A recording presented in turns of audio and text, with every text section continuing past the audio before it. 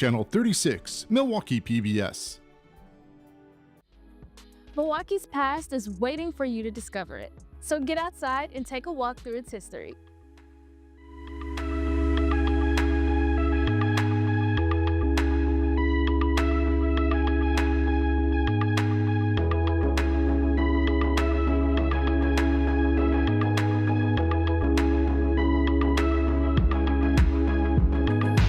Today at 10 on Channel 36, Milwaukee PBS. Hello everyone, I'm Ethan Ramsey. I'm Ben Kudrowski. I'm Alexis De Jesus. I'm Stephen Brannon, a graduating student producer in the TV and video production program here at MATC. The content you'll see today is completely created by us, the students at Milwaukee PBS. Yeah, from live studio production to camera work, as well as producing and directing. We do it all. Please stick around as we take over Milwaukee PBS for this Student Operations Day. Coming up next is my show, Behind the Signs, Milwaukee's Neighborhood Names. Behind the Lens. Cultures within our communities. Eye of the Beholder. The Milwaukyssey. Tribal Identities, Life on the Reservation. Built to Move. What is Tabletop Wargaming? from script to stage. David Howley, live at the Vivarium. Connections, Technology, and Us. So please stick around as we take over Milwaukee PBS for this Student Operations Day. Hey, thanks. For today's recipe, I'll be preparing a fruit salad. A fruit salad is a dish of...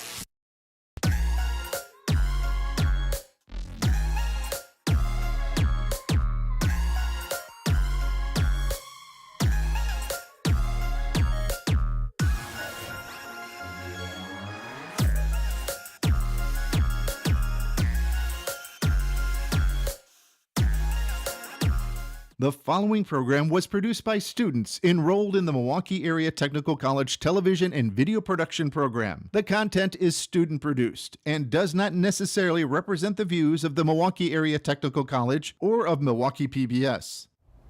Hello everyone, I'm Isabella Riveros, a graduating student producer in the TV and video production program here at MATC.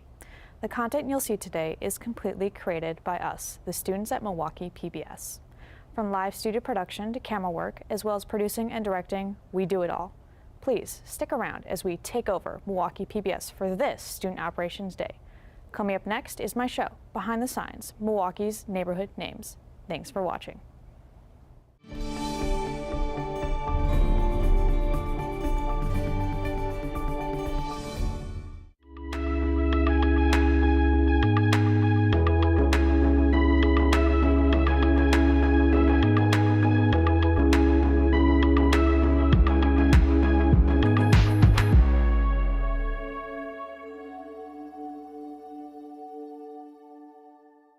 Acknowledging Milwaukee's indigenous roots. Before we dive into the roots of Milwaukee's neighborhoods, we need to acknowledge that this land has always been indigenous land. The word Milwaukee comes from the Anishinaabe word meaning good earth or good land. This is the language spoken by the Three Fires Alliance, which includes the Ojibwe, Ottawa, and Potawatomi. Native people and early history. If you're from Milwaukee, you might recognize the Potawatomi name. The Potawatomi and their allied tribes built villages along Lake Michigan's coast. Long before missionaries, colonizers, and immigrants arrived, the native tribes made this land their home. Other notable tribes who lived in the area include the Ho-Chunk and Menominee.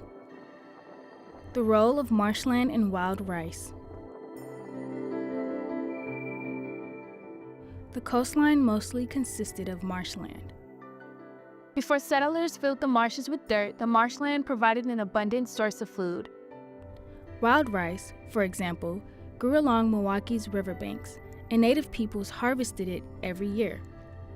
Wild rice held deep significance for the Menominee and Ojibwe, who passed down traditions of harvesting and preparing it. When the settlers filled in the marshlands and industrialized Milwaukee, they destroyed the wild rice habitat. Native Americans once gathered wild rice in what is now the Harborview area just east of Walker's Point. tens of thousands of acres of marshy wetlands used to stretch across the area. Today, Milwaukee still carries reminders of its indigenous roots in its place names. Wauwatosa takes its name from the Potawatomi chief Milwaukyssey. Kinnickinnick River and Avenue, known to the locals as KK, comes from the word for a traditional tobacco mixture used in ceremonies.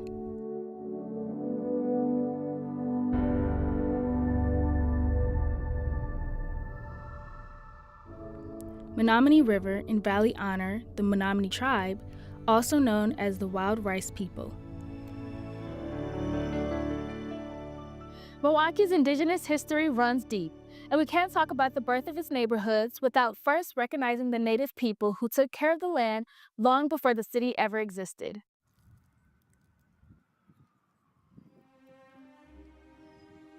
Milwaukee's neighborhood map. Each of Milwaukee's neighborhoods could easily have its own episode. I want to highlight 3 words specifically that had some of the most influence on Milwaukee's history. When Milwaukee incorporated in 1846, the city divided itself into 5 wards for governing purposes. Each ward elected its own representatives to the city council.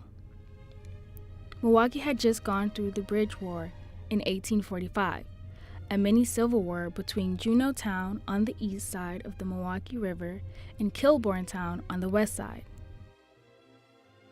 A third town, Walker's Point, also played a role. Although Walker's Point wasn't part of the main conflict, its strategic location, connecting Juneautown and Kilbournetown, put it politically and literally in the middle.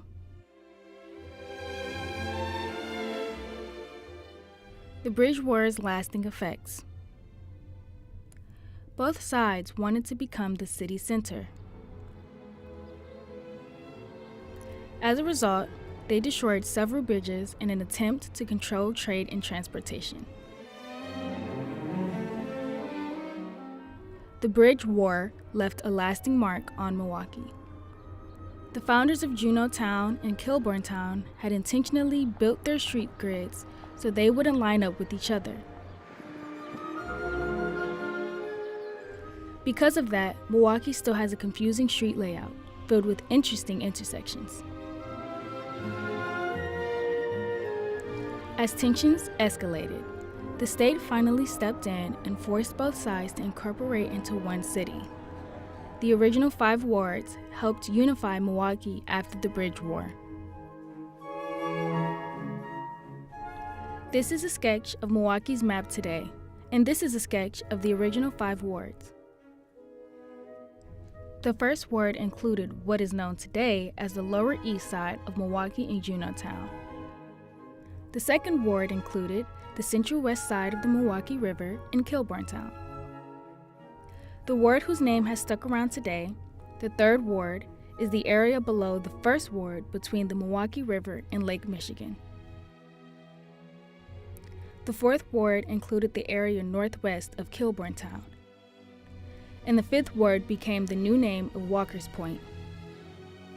The first ward's southern border started around here, and its northern border stretched all the way up to Bradford Beach.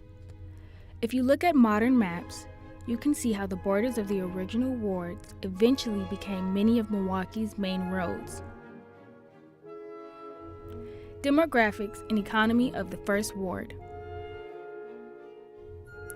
The first ward attracted a wide range of people, both in terms of wealth and nationality. Wealthier residents, like those who made a fortune in the grain exchange or worked as lawyers and bankers, lived closer to the lake.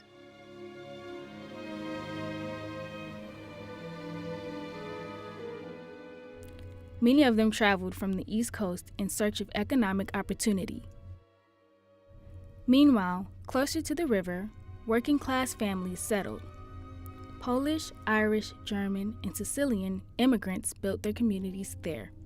The iconic Brady Street neighborhood.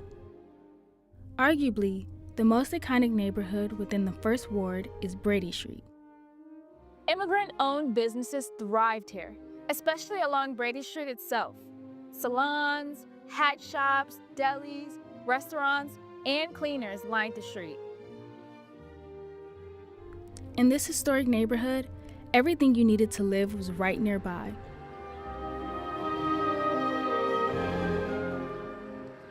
Business owners often lived above their shops, a pattern you can still see today in architecture.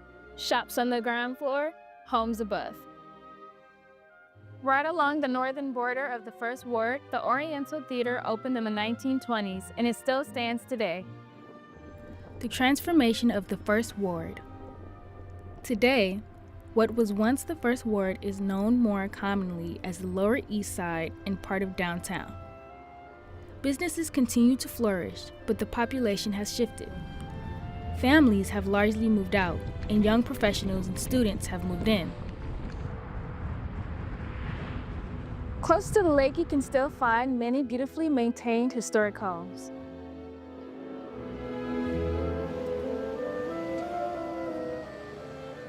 The early days of the Third Ward.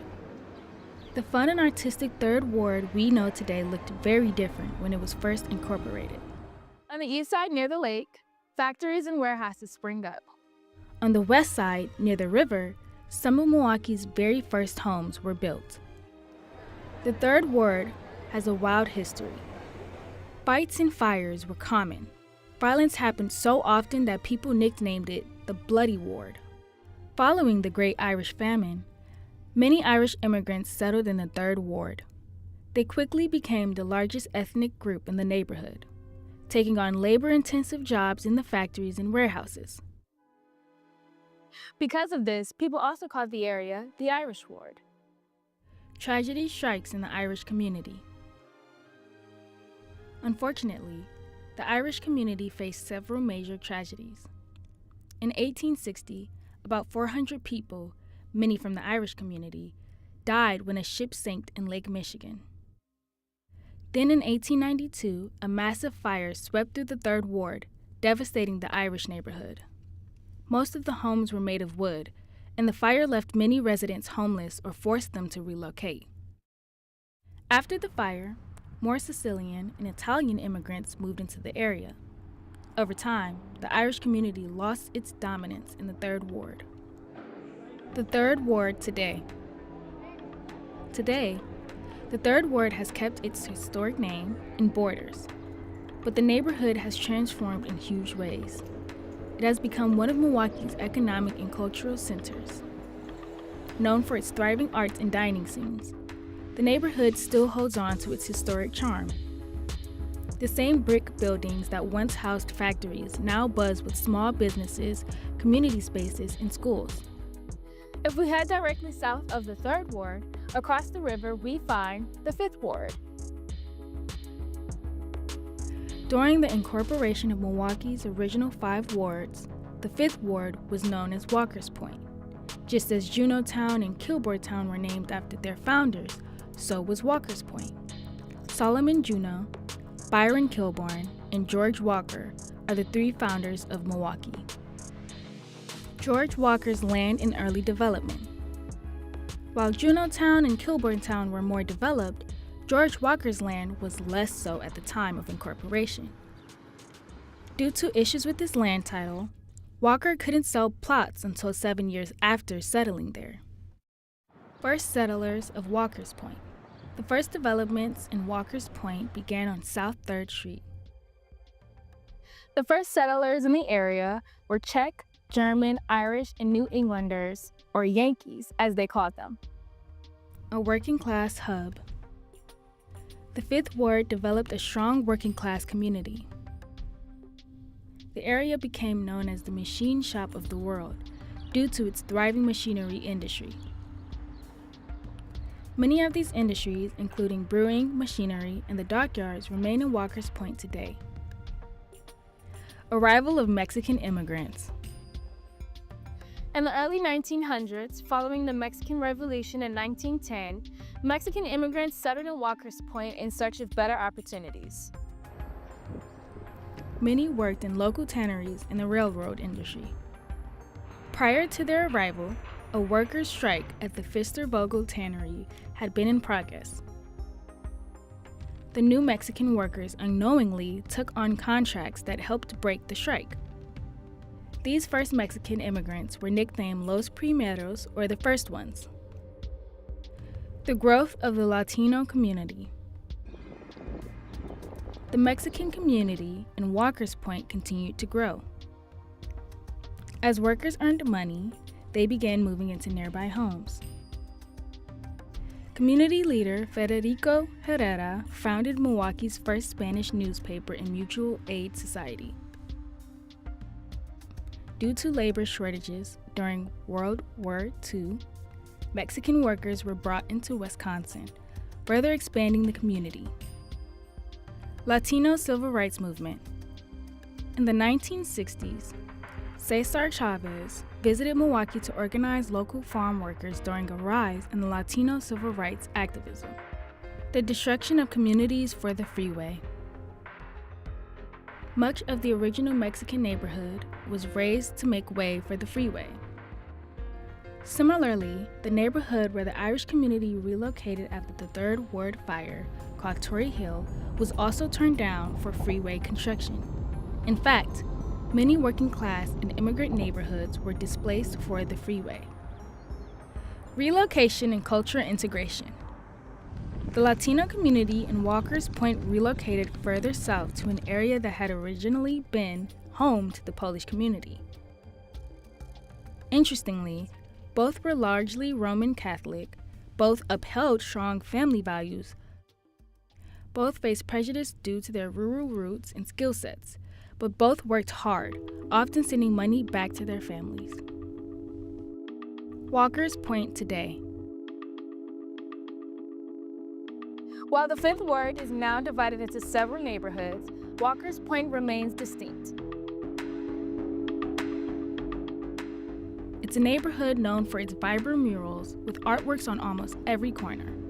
Many of these murals celebrated the neighborhood's rich Latino history, and the area's art scene is well recognized.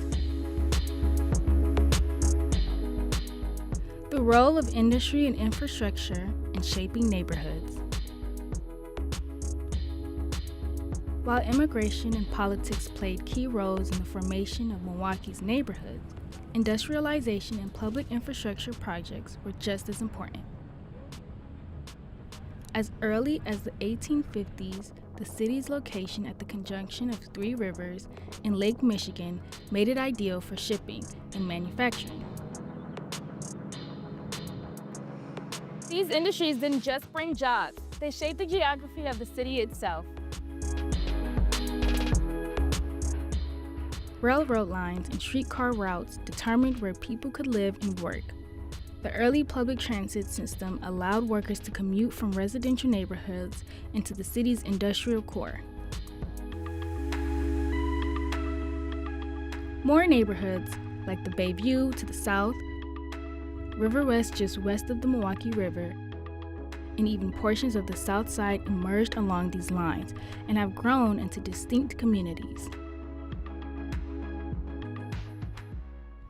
As factories expanded in the late 19th and early 20th centuries, housing demands increased and homes were built rapidly nearby. Developers built shotgun houses, duplexes, and row homes to pack as many workers as possible close to their jobs. Bronzeville and the Great Migration. One neighborhood that deserves special mention is Bronzeville, Milwaukee's historic Black neighborhood. Starting in the 1910s and increasing through the 1940s, the Great Migration brought thousands of African Americans to northern cities, including Milwaukee, in search of work and an escape from Jim Crow segregation in the South.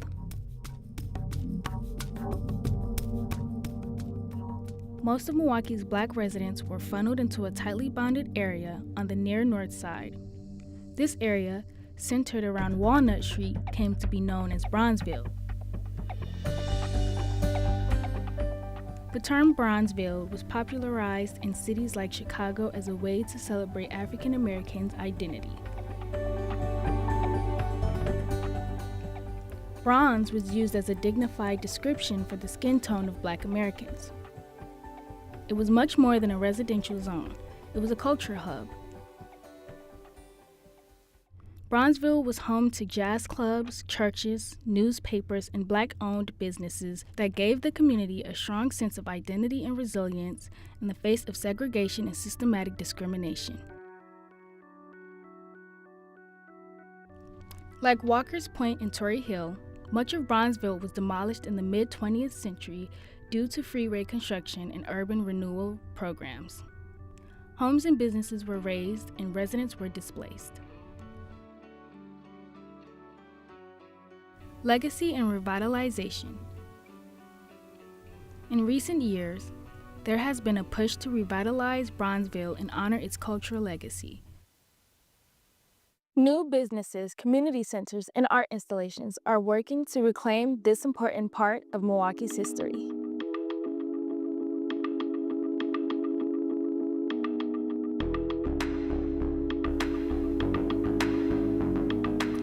In summation, Milwaukee's neighborhoods are deeply rooted in history, shaped by waves of immigrants and indigenous communities who lived here long before the city ever existed. From the marshlands that once provided resources to the native tribes, to the immigrant-rich streets of Brady Street, and the transformation of the Third Ward into an arts hub, these neighborhoods tell the story of resilience, change, and cultural blending. As we continue to recognize Milwaukee's diverse heritage, it's important to understand the foundation upon which it has grown from.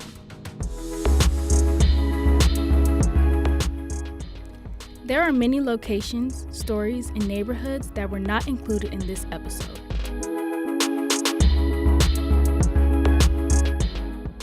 So I'm asking you to get out and explore and honor more of these stories. Whether through the architecture, the name of the streets, or the vibrant cultures that continue to thrive in these communities. Milwaukee's past is waiting for you to discover it. So get outside and take a walk through its history.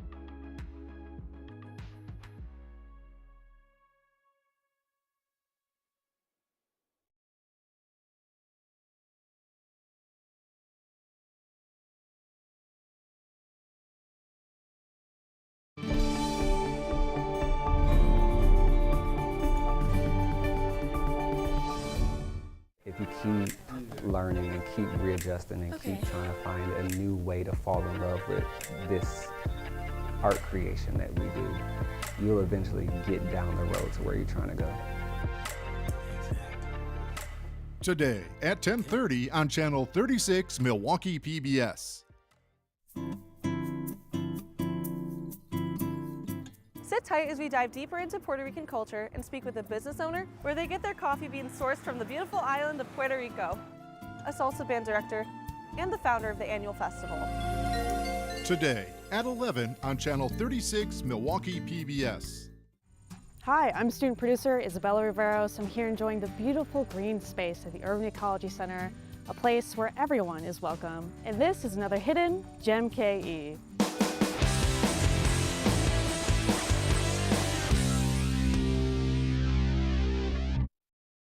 I'm currently in the heart of the east side of Milwaukee in Riverside Park, and can you believe it, the beautiful nature I'm surrounded by? There is so much to explore. Anyone, regardless of age, culture, income, or ability is welcome here, and originally it was called Friends of Riverside Park. For the first decade, it operated out of a double-wide trailer by volunteers. Today, it's grown into a great community center. There is a whole lot to do here. Check out the animal room and say hi to Paul for me. Find the slide and the camouflaged room. Borrow equipment on special days. Go for a climb. Step out onto the Oak Leaf Trail. Explore the riverside behind the center. Or just cozy up next to the fireplace to study. Whether you're interested in any of these things or just want to come hang out and make new friends, every trip is not only a new adventure, but also a place to nurture your life's routines. I'm student producer Isabella Riveros, and this is another Hidden Gem KE.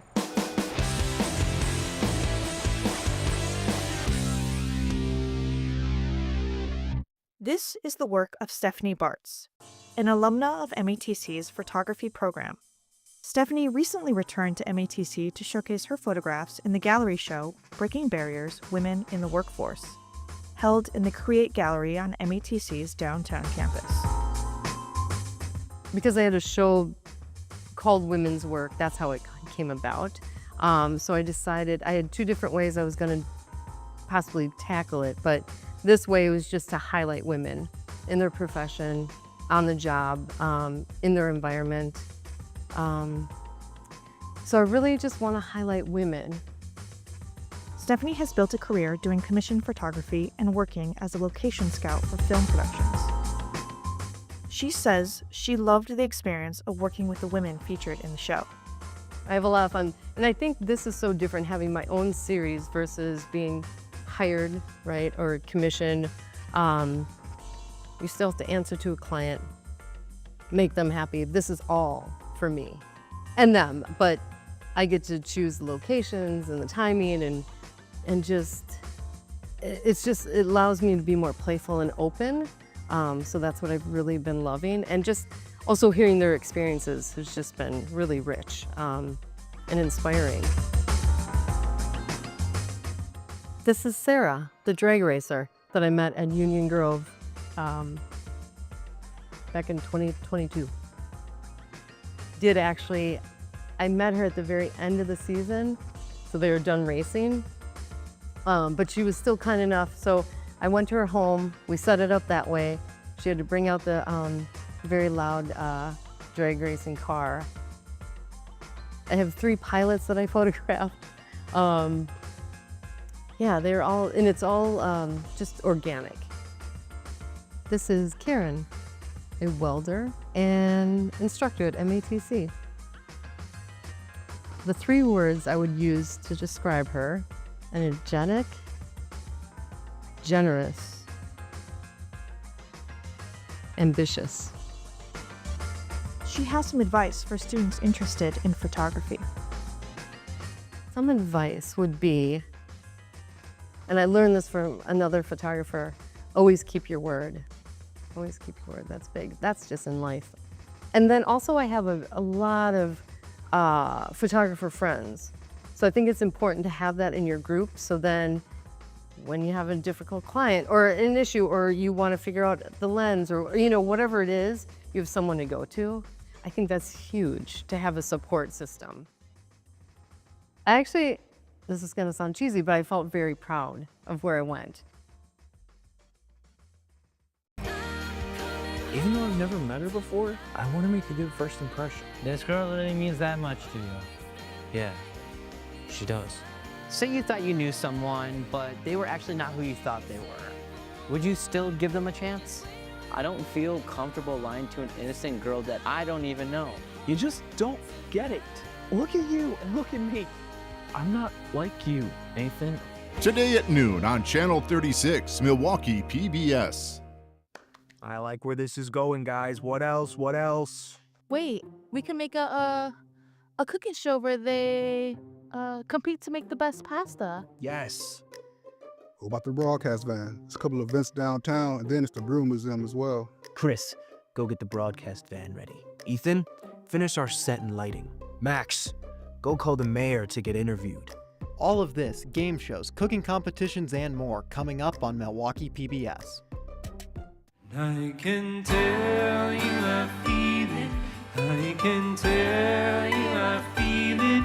I can tell you I feel it too.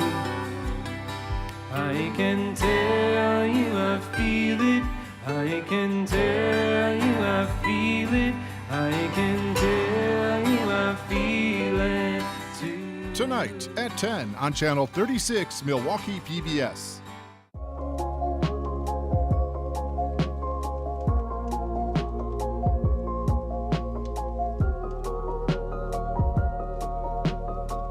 This is WMVT, Channel 36, Milwaukee PBS. I'm student producer Isabella Riveros, and you're watching Student Operations Day 2025 on Milwaukee PBS, Channel 36. The following program was produced by students enrolled in the Milwaukee Area Technical College Television and Video Production Program. The content is student produced and does not necessarily represent the views of the Milwaukee Area Technical College or of Milwaukee PBS. Hello everyone, I'm Darius Jackson, a student producer in the TV and Video Production Program here at MATC. The content you see today is completely created by us, the students at Milwaukee PBS. From live studio production to camera work, as well as producing and directing, we do it all. Please stick around as we take over Milwaukee PBS for this Student Operations Day. Coming up next is my show, Behind the Lens. Thanks for watching.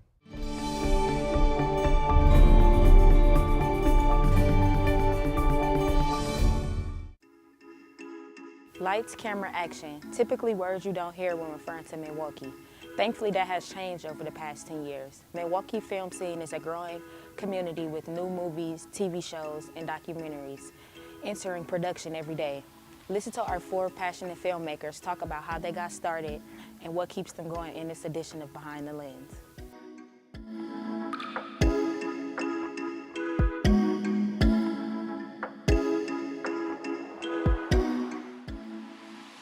From the theaters to a TV near you, Milwaukee has been filling your screens with great content for over a decade now. Raw, real, and rooted in the 414. These filmmakers tell their unique stories from a Midwest point of view. The industry isn't always glitz and glamorous. Sometimes it can be very demanding. Without a strong mentality or a proper support system, one can easily lose sight of the goal. Meet Loki, Casey, and Shannon and Ramon, 4 filmmakers who provided the hard work, dedication, and passion who can lead to an accomplished career.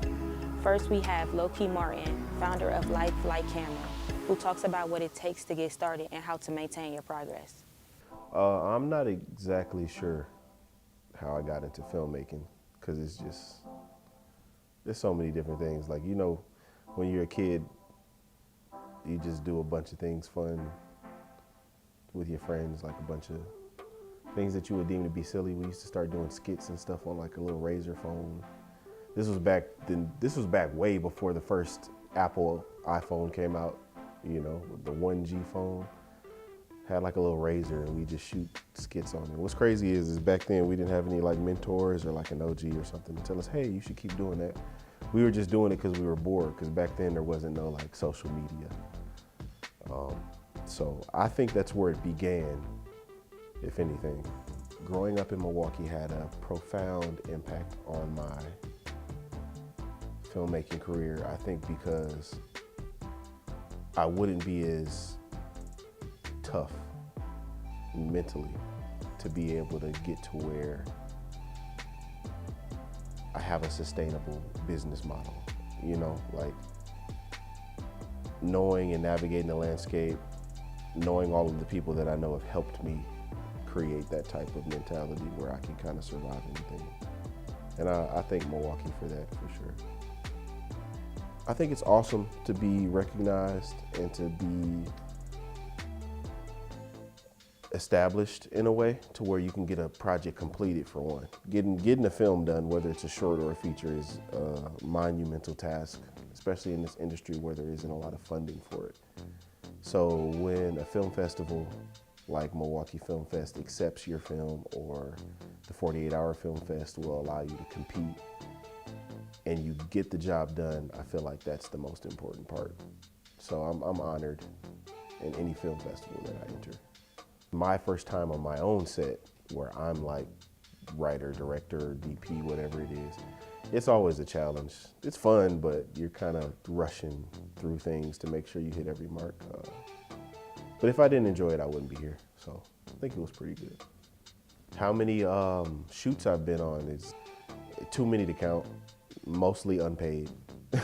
Now I'm just getting to the point where it's consistent paid work, but at least 20 shoots a month for the last 5 years. So you start to figure it out after like year 2. You're going to do jobs for free. If you got into this industry and you don't know as much as the people you think are at the top of the chain, you're gonna work for free. There's no way around that. That's a part of the process. And as you figure out what your time is worth, you will begin to be paid. It's really necessary to do the free work. I enjoy the 48-hour films the most because a lot of the times when you work on a film, you're like, I got so many different things to do and I don't know how I'm gonna do it. And then you procrastinate and you push it off, and you procrastinate and you push it off, or you start writing and then you go to pre-production, then you get to post-production if you're lucky. And I feel like the 48 hours or any film competition that gives you a time limit forces you to sit down and create something in 2 days, or it forces you to sit down and create something in a week. Those are the projects that I enjoy the most. There's tons of points in my career, and it's crazy that I can finally call it a career, where I felt like giving up. I've never fed into those thoughts, but I've definitely had the feeling that maybe I need to get a 9 to 5, or maybe I need to go back to just doing what's gonna pay the bills versus what keeps me sane. And yeah, I kept going through it. I kept dealing with the losses, taking the L's, maxing the credit cards, buying the camera gear, shooting the projects, and I'm grateful that it worked out. Right now is the perfect time for you to take your idea, and no matter what you have, take your friends, go make it, and make it the best way that you can make it. My goal right now is to find that script idea. And I just stopped myself from saying perfect, because there's no perfect script idea.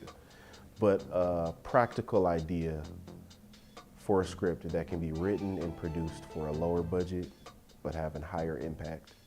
So that way I can kind of begin my Ryan Coogler, Jordan Peele journey, you know, where you can create something that has a compelling enough story to break you into the industry. And I feel like right now that's what's necessary. You have to create whatever it is you want to create with what you have to bring the industry to you, instead of going to Atlanta or LA or Texas. So I'm trying to bring that industry here to Milwaukee. Thanks for the words of encouragement, Loki. Working with what you have starting off is better than not starting at all. Now we have Casey Kelsey of KMK Films to learn the importance of gaining that real world experience. So I got into filmmaking probably like at the age of 12. I wrote my first script in a notebook when I was 12 years old, and then from there I just kind of like kept writing. But really, I went to school for filmmaking. I graduated in 2019 from the University of Wisconsin-Whitewater, and I studied film there. And from school up until now, it's kind of like how I got into film. I remember my first time on a film set. It was for this short called The Fox. I was the first assistant camera for that short film, and it was kind of nerve-wracking at first because I didn't really know. I only learned what I've learned from school, so that transition from the classroom to a real life situation, you learn so much more when you're in it versus what they teach you in school. But the crew there, they were very nice and opening and just teaching me some of the stuff that I needed to know in that role. And then when I used to intern at Aurora Healthcare, we did a lot of commercials, and so that kind of intertwined with being on set for the first time too, and just learning camera techniques, call outs, the language, and just how the flow of being on a set is like. It's very fast paced. Most of the time it's very quick on your feet type of situations. And those are the things, like when you have your own set, that you're gonna have to, a skill that you're gonna have to bring when you're doing your own stuff. I've gotten help, a lot of help along the way. My mentor, Cole Douglas, he is like my right-hand man. He's the first person that gets to see my scripts usually. And I really take into consideration of the advice that he gives me. Outside of that, pretty much everyone that's like on my sets, that's support when they're there working on your project and doing things for you.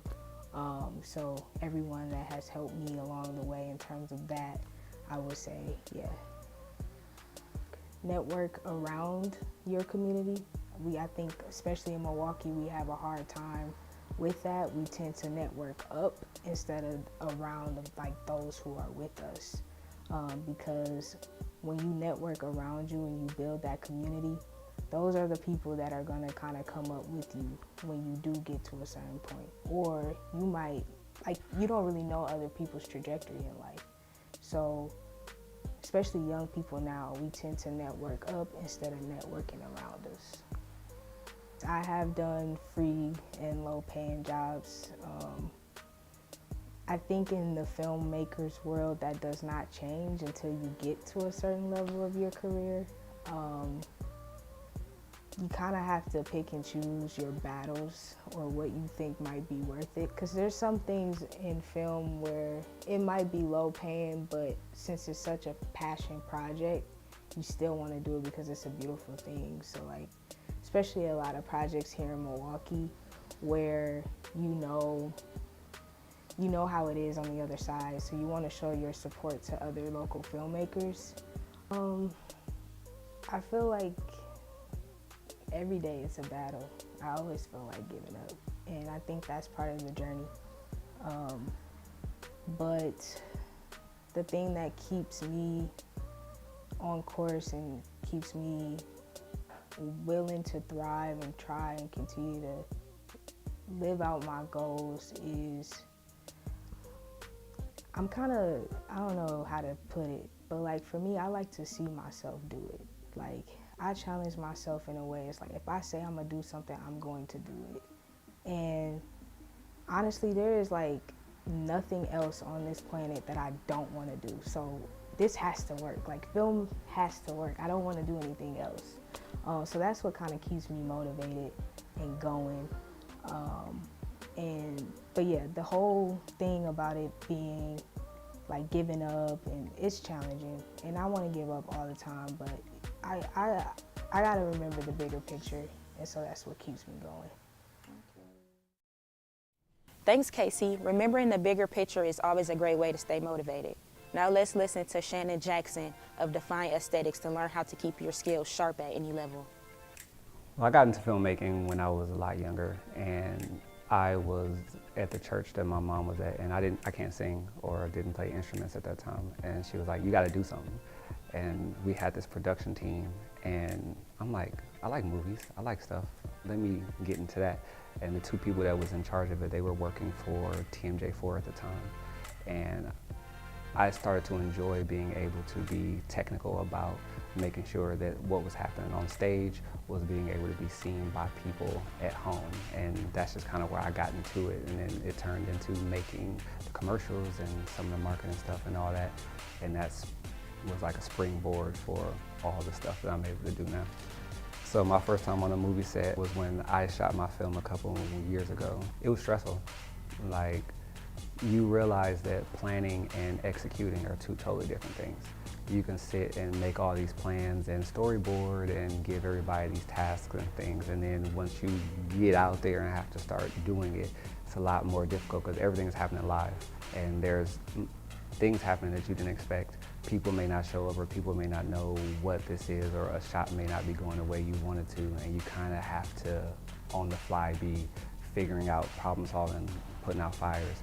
And I wasn't prepared for any of that. So a lot of learning on the fly, but it was cool. I enjoyed it after you get through the stress of all the fires that you got to put out.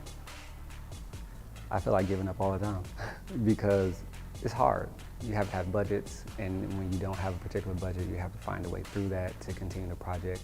Sometimes working with clients can be difficult, and trying to find ways to mitigate things expectations and all those things, and just work-life balance. Like, as you continue to live, things happen. You get married, have kids, all these other types of things that you have to find ways to continue to try to find the passion to do all these other things. So I think feeling like you want to quit is normal. You just have to find a reason to keep going.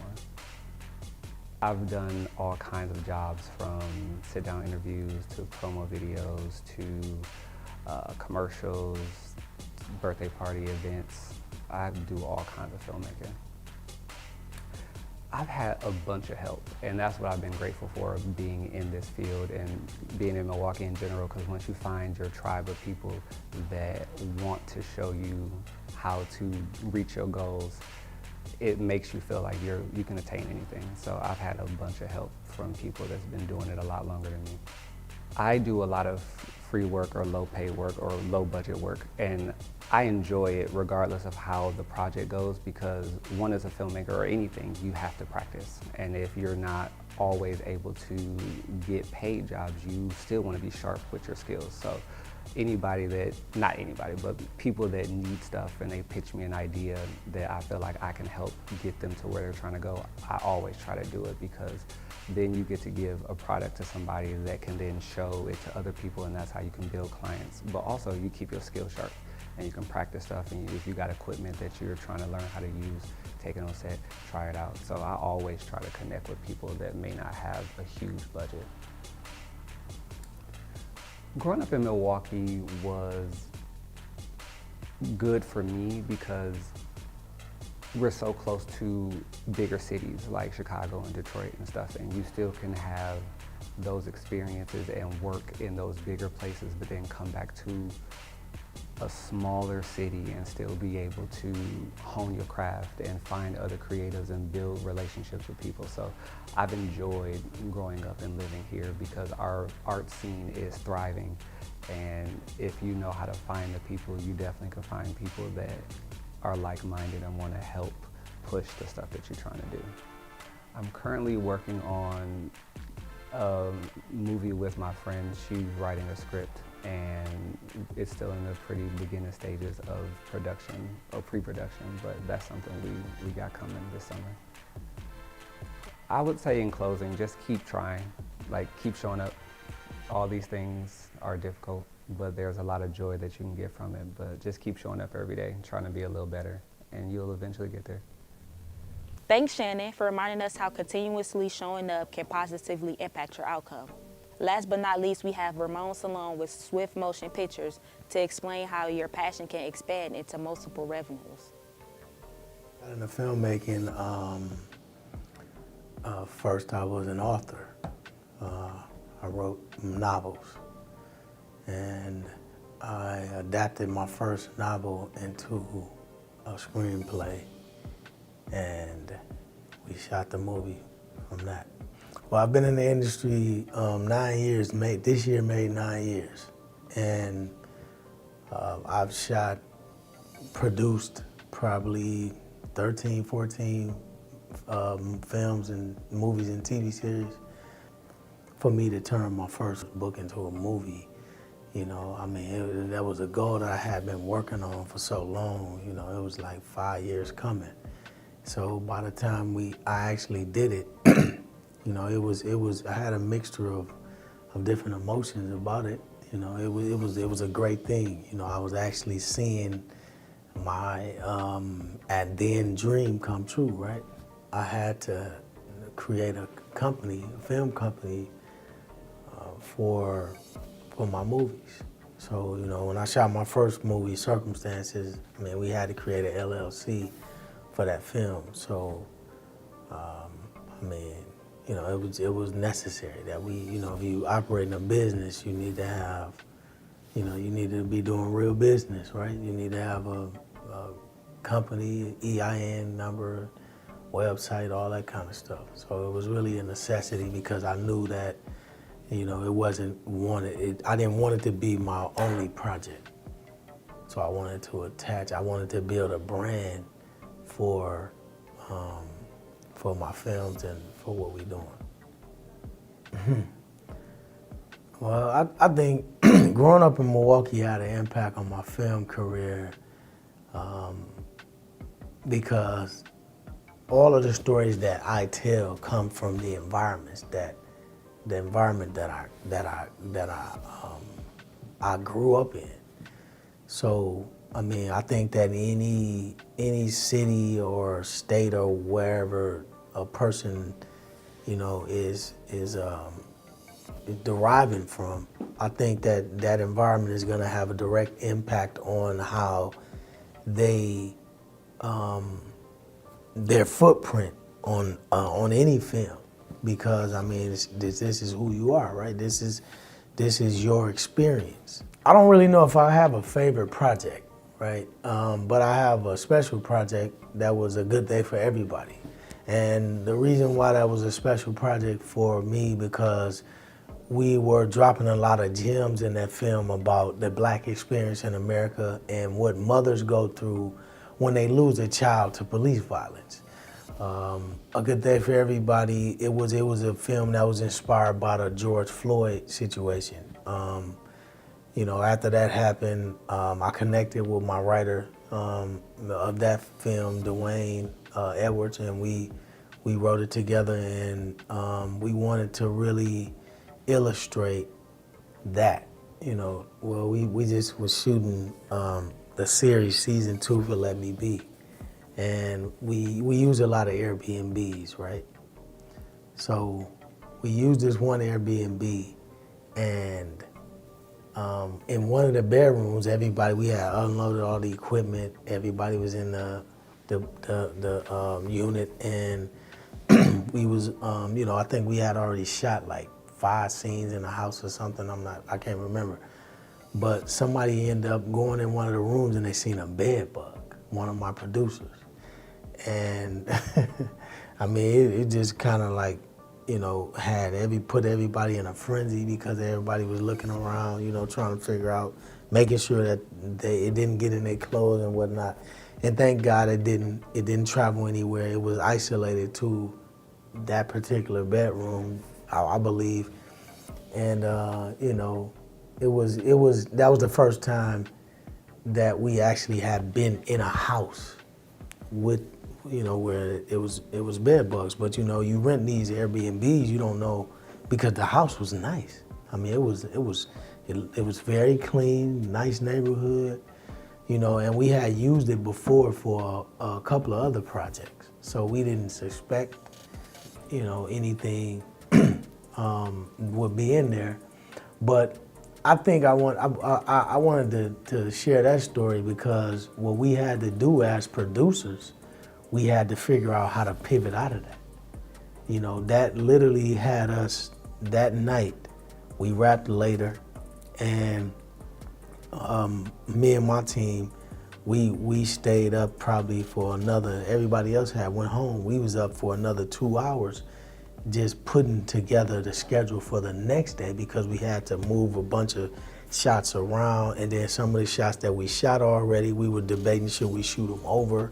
It was a lot of different, you know, things that it kind of threw a monkey wrench in what we was doing. So, you know, as a producer, you know, your superpower is being able to know how to pivot. Thank you, Ramon. Learning to pivot is one of the greatest lessons you could take with you in the field. Attention local filmmakers, whether you're in the 414, the 262, or the 608, or even the 920, now is a time to hone your craft. By staying consistent, you too can reach levels you didn't think you could. Before we go, here are some words of advice to give you that extra push. Filmmaking industry is very challenging, and it's hard to push through depending on what level of success you want. I don't try to define other people's success, but you gotta stay dedicated in it. It's gonna be some long hours. He or she needs to learn everything that they possibly can about the process of making a movie, right?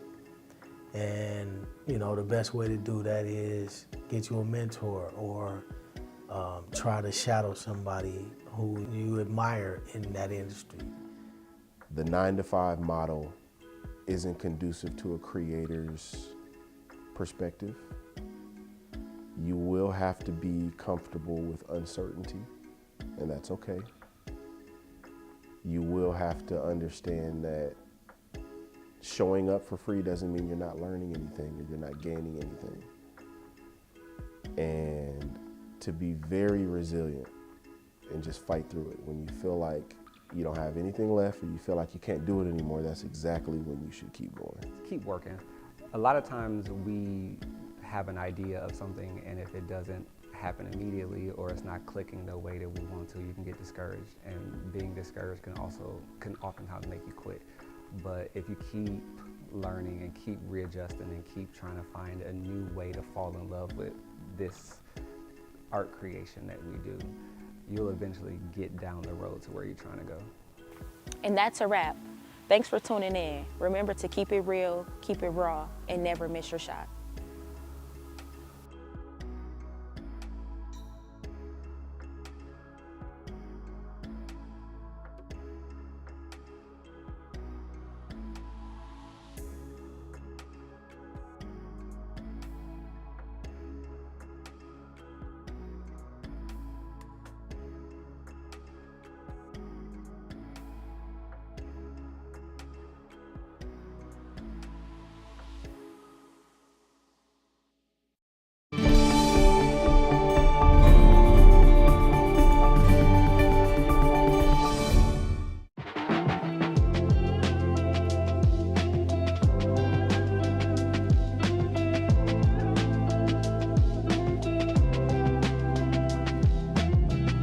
I can tell you I feel it. I can tell you I feel it. I can tell you I feel it too. I can tell you I feel it. I can tell you I feel it. I can tell you I feel it too. Tonight at 10 on Channel 36, Milwaukee PBS. Sit tight as we dive deeper into Puerto Rican culture and speak with a business owner where they get their coffee beans sourced from the beautiful island of Puerto Rico, a salsa band director, and the founder of the annual festival. Today at 11 on Channel 36, Milwaukee PBS. It's crazy how much effort goes into the creation of one show. From the casting of a show, to rehearsals, to building the set, and all the way to the front of the house. There are so many people who help out along the way to make everything happen. Today at 2:30 on Channel 36, Milwaukee PBS. Even though I've never met her before, I want to make a good first impression. This girl really means that much to you. Yeah, she does. Say you thought you knew someone, but they were actually not who you thought they were. Would you still give them a chance? I don't feel comfortable lying to an innocent girl that I don't even know. You just don't get it. Look at you and look at me. I'm not like you, Nathan. Today at noon on Channel 36, Milwaukee PBS. I like where this is going, guys. What else? What else? Wait, we can make a cooking show where they compete to make the best pasta. Yes. What about the broadcast van? There's a couple of events downtown, and then it's the Brew Museum as well. Chris, go get the broadcast van ready. Ethan, finish our set and lighting. Max, go call the mayor to get interviewed. All of this, game shows, cooking competitions, and more coming up on Milwaukee PBS. I just want to be like that, but I don't know where to start.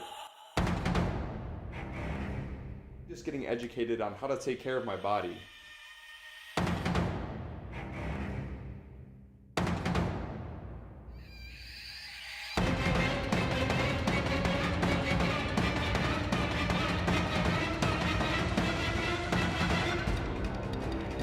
Today at 1:30 on Channel 36, Milwaukee PBS. I can tell you I feel it. I can tell you I feel it. I can tell you I feel it too. I can tell you I feel it. I can tell you I feel it. I can tell you I feel it too. Tonight at 10 on Channel 36, Milwaukee PBS. Hey, I'm student producer Darius Jackson, and you are watching Student Operations Day 2025 on Milwaukee PBS Channel 36. This is WMVT, Channel 36, Milwaukee PBS. Hey, thanks. For today's recipe, I'll be preparing a fruit salad. A fruit salad is a dish of...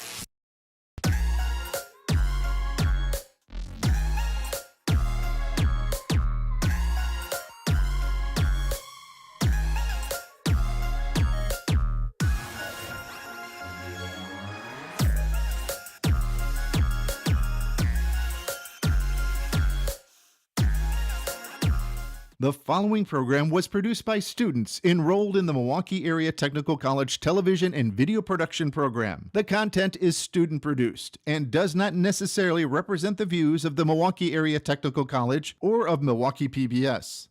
Hello everyone, I'm Azil Alvarez, a student producer in the TV and Video Production Program here at MATC. The content you'll see today is completely created by us, the students at Milwaukee PBS. From live studio production to camera work, as well as producing and directing. We do it all. Please stick around as we take over Milwaukee PBS for this Student Operations Day. Coming up next is my show, Cultures Within Our Communities. Thank you for watching.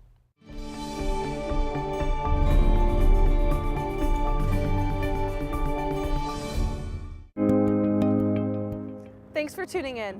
I'm Ellie Golko, and you're watching Cultures Within Our Communities, where we take a look at different cultures, traditions, and businesses in local communities. This episode, we're going to be focusing on Puerto Rican culture within the Milwaukee County area. Puerto Rican culture first started to appear in the 1940s and is more prevalent than ever, and even has an annual festival that happens in August. Sit tight as we dive deeper into Puerto Rican culture and speak with a business owner, a salsa band director, and the founder of the annual festival.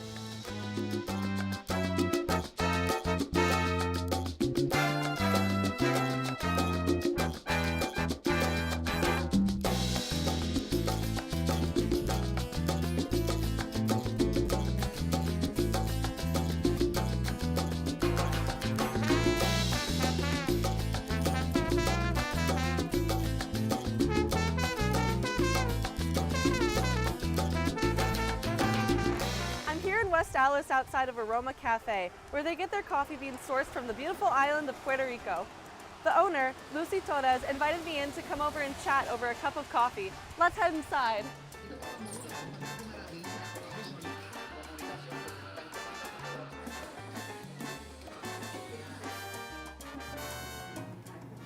Hey, I'm here.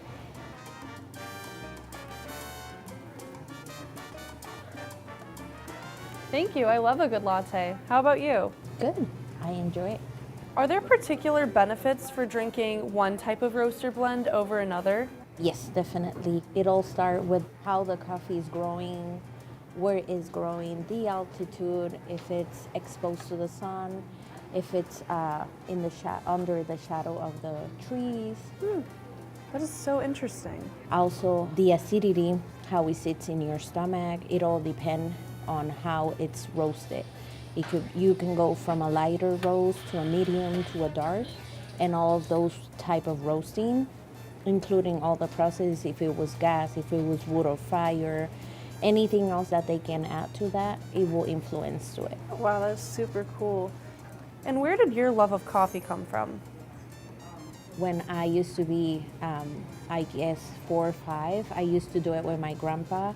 He used to have his own coffee trees in his small farm, and he took me with him, picking it up, drying it, doing all the process from the tree to the cup, and then drinking the coffee with him. That's something that I really treasure, and I think that's where my passion of the coffee comes from. What made you move to the U.S. from Puerto Rico? We moved in 2017 after Hurricane Maria. Hurricane Maria was a Category 5 hurricane that impacted the lives of thousands on the island of Puerto Rico. It also caused billions of dollars in damages all around the island and is said to be one of the deadliest hurricanes in Puerto Rican history since 1889. The farm was very devastated, so with the result of not having any coffee at the moment to sell, then we had to start somewhere else. It was our main income. So we needed to start all over, and we end up being here in Wisconsin. And how long did it take for you to start back up again? About 4.5 years. We used to live in an apartment, so we didn't have the space to actually store a trailer, and that's how we wanted it to start, just selling beverage in a small trailer. So we started prepping the trailer. We were able to storage it. My husband built it up. We started getting some of the equipment. We did have some of the equipment before, so we were kind of like saving it for the moment. And once the trailer was ready, we started going to farmers market and selling our coffee. You mentioned that you used to just sell beverages. What made you want to incorporate food into your menu? Well, since we used to only sell beverage in our trailer, thinking of having a bigger place and a brick and mortar, we thought that it was nice for you to have a little bit of a savory or sweet bite with your coffee.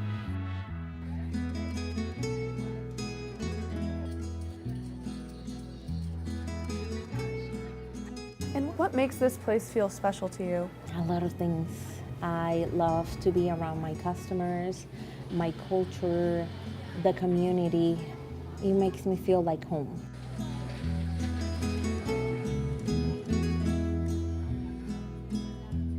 What kind of atmosphere do you want your customers to feel when they walk in here? And what inspired the name for Aroma?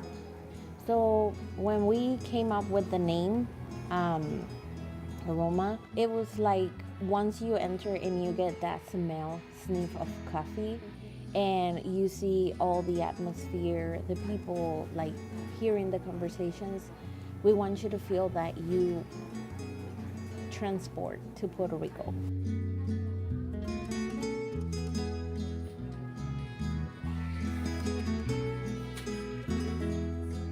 Well, I won't keep you any longer. Thank you so much for having me for a cup of coffee today. You're welcome. It was a pleasure. Thank you.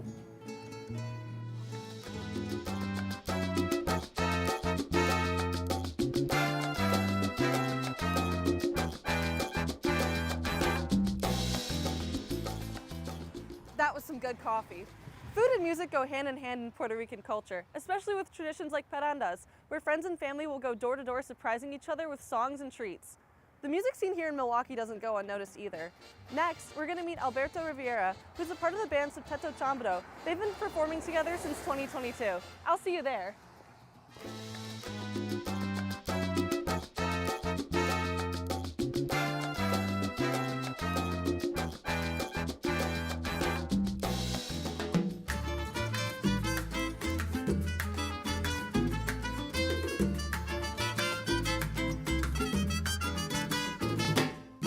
So you mentioned that when the crew was setting up, Septeto Chambro isn't actually the first band that you've owned. Can you tell me about the first band you owned? The first band I had was back in the 80s. It was also called Charambo, but it was called Conjunto Charambo.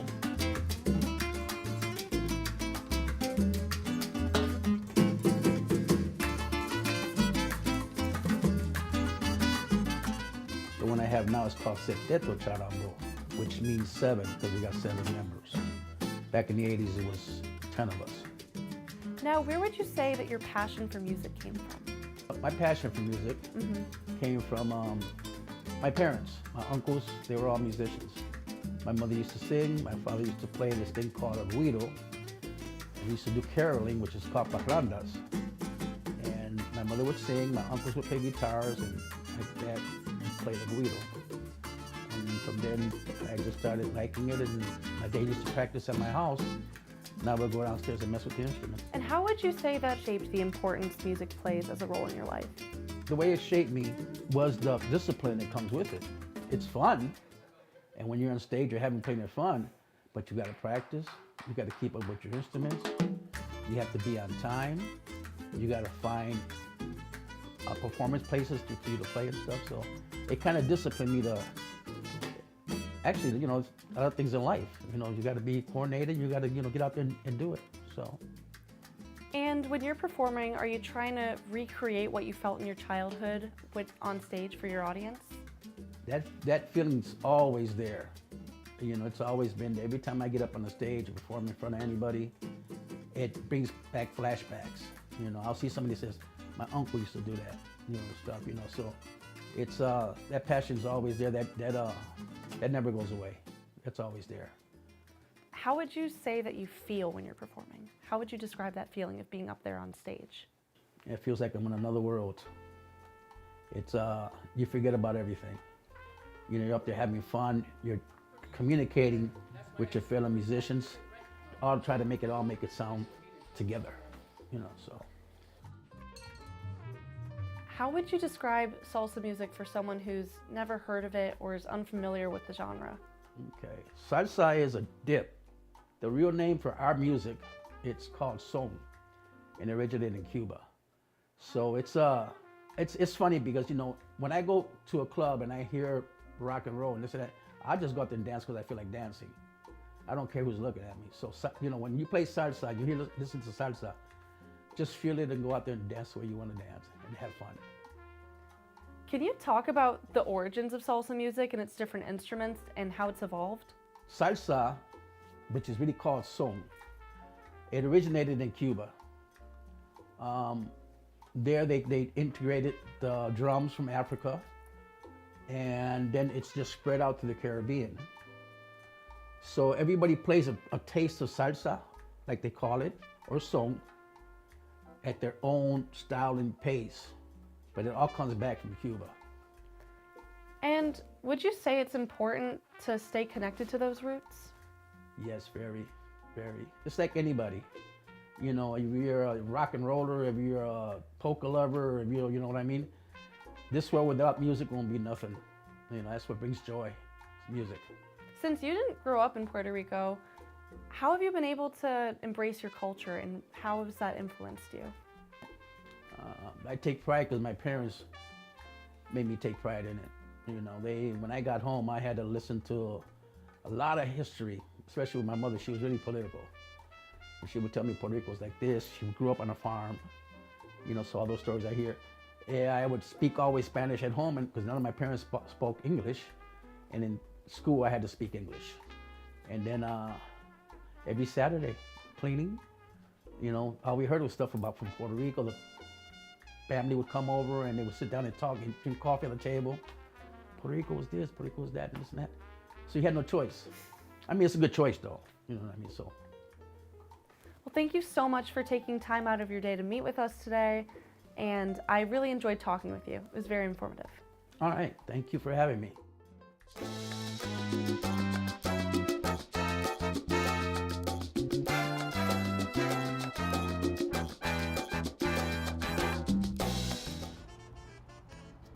Those were some wise words from Alberto.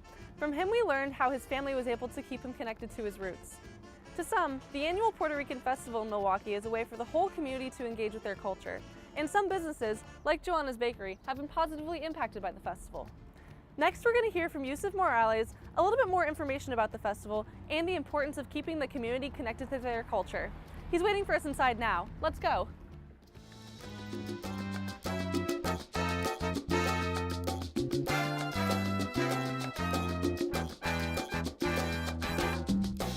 Hey, Ali, I'm over here.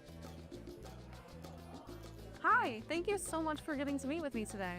Thank you for having me. While you were talking to the crew, I overheard you mention you have some big plans for the event next year. And since you're the founder, do you mind sharing some of that information? I'll share a little bit. We can't share too much, but we do have some big steps that we're taking with the Puerto Rican Festival. A lot of people that go to the festival, they might know what they are. It has to do a lot with location. But we are, and we also have two big headliners that are coming in this year. So we're taking a lot of big steps to taking the Puerto Rican Festival to another level. Well, that is super impressive. How'd you manage to expand to that big of a scale? It's been more support. Just being a part of Milwaukee, I think has helped us a lot. And like I always mention this, being the city of festivals, I think it really helps festivals and cultural events like ours to really grow because people here are open-minded and they're willing to come and try new food and they're willing to come and try new culture. And just learn new things and and check out some of the things that Milwaukee has to offer. I think people allow that here in Milwaukee. So strategy and really learning from things from the past and seeing what people like, what people don't like. It seems like a lot goes into it. What inspired you to create this event? I worked in Mexican radio for a while, and I seen how close the community was and how they supported each other, and they had platforms like Mexican Fiesta that was able to give platforms to artists and give platforms to businesses that they didn't have. So we didn't have anything at the time, and I just started thinking one day, and everybody laughed, but I got into this book, The Law of Attraction, and I put it as my first thing that I wanted to attract. Took some time, but I think now we're being to where we gotta go. Well, it sounds like what you do is really special for the community. Can you tell me a little bit more about what the event itself is like? Yeah, the event is built by the community. It's small. We don't have a big board right here. It's a small team, but most of our vendors are local vendors that are in Milwaukee every single day that probably don't get to see these many people. A lot of our local performers get to perform that day. A lot of the people we hired, are local. Okay, now if you don't mind me asking, why do you think it's important to keep the event going every year and to keep celebrating the culture?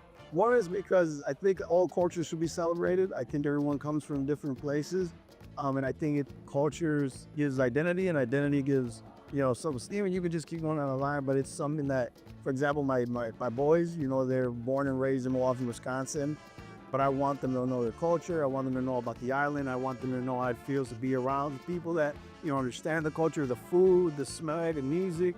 I want them to be able to grow with that and still have that, even though they are part of Milwaukee and they're graduate of Milwaukee and they're going to go on to go to UW schools and whatever they're going to do. I want them to always have that culture in them, and I think it's important for not just local Puerto Ricans, but everyone in Milwaukee to get to know that culture, just like we do when we go to all these different festivals. I want it to be the same thing, and just come on in and learn about a different culture. From my understanding, it's been a journey for everyone involved. Do you remember the first time that you held the festival? What was it like the first year? Yes, so our freshman was 2013. We were under the 33rd Street Viaduct. I always mention Mr. Alderman Darwin because he helped us out a lot. We went fishing for parks. A lot of parks didn't want us there. They said we just not organized. He took the chance on us, and the Puerto Rican Festival was born, and we had a lot of volunteers for many, many years. The festival seems like it's a blast. What are you hoping that people take away from it after they're attending one? I just want them to know about the delicious food that Puerto Rican culture has, so they can come down to Puerto Rican restaurants and eat some good food. The amazing music that we have, and our people. We have our opening ceremony. You get to see a lot of our business owners, a lot of Puerto Rican politicians, a lot of the Puerto Rican teachers, police officers, sheriffs. In every single sector of Milwaukee, there is some Puerto Rican culture that's affecting the office, hopefully in a good way. But I want to be able to promote that with our staff. And does the feeling once the event is over ever change? Yeah, it changes every single year. It just feels like we're growing every year. We get more people every single year. Just last year at the festival, I was at 3rd Street Market the day after, and we ran into a family, and they were getting ready to go back to Minnesota. I didn't know this. They said, "Hey, you're the guy from the Puerto Rico Festival." And I was like, "Yeah, how you doing? Where are you guys from?" And they were from Minnesota, and they came in a van, but it was a couple vans. Some of them had already left. But just seeing things like that every year, that people are now taking a whole weekend just to come out to the festival. It's a real impact. I can't imagine all the stress of setting up the event, though. How do you want people to feel when they first walk in? What do you want that first impression to be like? When they first walk in, to us, it's always the most important part of the festival. When someone comes into the festival, we want them to be happy, we want them to be excited. When they hit those front gates, we try to move the lines as fast as possible. We want people to smell the food, hear the music, look to their left and see the salsa classes going on live. We have our history board. They can walk through all of our fencing and see some of the history of Puerto Rico from when Puerto Ricans got here in 1944 till now. So I just want them to feel that vibe and just feel that culture. Well, I'll definitely have to go one of these years. I'm just wondering, are you from Puerto Rico? Yes, yeah. So I'm from Carolina, Puerto Rico. I got here when I was around 11 years old with my mom and my brothers. We're the first generation family here. And do you feel like being off the island comes with a responsibility to preserve the culture? And do you feel like the festival helps with that? I think it's up to every Puerto Rican, even if they're not born, to preserve the culture, no matter who you are. And I think it's also up to those people that take trips to Puerto Rico to also help us embrace the culture. And if you love it so much, then it also, promote our culture. So I think it's up to anyone. Well, those are all the questions I have today. Thank you so much for the information, and thank you for your time today. Thank you.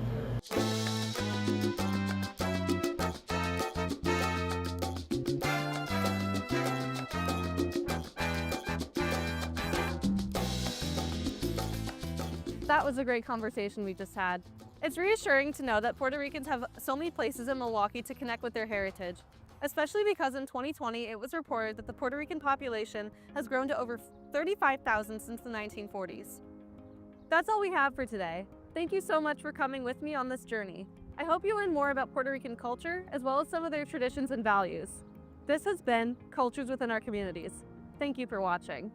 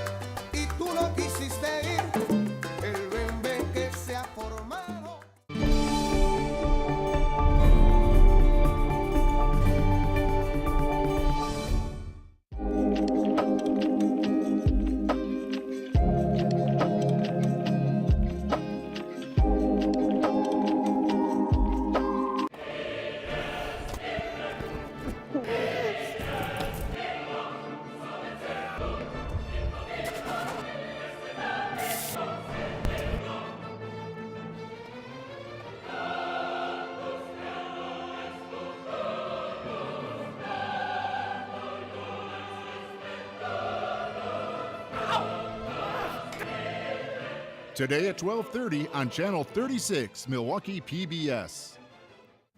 My journey began when I went to one place I knew would have some information, the Pioneer Park Historical Complex. There I met with Carrie Blodorn, a local historian and hodag expert. Hey there. I'm looking to research hodags, and I'm wondering if you can help me. Absolutely. You came to the right place. Here at Pioneer Park Historical Complex, we have one of the best repositories of hodag history and knowledge in Rhinelander, the home of the hodag. Well, I see we have one right here. What's its story? Where did it come from? How was it captured? And how long ago? Yeah, so in 1893, a gentleman named Eugene Simeon Shepard, Gene Shepard, he spent a lot of time in the forest, visited a lot of lumber camps, and became a renowned storyteller in the Northwoods. In 1893, Gene wrote an article in our local newspaper about capturing this creature that he had discovered in the forest that he called a hodag. So how did he do it? How did Eugene capture the hodag?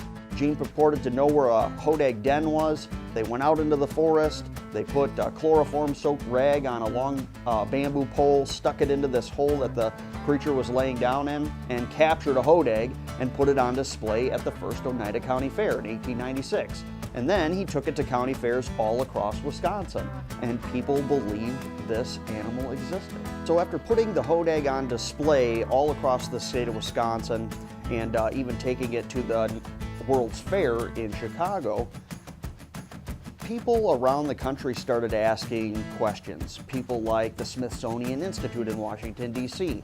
They were thinking about sending a team of scientific researchers up to Rhinelander to investigate the discovery of a new animal in America. And that's when Gene had to let the hodag out of the tent, so to speak, and told everybody that it was just a hoax. When the community found out it was a hoax, how did they react? After the people of Rhinelander discovered that this was just a ruse, just a prank that Gene Shepherd had been perpetrating, they still embraced it and adopted it as a part of the cultural fabric of their community. And Rhinelander today, known as the home of the hodag, 131 years later, everywhere you go in our community, you find hodags. If you're looking to learn more about hodags, there's a lot of places here in Rhinelander you can visit. The Rhinelander Chamber of Commerce, the Rhinelander High School, its mascot being hodag, of course. And just a couple blocks away from here is the Hodag Store, a dedicated hodag souvenir shop. Talk with Ben Burnell and he'll give you some more info. Excellent. Thank you so much. You're welcome.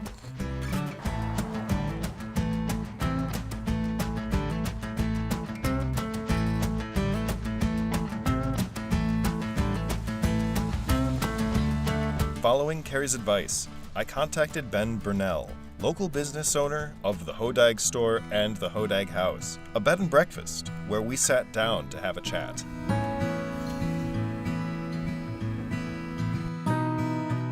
Hey there, I have a couple questions to ask you about the hodag. I'd be glad to help you. So, what is the draw of the hodag? I would say some of the draw for the hodag is just the overall curiosity that it sparks, the creativity of the hodag, and just the uniqueness. How do the citizens of Rhinelander honor the legend of the hodag? I mean, there's many ways we honor the hodag here. It's been our high school mascot for over 100 years. We have a recently new festival, the Hodag Heritage Festival, that happens every May, where we have a day where we celebrate and glorify the hodag.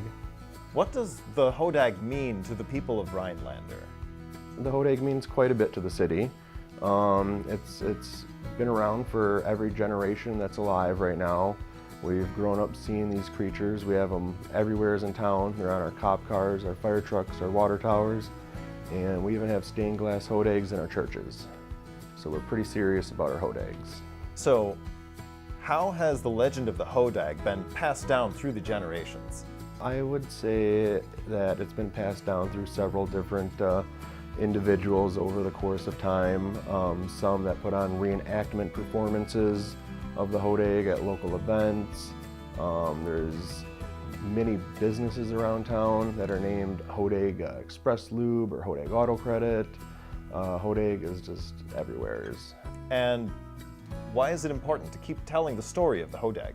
Well, we want to keep telling the story of the hodag so that its spirit never dies. It's something that every generation growing up here in town has grown up seeing, and we want to share that with others to enjoy.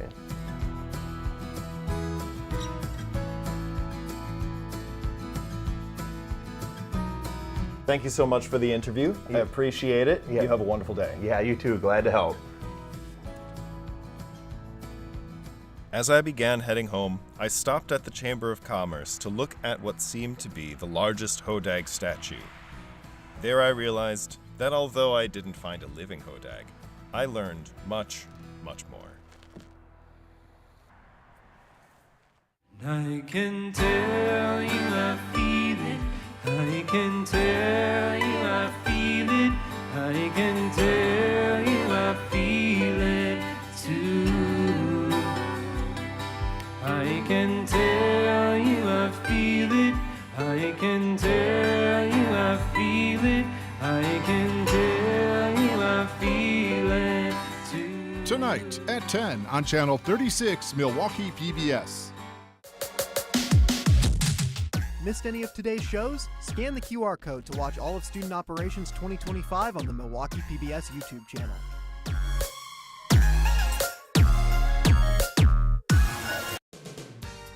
Hi, I'm student producer Zale Alvarez, and you're watching Student Operations Day 2025 on Milwaukee PBS Channel 36.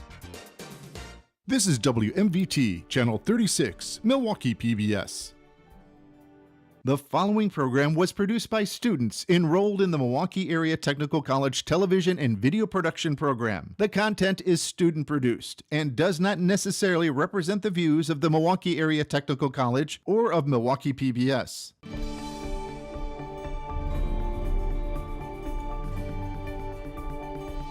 Welcome to Female Founders, the show where bold women turn big dreams into thriving empires. Get inspired, get empowered, and watch her rise. My inspiration for opening my shop it's really kind of a culmination of who I am and where I'm from.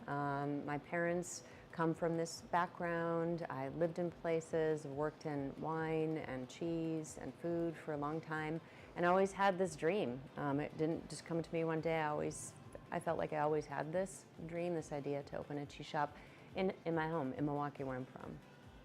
So thinking about opening my cheese shop, I was like, where do I want it to be? There was only really one answer for me, and it was Wauwatosa Village. I grew up not so far from here, spent a lot of time in my youth here, shopping and volleyball. With that, wanting to be in a specific area, it's not that big of geographic area. Finding a place was really challenging. It took me 4 years to find this this place right here. 4 years I had to wait. I think I looked at 5-6 places and nothing came together.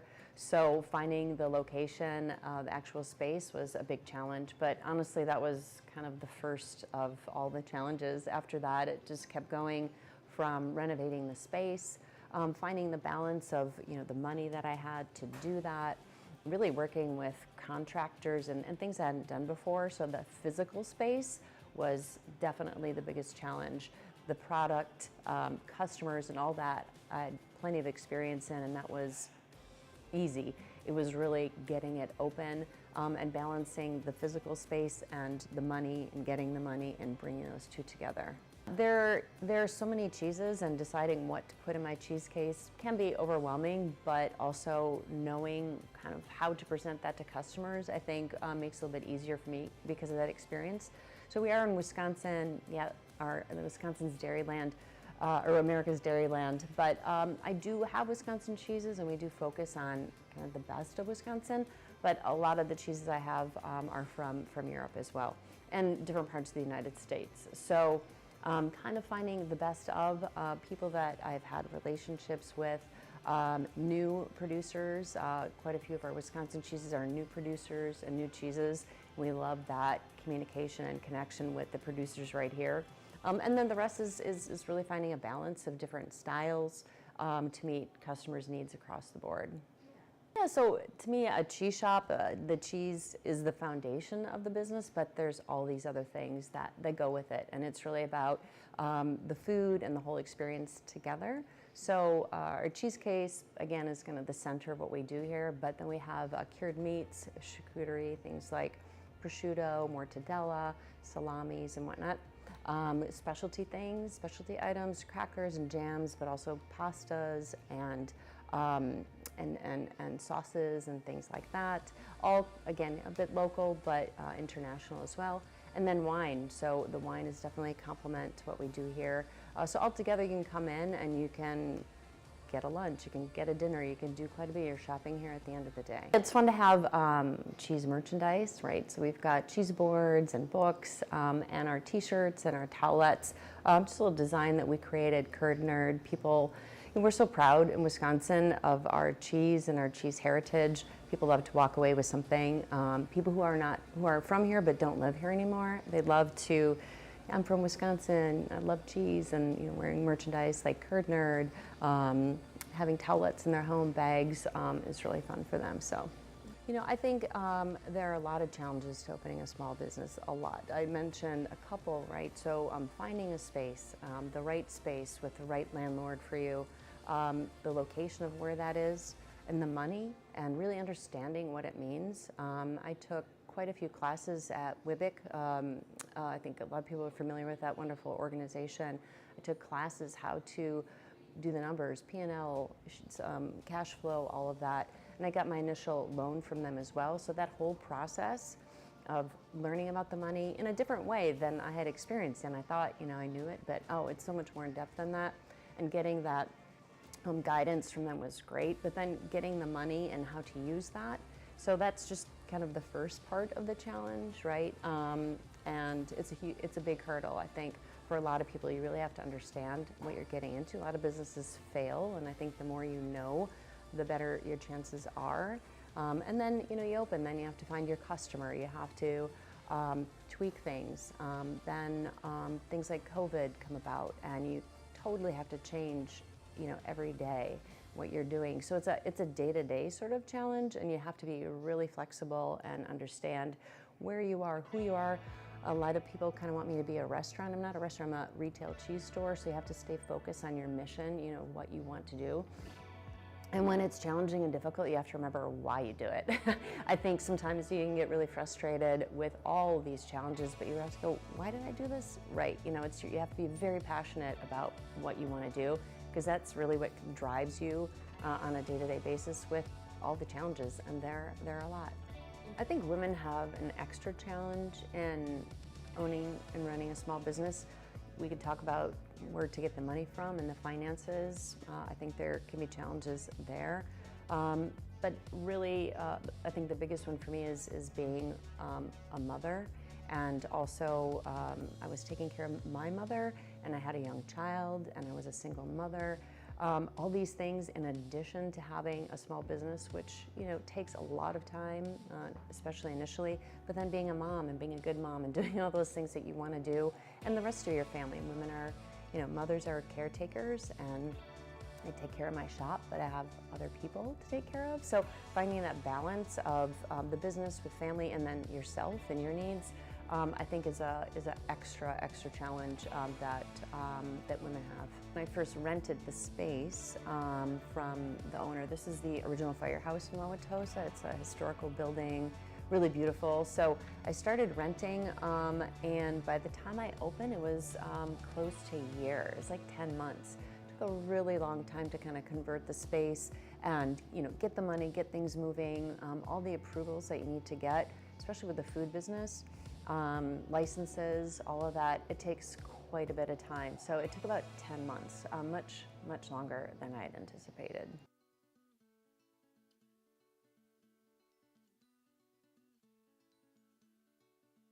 Boss moves, bold dreams, and a lot of coffee.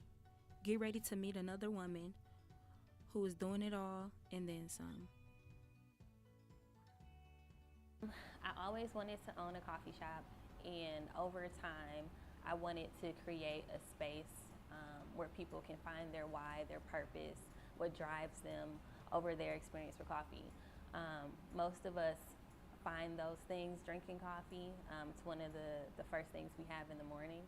And so I wanted to create a space that was reflective of that and a brand that spoke to that. I've gotten a lot of feedback about when people go into coffee spaces, they don't really feel welcomed or kind of like, why are you there? So just wanting to make sure that this is a space where people feel welcome, that they feel comfortable, that they feel included. And so that is one of my top priorities. And then making great coffee drinks too. Like, that's also very important. You cannot mess up people's drinks. So making sure that we do it right. Was it hard getting funding because I was female? I don't necessarily think it was because I was a female. I think it's just one of those things that small businesses kind of encounter in general. But it was tough. It took a while, and it took me 1.5 years to get to this space. So funding was definitely a factor in that, but continuously applying for grants and working with various small loan officers in the community was very helpful and resourceful. So, Style Pop Cafe. Originally, it was a part of a different brand that I had at the time. So it was like a play off of that. I was going to have a coffee shop in this space that I originally had. But because of me being a person who's been in fashion and style and coffee ultimately kind of, I guess you can say, formulates our style in a way. Style kind of just came with the name. Yeah.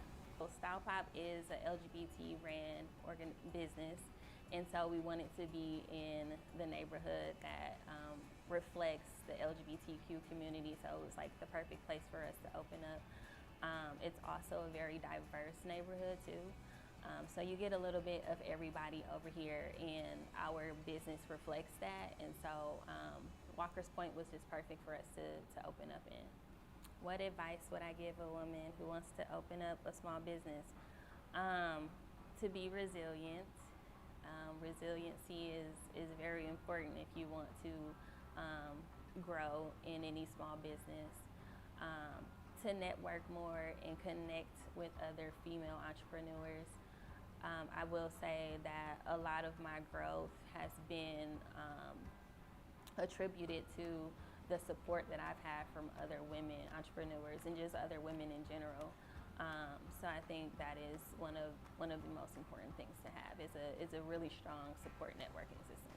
The biggest challenges was navigating contractors to get in this space.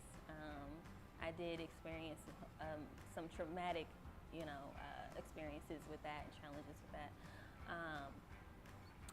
But that was pretty much the biggest thing is navigating contractors really. When I first signed my lease back in 2023, it's 2025. It took me a year and a half to build out the space, and that was dealing with contractors, dealing with architects, funding for the space. So yeah, it took a while. What is one thing I wish I would have known?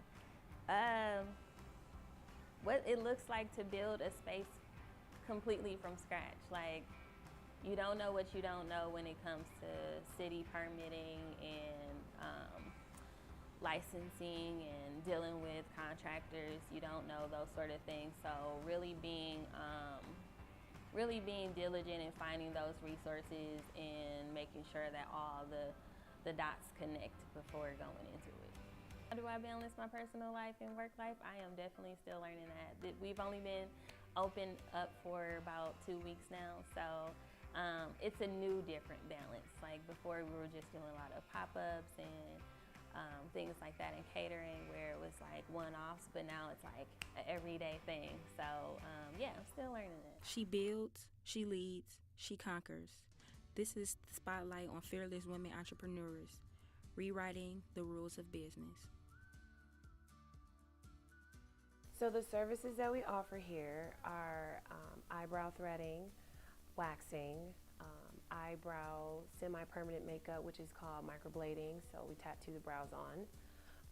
We do facials, back facials, any of the body waxing, so leg, bikini, things like that. We service men as well, so we do beard facials. There's a massage therapist here, and we do mani-pedis right now. What inspired me to start this business was my great-grandmother. She used to do Avon, and so I used to help her with her skincare stuff, and so she taught me how to like have a skincare routine, and I was like 10, 11 years old with like a mini kit. And so I got really into caring for my skin and caring about how my brows look. I probably was like the only 12-year-old who learned how to arch her brows with a razor. So I started then, and then as I got older, I knew I wanted to own a business. I just wasn't sure what I wanted to do, and I have a performing arts degree with UWM, and so I thought I was going to do choreography. Then I became a mom and things like that, so that kind of faded away.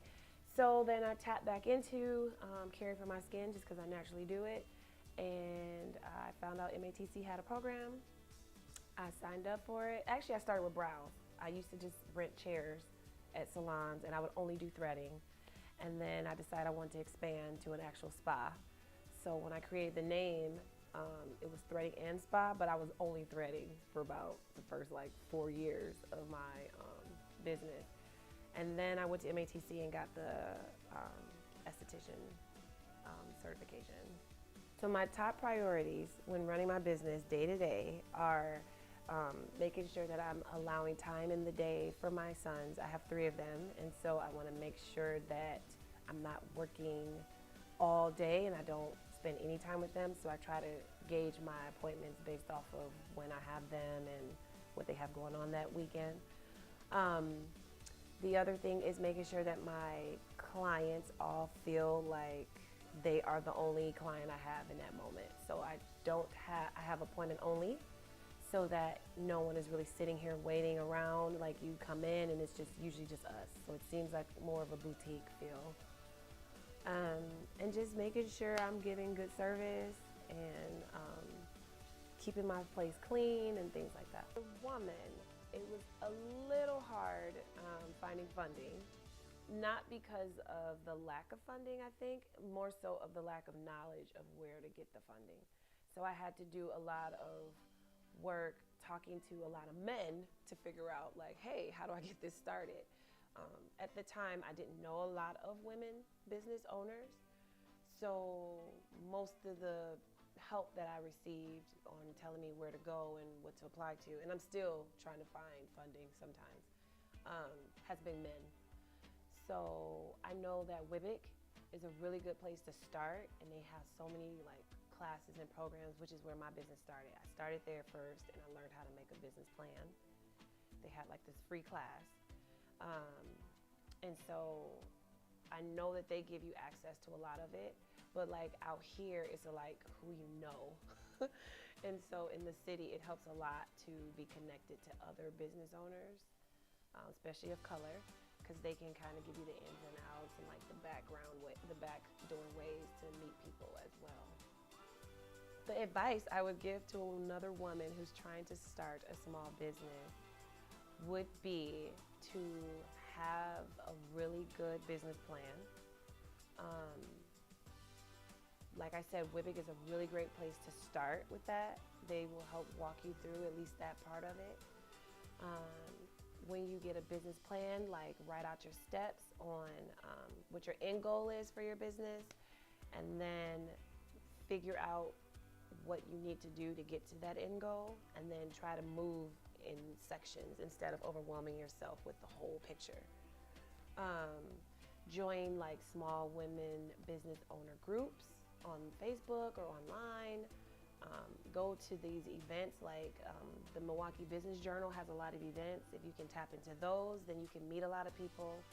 I found a mentor that helped me, and she's like a VP at the Milwaukee Brewers. So when you go to these places that have these opportunities, to try to get into as many of those opportunities as possible. Some of the biggest challenges that I faced early on was finding out where to market, like what was the best market for me. Sometimes because especially for my industry, the market is kind of small. And so if I go, let's say, too far north, I might not get as much business because people aren't spending, like this is more of a luxury, it's not a necessity. And so if I'm like a grocery store or something like that, I would make more money because people need to shop, but people don't need facials necessarily. I mean, it's nice to have, but it's disposable income type of thing. So I had to find like figure that out, that going certain places I didn't do as well in the area. And then I lucked out and we found this building that was around COVID. So when we moved here, it was really inexpensive at the time to get started here. And then I pretty much just had to walk around and get to know the neighborhood and meet people and things like that to get people to come in. So it probably took about maybe the first 2 years to kind of like get the tap running where people started coming more. Okay, how did I come up with the name for the business? It's named after my son. So my oldest son, he's 17. His name is Elijah Blue. And so Eli is what we call him, and Ellie Blue is basically Eli Blue in French. This is a French translation of his name. Any woman has an idea and you really want to be a business owner, it takes a lot of work, and it's a lot of no's, and it's a lot of headache, and sometimes you doubt yourself if you should have started it in the first place. But to always have whatever your goal was when you started your business, like what did you want when you thought about this business, to keep remembering that. And so for me, it was my sons. I would keep looking at them like, this is so that I can have the freedom to spend time with them, but the income to take care of us at the same time. And so on the days that seem really hard, or the days that I'm like, this is crazy, I gotta, figure this out, I gotta paint this, I gotta call an electrician for this costs this, I had to keep remembering my why. So I would say, make sure you have your why and be clear about it, and that way that'll keep you going when things start moving you around and making you feel uncertain. Behind every thriving brand is a woman with a story. Let's tune into the next story. This is where passion, grit, and dreams come to life.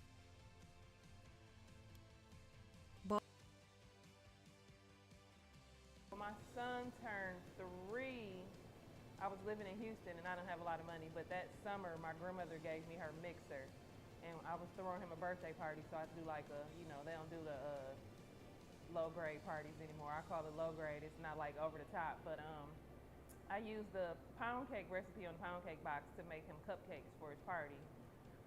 And it's funny because I always go back and look at those pictures because I've come so far. But I set them out and people ate them. They said they were delicious, and my son just kept asking for more delicious, so that's kind of where Delicious Bites came in at. But I started off pretty much with the baking of cupcakes and cookies and different things, and then it kind of graduated a little more into like salads, wraps, and more catering. Some of the things I prioritize daily in the business is making sure that we have the things necessary to function as a business. There's certain things I need, like materials-wise, ingredients that we need to have when we open up. There's certain things people expect to see when they come in, so I try to have what people expect to see unless we sell out. Checking my books, making sure my numbers look good, making sure we're meeting goals so that I can continue to hire employees and keep the ones I have on. I don't think that it was hard getting funding because I'm a woman. I think it's a little more challenging to get funding overall as an African American. But I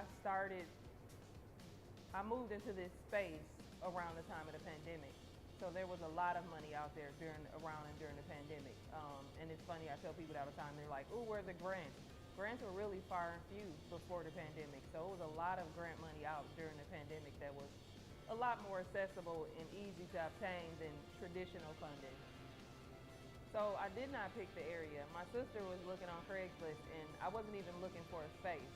And she just happened to find this space, and she was like, this is the perfect location for Delicious Bites. We met with the owner, and he kind of was feeling the same way.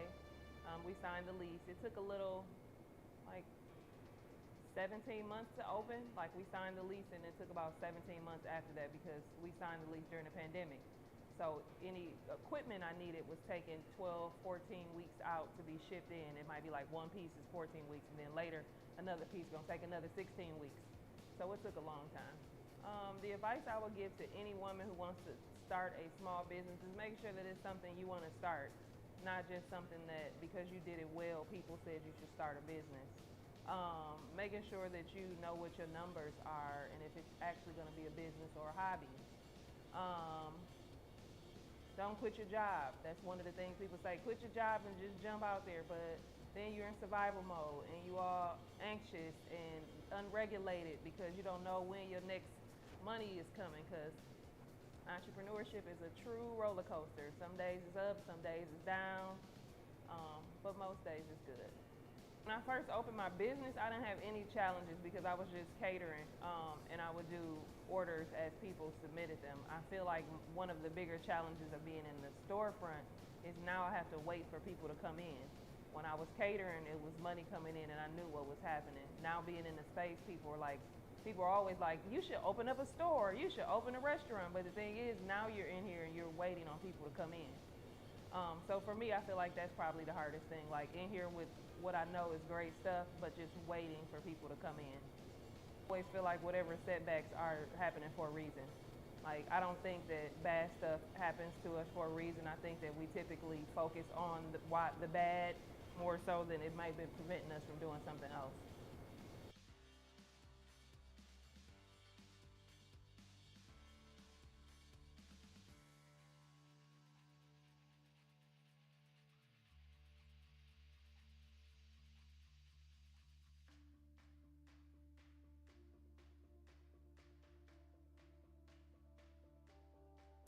Thanks for joining us on today's journey into the minds of fearless women. These women are building more than businesses. They are breaking barriers, rewriting rules, and paving the way for the next generation of leaders.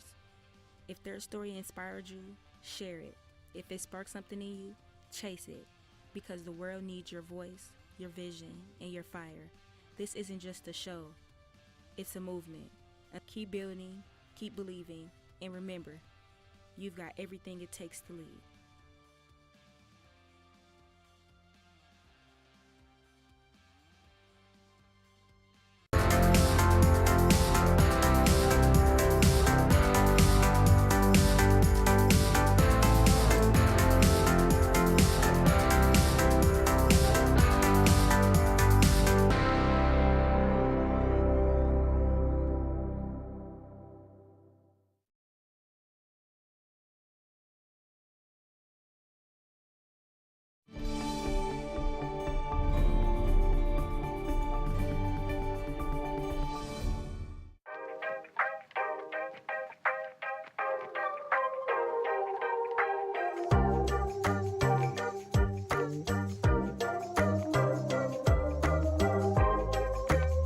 For the Menominee, we're indigenous to what is now Wisconsin. Although there are a couple versions of the Menominee creation, they all include sturgeon.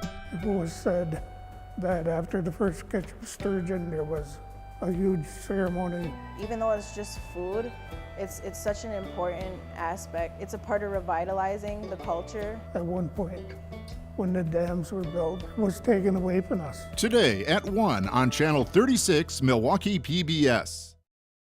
In the modern digital age, speed isn't just for the racetrack. It can be right at your fingertips. Online simulation racing is also more than a hobby. It's a social connection, technical challenge, and a thrill, all from the comfort of your home. One MATC student shows us how she connects with others and even designed her own custom car looks in the world of online racing. Buckle up for today as we take a dive into the world of digital asphalt. I'm student reporter La Sierra Flowers, and this is another Student Passion Report. Why invest in a sim racing setup? The answer is simple: immersion and control. A full setup with a wheel, pedals, shifter, and cockpit-style seating makes you feel like you are actually behind the wheel. Maddie O'Connell is a first-year student in the TV and video production program at MATC. But after spending a day making content at school, Maddie comes home and is driving wheel-to-wheel at 200 miles per hour against other drivers all across the globe. The main draw and appeal for me is being able to hit the track without having to spend incredulous amounts of money on gear, personnel, track time, tires, that sort of thing, and not have to make a big financial investment that I may or may not be able to get back again. What are some of the communities like online that you race with? So some of the communities I race with are In It Esports, which is a women-led and women-run esports team. Another group I'm a part of is called Transmission Motorsports, and what we do is it's a trans-led group, and we have a lot of online races that we do for charity. I like simulators that allow me to kind of hear, feel, and kind of use all of my senses to kind of understand how the car is working. What is your process or inspiration for making car liveries? For me, it's like a matter of self-expression for me. As a queer person, self-expression is very important for me. So if I can kind of carry that into the game and kind of express myself where I'm kind of anonymous, but yet not anonymous, it kind of creates a personal mark for myself. And for me, my cars are always purple and they always have different colored bars on them. And so people were always like, yep, that's Axe's car. Sim racing is kind of like playing a musical instrument. Yeah. You kind of, when you're reading sheet music, you kind of make mistakes sometimes, and then you kind of learn landmarks within that piece of like, okay, this is when I need to do this, and this is when I need to do that. Yeah. That sort of thing. Just keep going. You know, I gave you a slow car, but if you feel like you can go faster, I can put you in a faster car. I'm Lassier Flowers, and this has been another Student Passion Report. Say you thought you knew someone, but they were actually not who you thought they were. Would you still give them a chance? Look at you and look at me. Today at noon on Channel 36, Milwaukee PBS. Hello, I'm student producer Aiden West, and you're watching Student Operations Day 2025 on Milwaukee PBS Channel 36. This is WMVT, Channel 36, Milwaukee PBS. Hey, thanks. For today's recipe, I'll be preparing a fruit salad. A fruit salad is a dish of...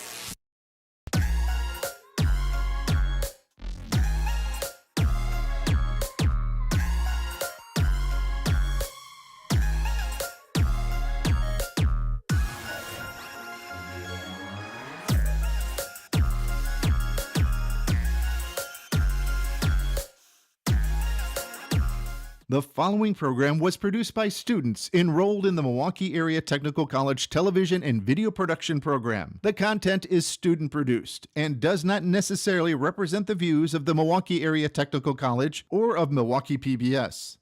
Hello everyone, I'm Stephen Brannon, a graduating student producer in the TV and Video Production Program here at MATC.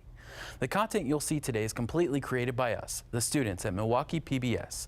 From live studio production to camera work, as well as producing and even directing.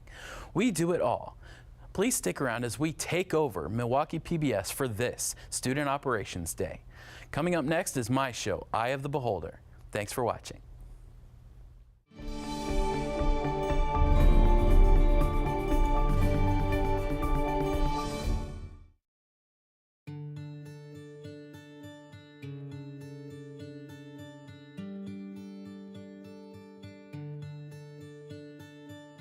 I had a quiz in psych today that I'm pretty sure I bombed.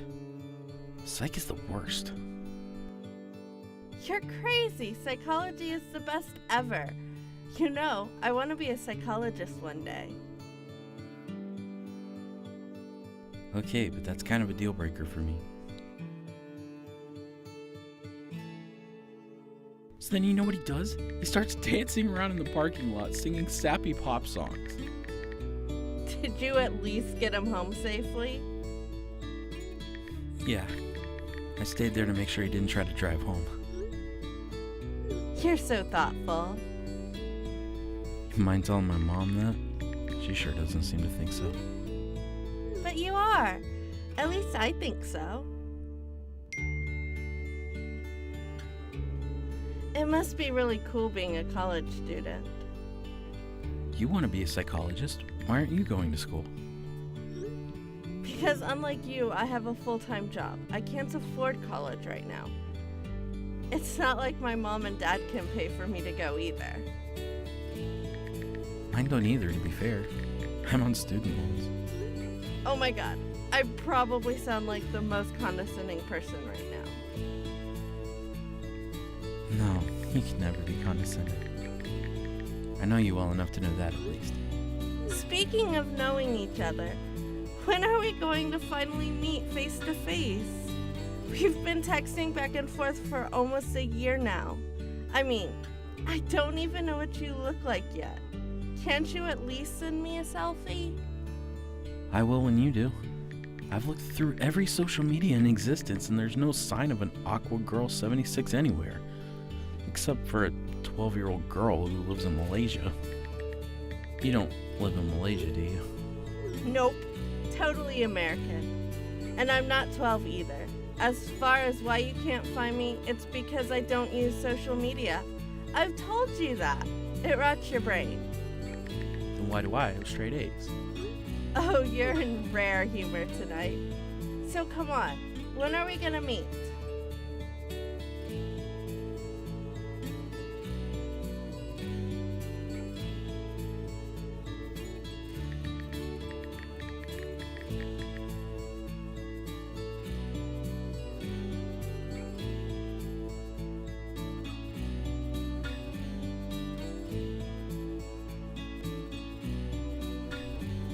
have to check my schedule.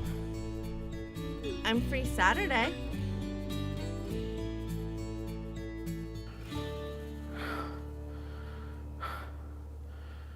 Saturday. And now she wants to meet you for the first time. Yeah. What should I do? Meet her? What? Are you crazy? I can't meet her. Why not? Look at me. If I tried to meet her in person, forget it. Chris, come on. You know that's not true. I mean, you don't even know what this girl looks like. You don't even know if she's a girl. She's a girl. Trust me. She told me one day about some embarrassing stories she had as a kid. I'll spare you the gory details. Okay, I get it. So why don't you want to meet this girl? Come on, Nathan. Be serious. I am serious. Look, I don't exactly scream leading man here. Chris, she's not going to care about that superficial stuff. She's gonna like you for you. I mean, you've been talking to her back and forth constantly for the last year. Have a little faith in her. It's not her. It's me. Look, you might think this sounds weird, but even though I've never met her before, I want to make a good first impression. So, it's hard to do that when I look like this.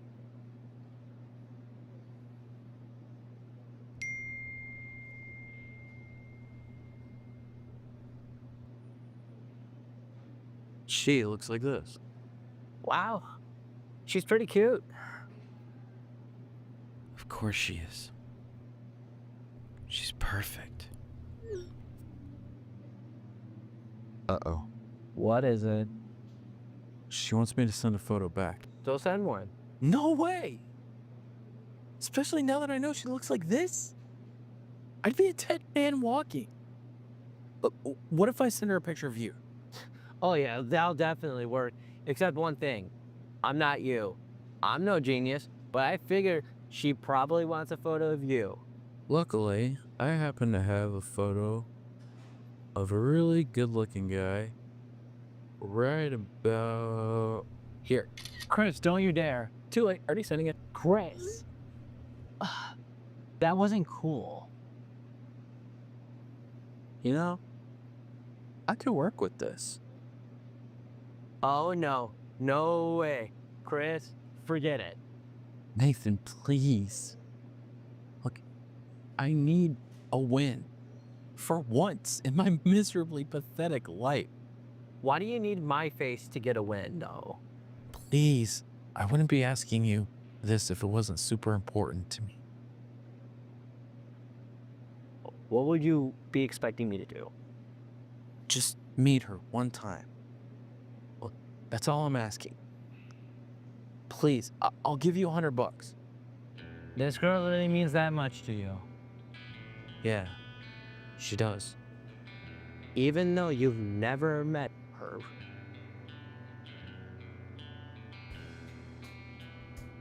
Yeah. Look, I don't expect you to understand. I'll do it. If it really means that much to you, then as your best friend, I'll do it. But only one date. And you better have that $100 in cash. Deal. Thanks, Nathan. Yeah. For the record, I still don't think this is a good idea.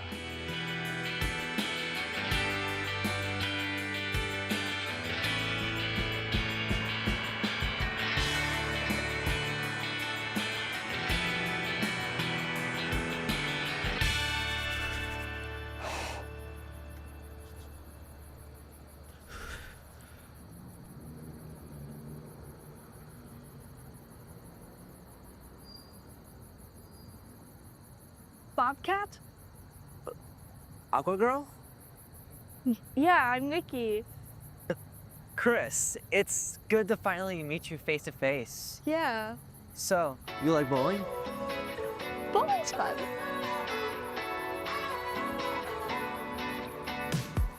White tee and a nose ring told me the rose pink was your favorite. Nearly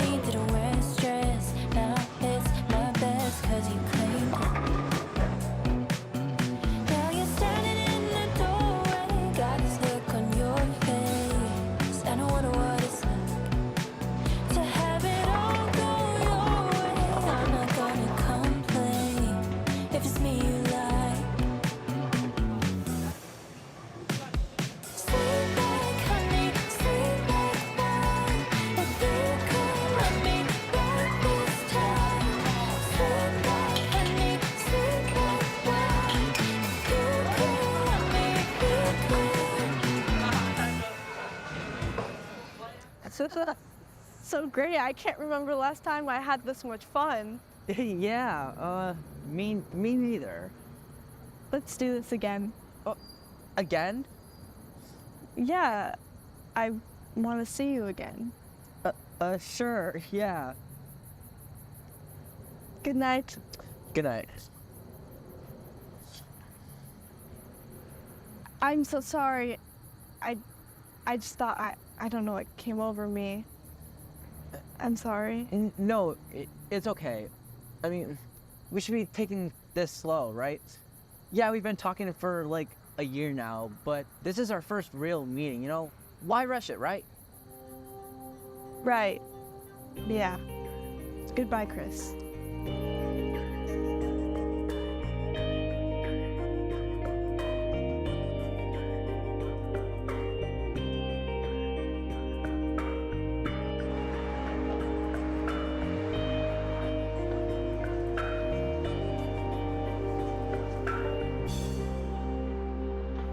She really tried to kiss you?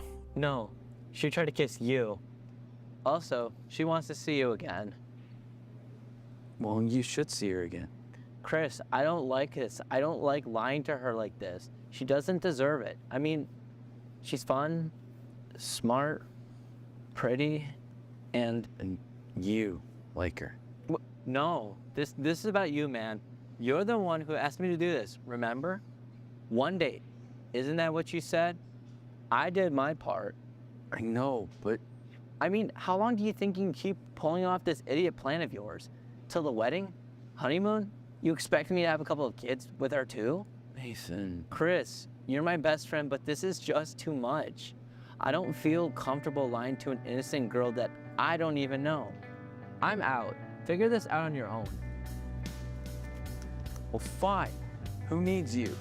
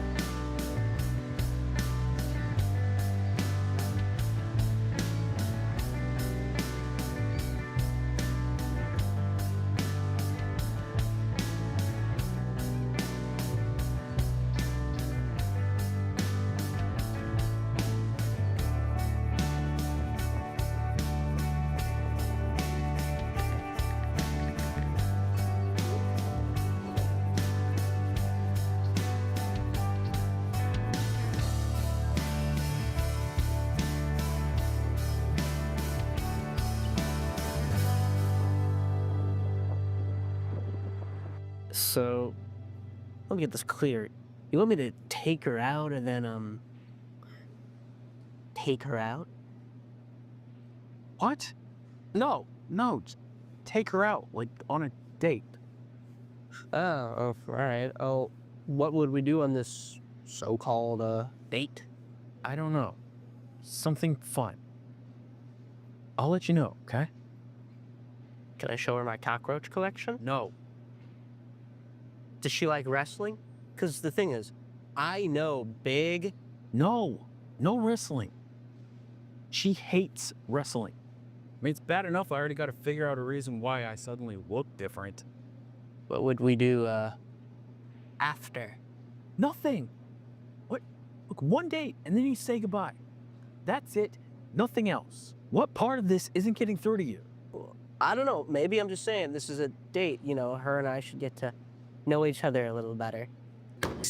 Whoa, Hey. guy, easy guy. Get Loffertowski.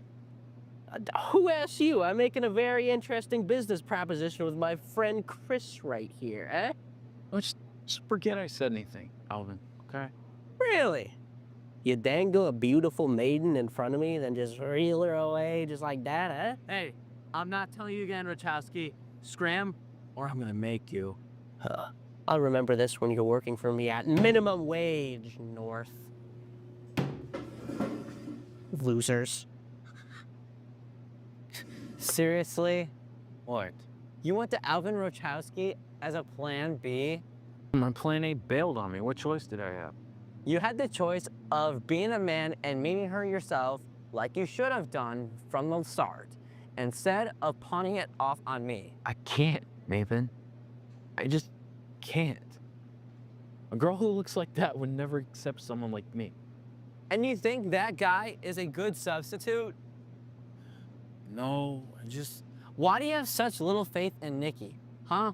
Why do you think she wouldn't go for you? Because she's so perfect. And I'm... Oh, look at me. I am, and all I see right now is a coward. Well, if you won't take your shot, then guess what? I will, because you know what? You're right. I do like her. I met her, and I went out on a date with her, and I had a great time with her. You just don't get it. Look at you and look at me. You're good looking and charming and not me.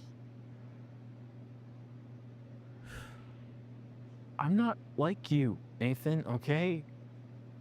I can't just flash a smile and get any girl I want, or instantly have a group of friends fighting over each other, wanting to hang out with me. To be honest, I don't even know why you hang out with me. You know, sometimes I ask myself the same question. I mean, you're melodramatic. You get so competitive when we play video games and any other games, and you're a downer to be around. You constantly put yourself down when you know you have so much potential. Who cares what you look like? I certainly don't, but every time I tell you that, you never believe me. She sees that potential in you too, Chris, and I can tell you she really likes you. Not me, you, Chris. Yeah, only because she thinks I'm you. No, seriously, do you know the first thing she said to me? To be honest, when you sent me that picture, you weren't at all what I expected. She spent the whole night talking about various things you told her in text. Music you both liked, and your favorite movies. Something called Rivertown? Riverton. It's a book series she likes. Weird. I could have sworn she called it Rivertown. The point is, she didn't once bring up anything about how you or I looked. She's deeper than that, whether you want to believe it or not. So, I'm going to give you one last chance, Chris. Take your shot with this girl who really likes you, or I will.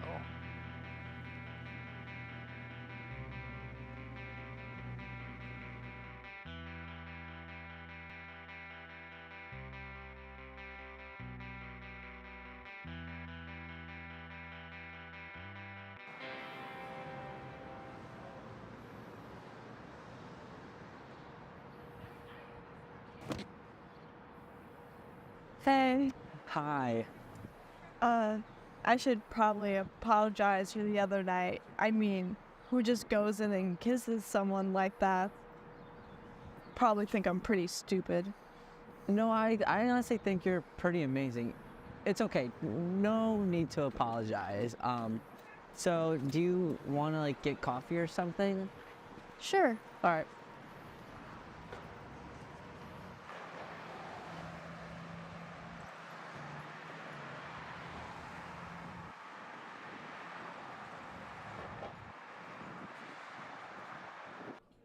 Are you okay? You've been awfully quiet. No, just forget it. Well, I have a question for you. Say you thought you knew someone, but they were actually not who you thought they were. Would you still give them a chance? Why would you ask me that? Forget it. No, I mean it. Why would you ask me that? What are you hiding from me? Why would you ask me that? Why are you getting so mad? Tell me the truth. What do you know? Well, the truth is that my name is not Chris. What? Chris is my best friend. My name's Nathan, and I'm not Bobcat89. He is.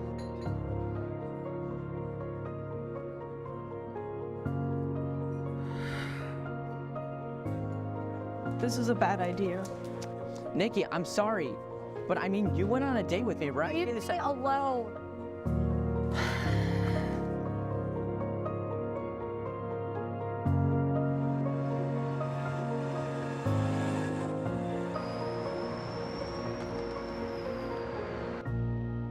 I really screwed everything up. I'm sorry, Chris. No, it's my fault. You were right. I should have just been honest with her from the start. If I had, none of this would have happened. Now she's gone forever. Now she is to both of us.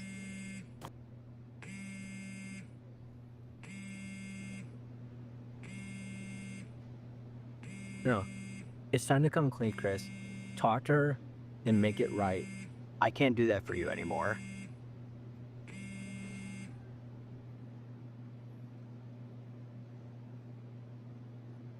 Hello?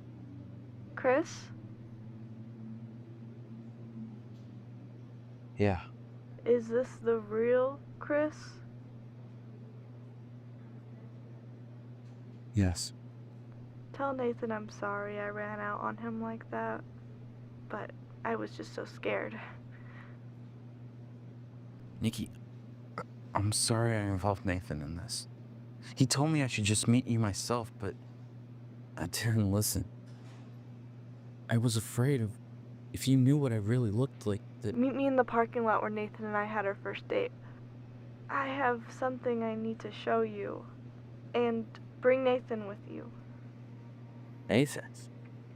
But Just do it. Please. what do you need to show me? It's not something I can describe over the phone. You'll see when you get here. Nikki, What? she wants to see us. Both of us.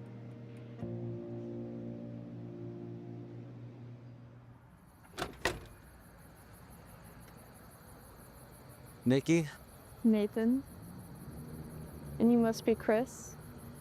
Yes. Nikki, I'm sorry. What made you think it was a good idea to lie to me? I really like you, Nikki. I love talking to you. When you and I talk, the hours feel like seconds. When I saw what you really looked like, I panicked.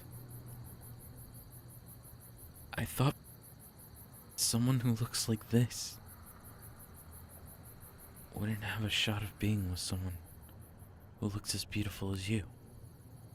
Do you think Aqua Girl 76 is that shallow? No. And I shouldn't have assumed you were. I just panicked. If you never want to see me again, I understand. I'm not mad at you. You're not?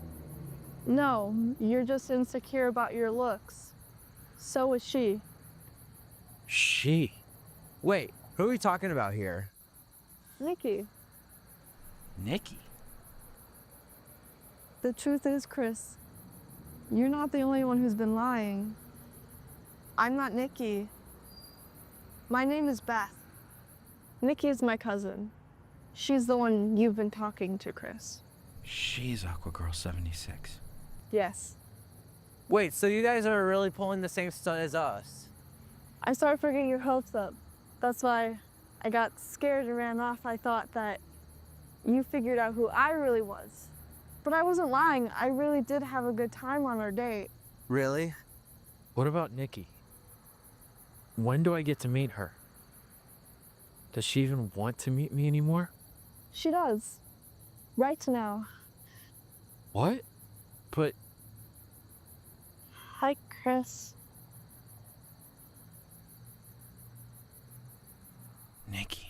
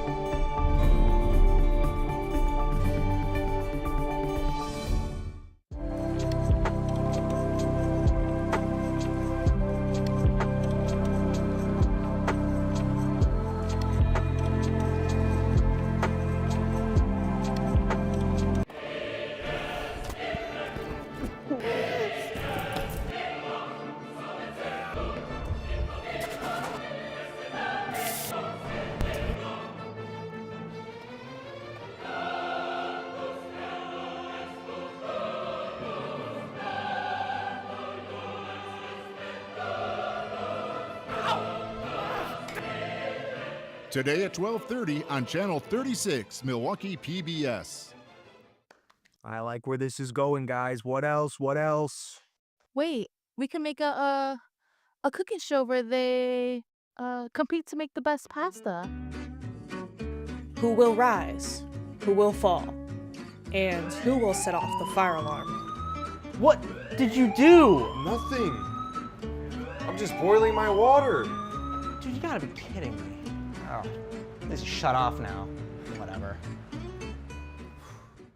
I can tell you I feel it. I can tell you I feel it. I can tell you I feel it too. I can tell you I feel it. I can tell you I feel it. I can tell you I feel it. tonight at 10 on Channel 36, Milwaukee PBS. Hi, I'm student producer Stephen Brandon, and you're watching Student Operations Day 2025 on Milwaukee PBS, Channel 36. This is WMVT, Channel 36, Milwaukee PBS. The following program was produced by students enrolled in the Milwaukee Area Technical College Television and Video Production Program. The content is student produced and does not necessarily represent the views of the Milwaukee Area Technical College or of Milwaukee PBS. Hello everyone, I'm Ben Kudrowski, a student producer in the TV and video production program here at MATC. The content you'll see today is completely created by us, the students at Milwaukee PBS. From live studio production to camera work, as well as producing and directing, we do it all. Please stick around as we take over Milwaukee PBS for this Student Operations Day. Coming up next is my show, The Milwaukyssey. Thanks for watching.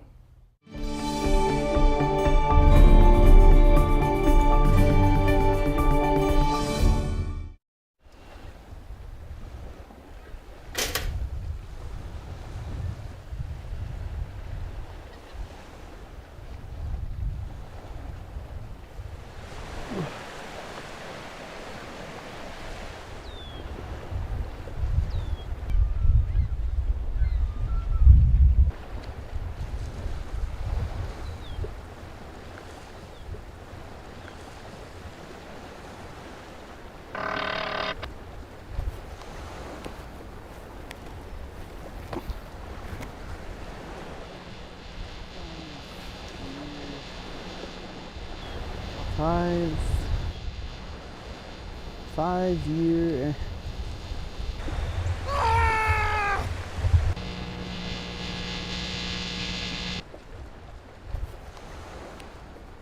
No. No, no, no, no.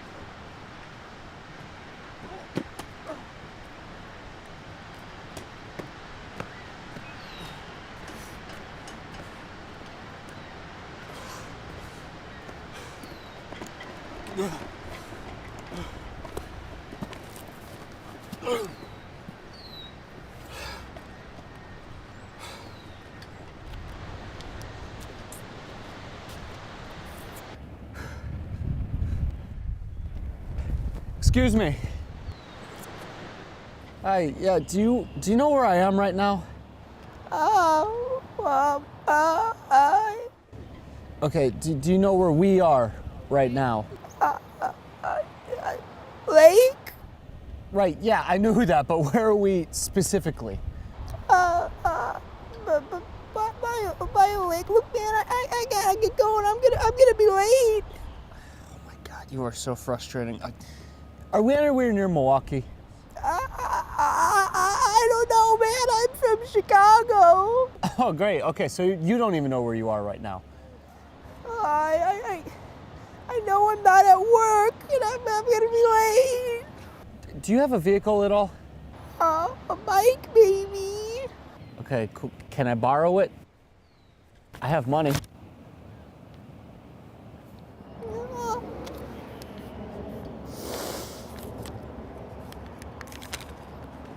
That's it. That's all I have. Look, man, please, can I borrow it? I'll give it back. Come on, you have to have something for me. I have this water. It has special properties in it. Yeah, cool. Thanks, man. Yeah, man. Just don't hurt me, man. Okay.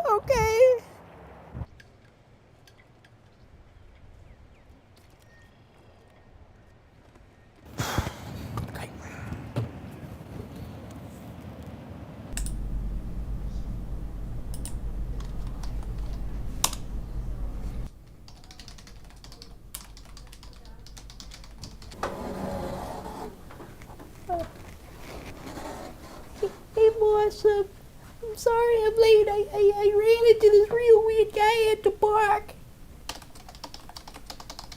Weird how? He was a bit of a jerk. You know, he had his blonde type hair. Yeah, it was really greasy. I don't think he showered for like a year or two, maybe. I don't know. Was he a tiny, pathetic, slim little man baby?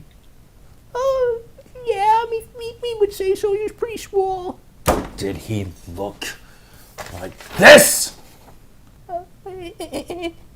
Do you know, mi compadre, who this is? No, not really. That, my friend, is the worst human being I've ever met. He's the physical embodiment of a godforsaken landfill. Nice, pretty, deceptive outside, with an inside consisting of rotten garbage and pure filth. Whenever he speaks, it's like burning trash. His breath reeks, and his words torch the atmosphere around him to nothing but stinky, smelly ash. Oh, Gideon. Oh, God. Oh, Flanagan.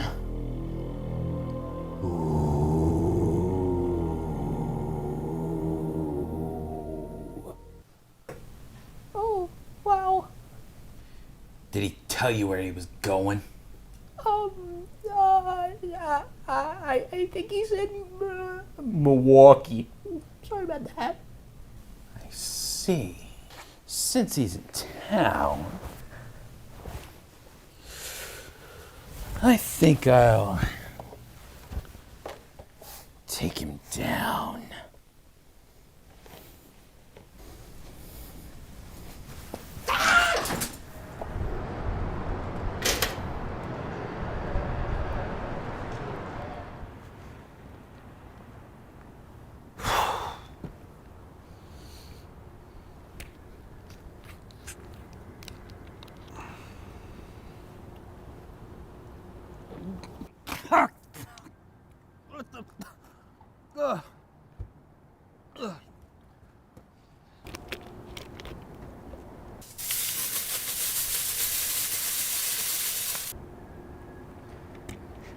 Salt. Great. Funny. Haha. God, I gotta go home. Psst. Hey, over here.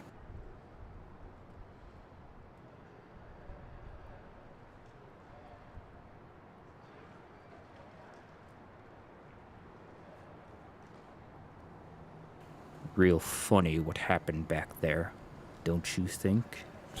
No. No, it wasn't. Stop. That is enough! Oh, Gideon. Oh, God. Oh, Flanagan! John? It's Biggie John. Why would you name yourself that? I'm the big man in town, little boy. Ew! Ah! I'll kill you!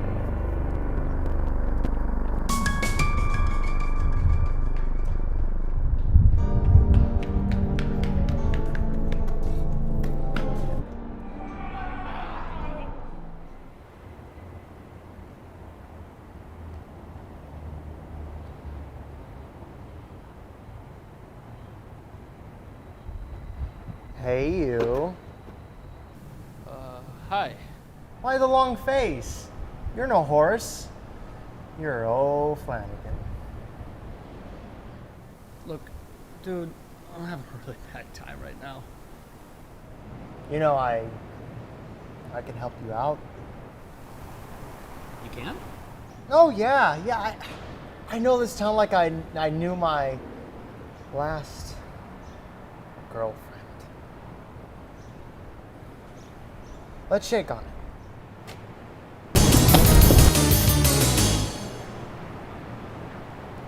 Oh, what's the matter? Ow! What was that? Well, insurance. A vial of your blood. That's not a vial! What do you need that for? The big man in red. Santa Claus? Rearrange some of the letters, kid. You're crazy, man. I wish I have trusted you. I'm done with you.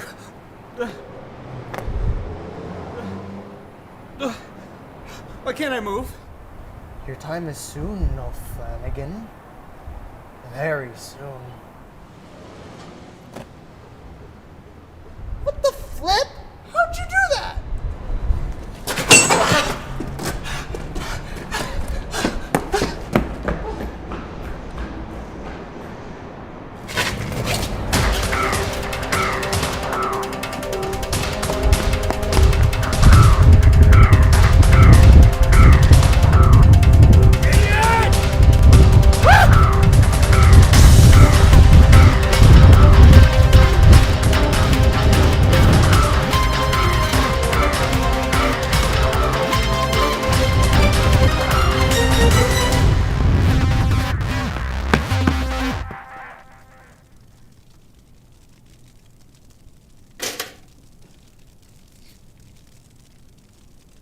Where am I? Hello, Gideon. Who are you? The big man in red. Here, you can come take this. Yeah, thank you so much. Take the rest of the day off. He's awesome. He's so great. Santa Claus? No. You met one of my buddies upstairs. Look, man, I can't be here. I gotta get out of here. I gotta get home. I have to get to Paisley. Is there anything I can do to get out of here? I'm feeling generous today, so I'll give you a chance. Yes. Thank you. What do I have to do? 3 riddles. Solve all 3 correctly, and I will take time back to the start of the day. You'll stay right where you are, halfway home, with a full day to get there. All right. Yeah, sure. Let's do it. But, and this is a big but,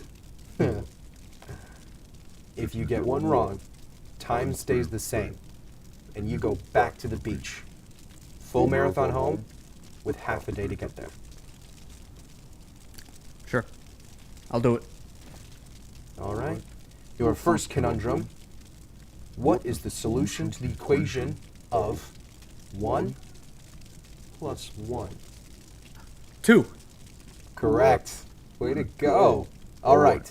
Your second problem. What is 1 minus 2? -1?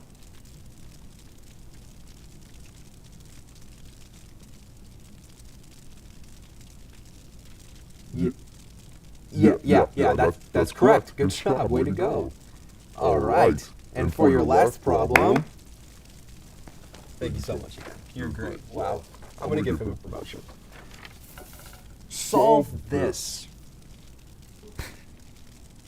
This is easy. What? 12? You failed, O'Flanagan. Wait.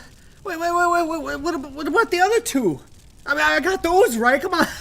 Throw me a bone, man. Unfortunately, those don't mean diddly squat. Sorry, O'Flanagan.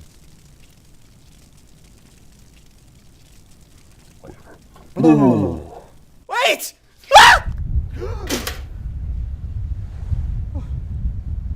No. Why?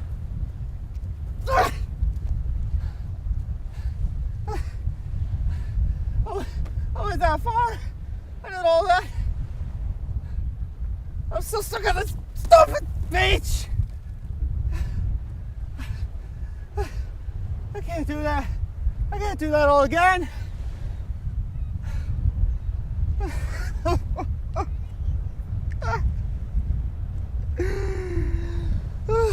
I'm sorry, Paisley. All of that. It's just gone. I can't do it. Not again. Not again.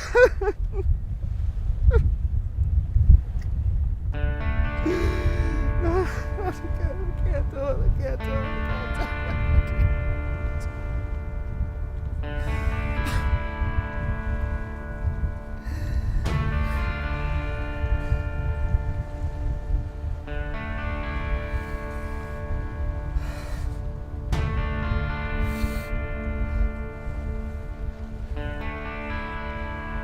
I gotta try.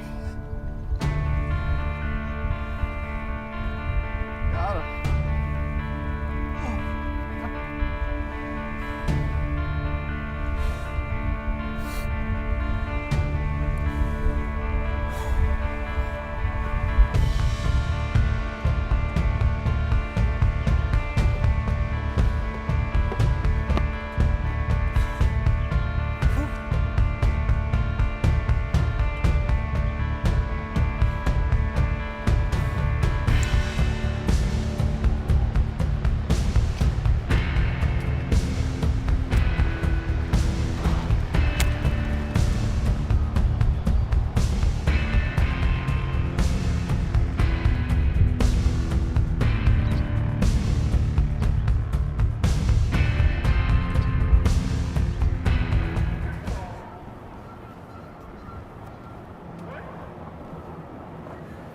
Don't you even think about it, bub.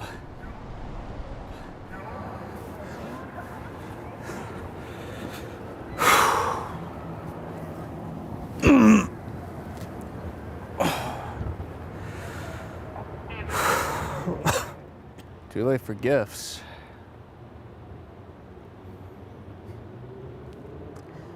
That's okay, I guess.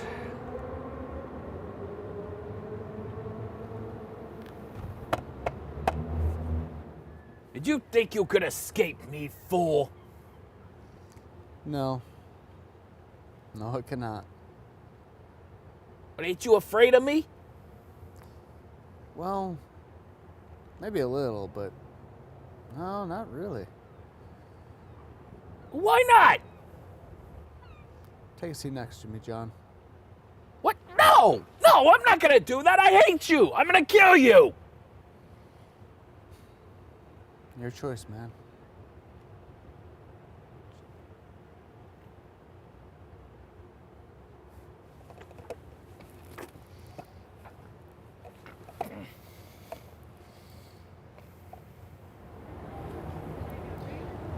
Hey, John. What, butthead? Why'd you go through all the effort to chase me around today? Because I hate you. Yeah, but why? 'Cause I haven't forgotten. Forgotten what? What you did to me! What happened again? Are you telling me you seriously don't remember? Look, dude, I've had a long day. You're gonna have to catch me up. Fine, fart sniffer. It was a long time ago in Milwaukee, much more ancient than this.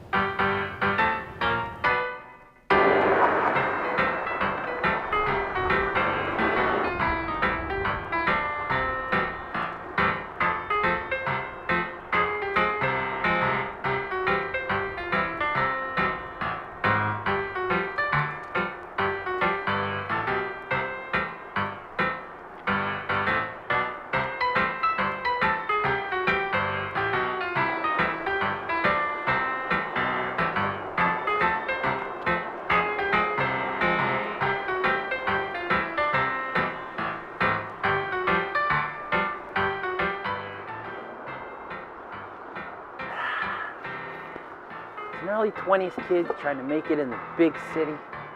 You chose the most beautiful place a kid could ask for. Milwaukee.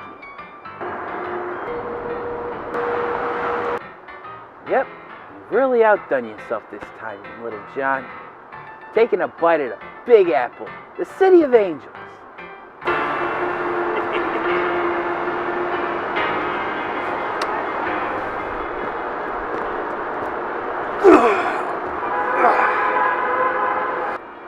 This ain't the Big Apple.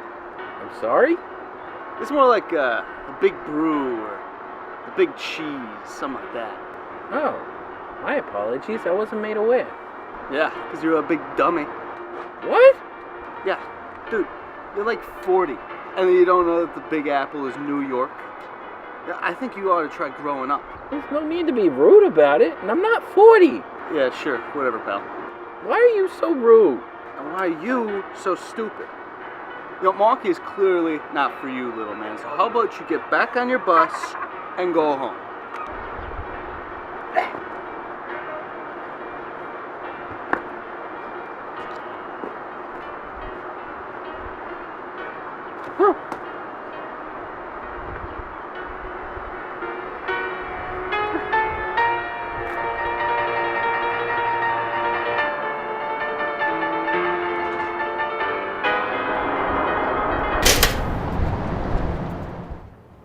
I was just a kid with big dreams, big ambitions, big John.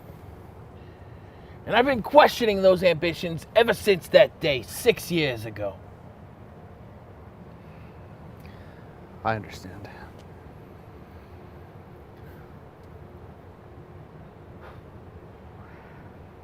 I'm sorry I did that to you, John. Yeah, well, I don't forgive you. That's okay. Spent 6 years questioning myself, wallowing in my own self-pity, doubting my self-worth for 6 years. Because of you. I can't just treat that like water under the bridge. I can't forgive you. I understand. I spent 6 years hating you and wanting to kill you.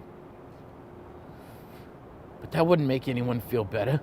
Didn't help me feel better, any better than you would back then.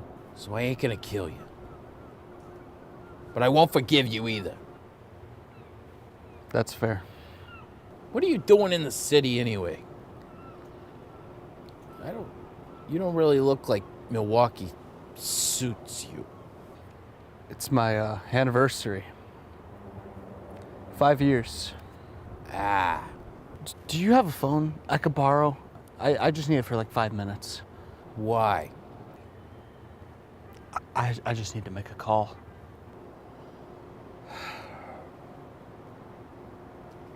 Sure. 5 minutes. Thanks, man. You mind if I take this phone call elsewhere, right? Yeah, sure.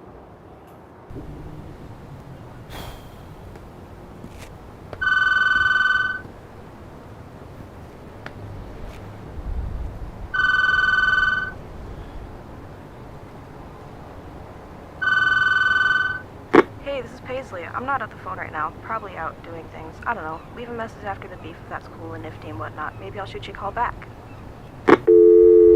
Hey Paisley, it's me. I'm sorry. I'm sorry I haven't reached out today. I've messed up a lot of things. And I know I've left you alone today, and that thought just kills me. I'm having a really bad time right now. I've had quite a day, I guess you could say. And I'm sorry we didn't get to spend the day together. I don't know if I'm going to be able to make it home on time. It's a little far from where I'm at right now. But meet me at the park. 9 a.m. tomorrow. You should know the one. I think I'm going to find a bench or something to sleep on. I love you, Paisley. I'll see you soon.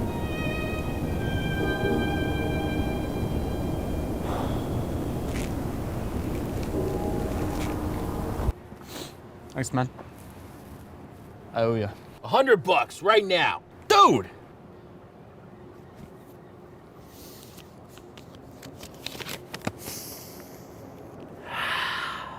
Pure green American cheddar.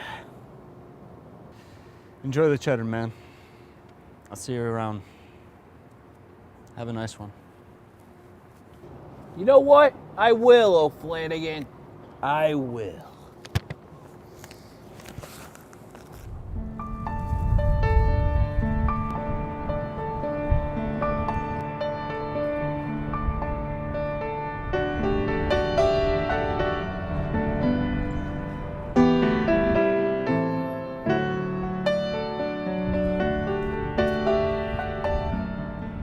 I'm sorry. 5 years is a big deal, and I know that I blew it. Hey, don't be. We'll have more anniversaries to celebrate, okay? You look terrible. Yeah, I've had a bad day. Do you want to talk about it? Not now. Maybe later.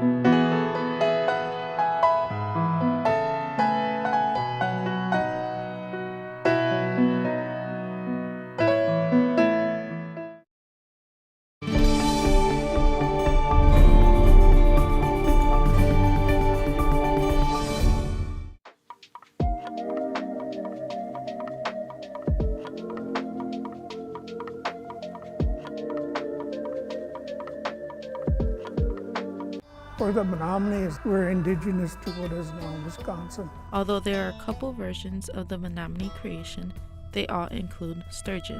It was said that after the first catch of sturgeon, there was a huge ceremony. Even though it's just food, it's such an important aspect. It's a part of revitalizing the culture. At one point, when the dams were built, it was taken away from us. Today at 1 on Channel 36, Milwaukee PBS. Hello everyone, I'm Ethan Ramsey. I'm Ben Kudrowski. I'm Alexis de Jesus. I'm Stephen Brannon, a graduating student producer in the TV and video production program here at MATC. The content you'll see today is completely created by us, the students at Milwaukee PBS. Yeah, from live studio production to camera work, as well as producing and directing. We do it all. Please stick around as we take over Milwaukee PBS for this Student Operations Day. Coming up next is my show, Behind the Signs, Milwaukee's Neighborhood Names. Behind the Lens. Cultures within our communities. Eye of the Beholder. The Milwaukyssey. Tribal Identities, Life on the Reservation. Built to Move. What is tabletop wargaming? From script to stage. David Howley, live at the Vivarium. Connections, technology, and us. So please stick around as we take over Milwaukee PBS for this Student Operations Day.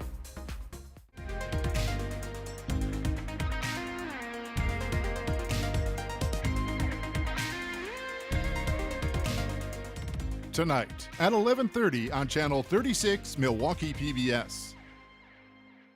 I just want to be like that, but I don't know where to start. Just getting educated on how to take care of my body.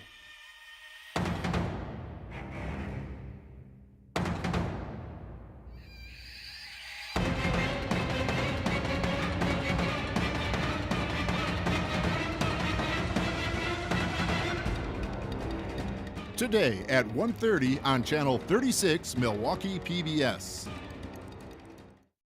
Hi, I'm student producer Ben Kudrowski, and you are watching Student Operations Day 2025 on Milwaukee PBS, Channel 36.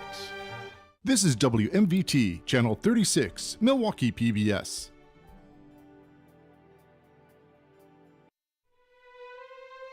Hey, thanks. For today's recipe, I'll be preparing a fruit salad.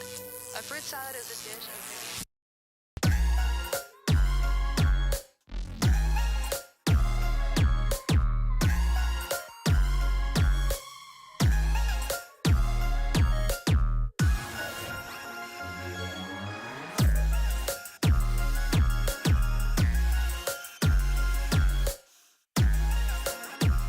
The following program was produced by students enrolled in the Milwaukee Area Technical College Television and Video Production Program. The content is student produced and does not necessarily represent the views of the Milwaukee Area Technical College or of Milwaukee PBS. Hello everyone, I'm Alexis de Jesus, a student producer in the TV and video production program here at MATC. The content you'll see today is completely created by us, the students at Milwaukee PBS. From live studio production to camera work, as well as producing and directing, we do it all. Please stick around as we take over Milwaukee PBS this Student Operations Day. Coming up next is my show, Tribal Identities, Life on the Reservation. Thanks for watching.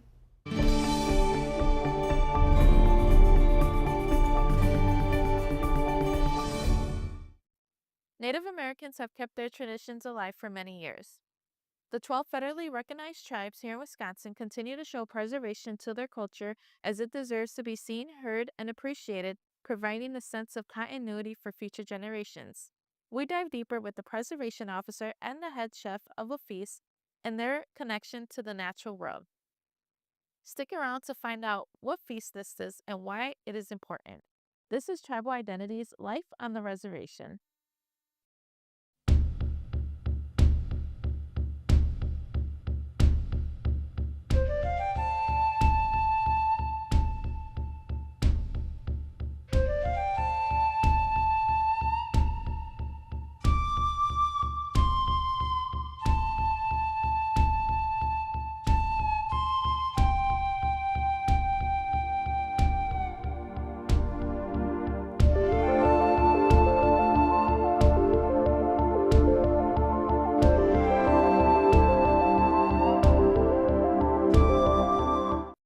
Hello and welcome to the show, Tribal Identities, Life on the Reservation.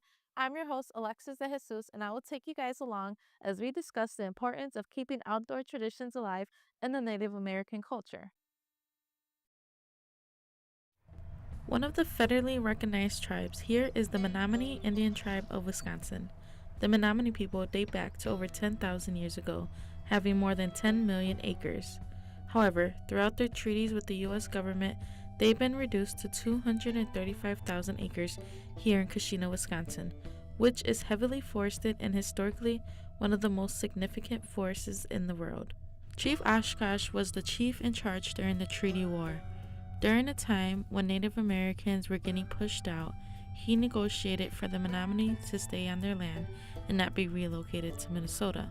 He played a notable role in securing the 235,000 acre land as a permanent home for the Menominee people. The Menominee Cultural Museum here in Keshena holds significant pieces of history that dates back to thousands of years ago when Chief Oshkosh was their tribal leader.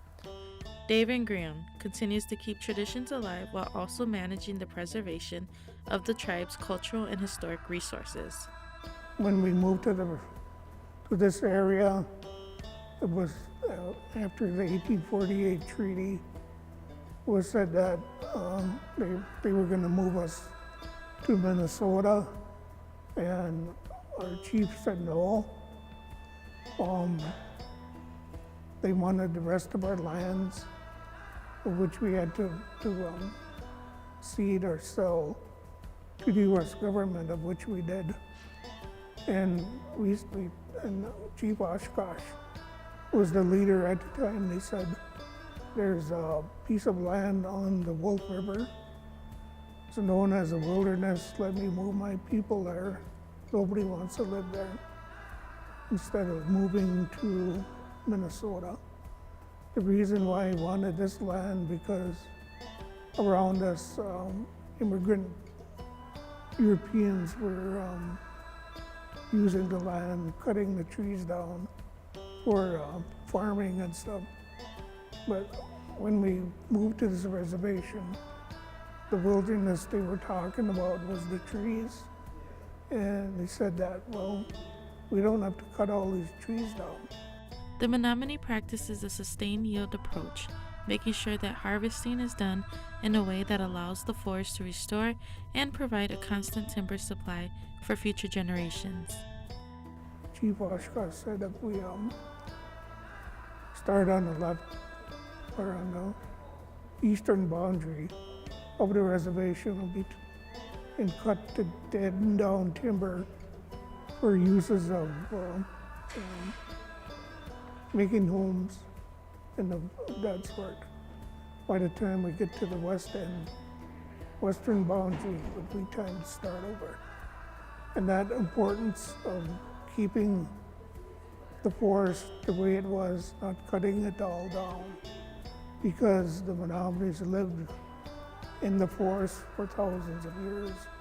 The Menominee people have a long history of sustaining their forests for over 150,000 years, making them a model for sustainable forestry practices with their approach studied by other organizations worldwide. And that we didn't have to cut everything down because the forest is part of us, part of our heritage, part of our culture, part of our traditions. It is in a manner of called sustainable forestry. And every 15 years the forest is cut, but it still looks the same.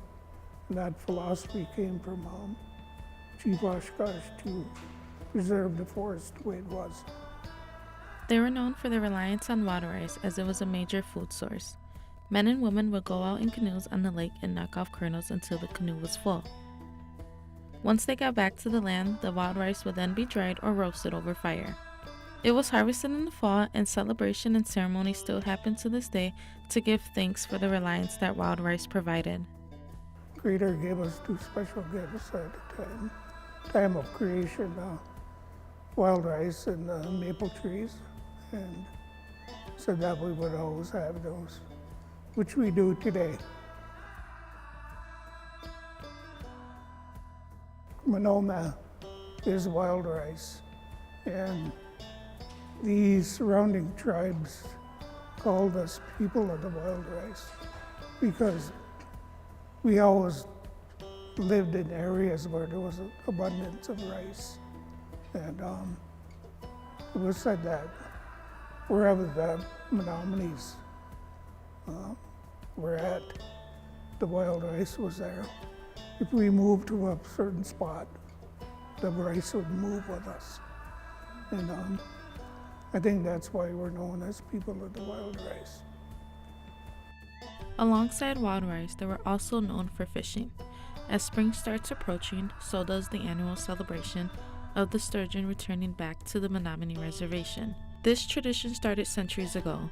Although there are a couple versions of the Menominee creation, they all include sturgeon. The sturgeon is an ancient fish, also known as the first fish or original fish. Lake sturgeon were a critical food course for the Menominee people, and each spring between late April and early June, when the water temperature started to rise, the great sturgeon migration would begin. With sturgeon, that goes back again to the creation of our tribe. Was one of the first things the clans did was to harvest sturgeon on the Menominee River. Sturgeons are large, bony fish characterized by their long bodies.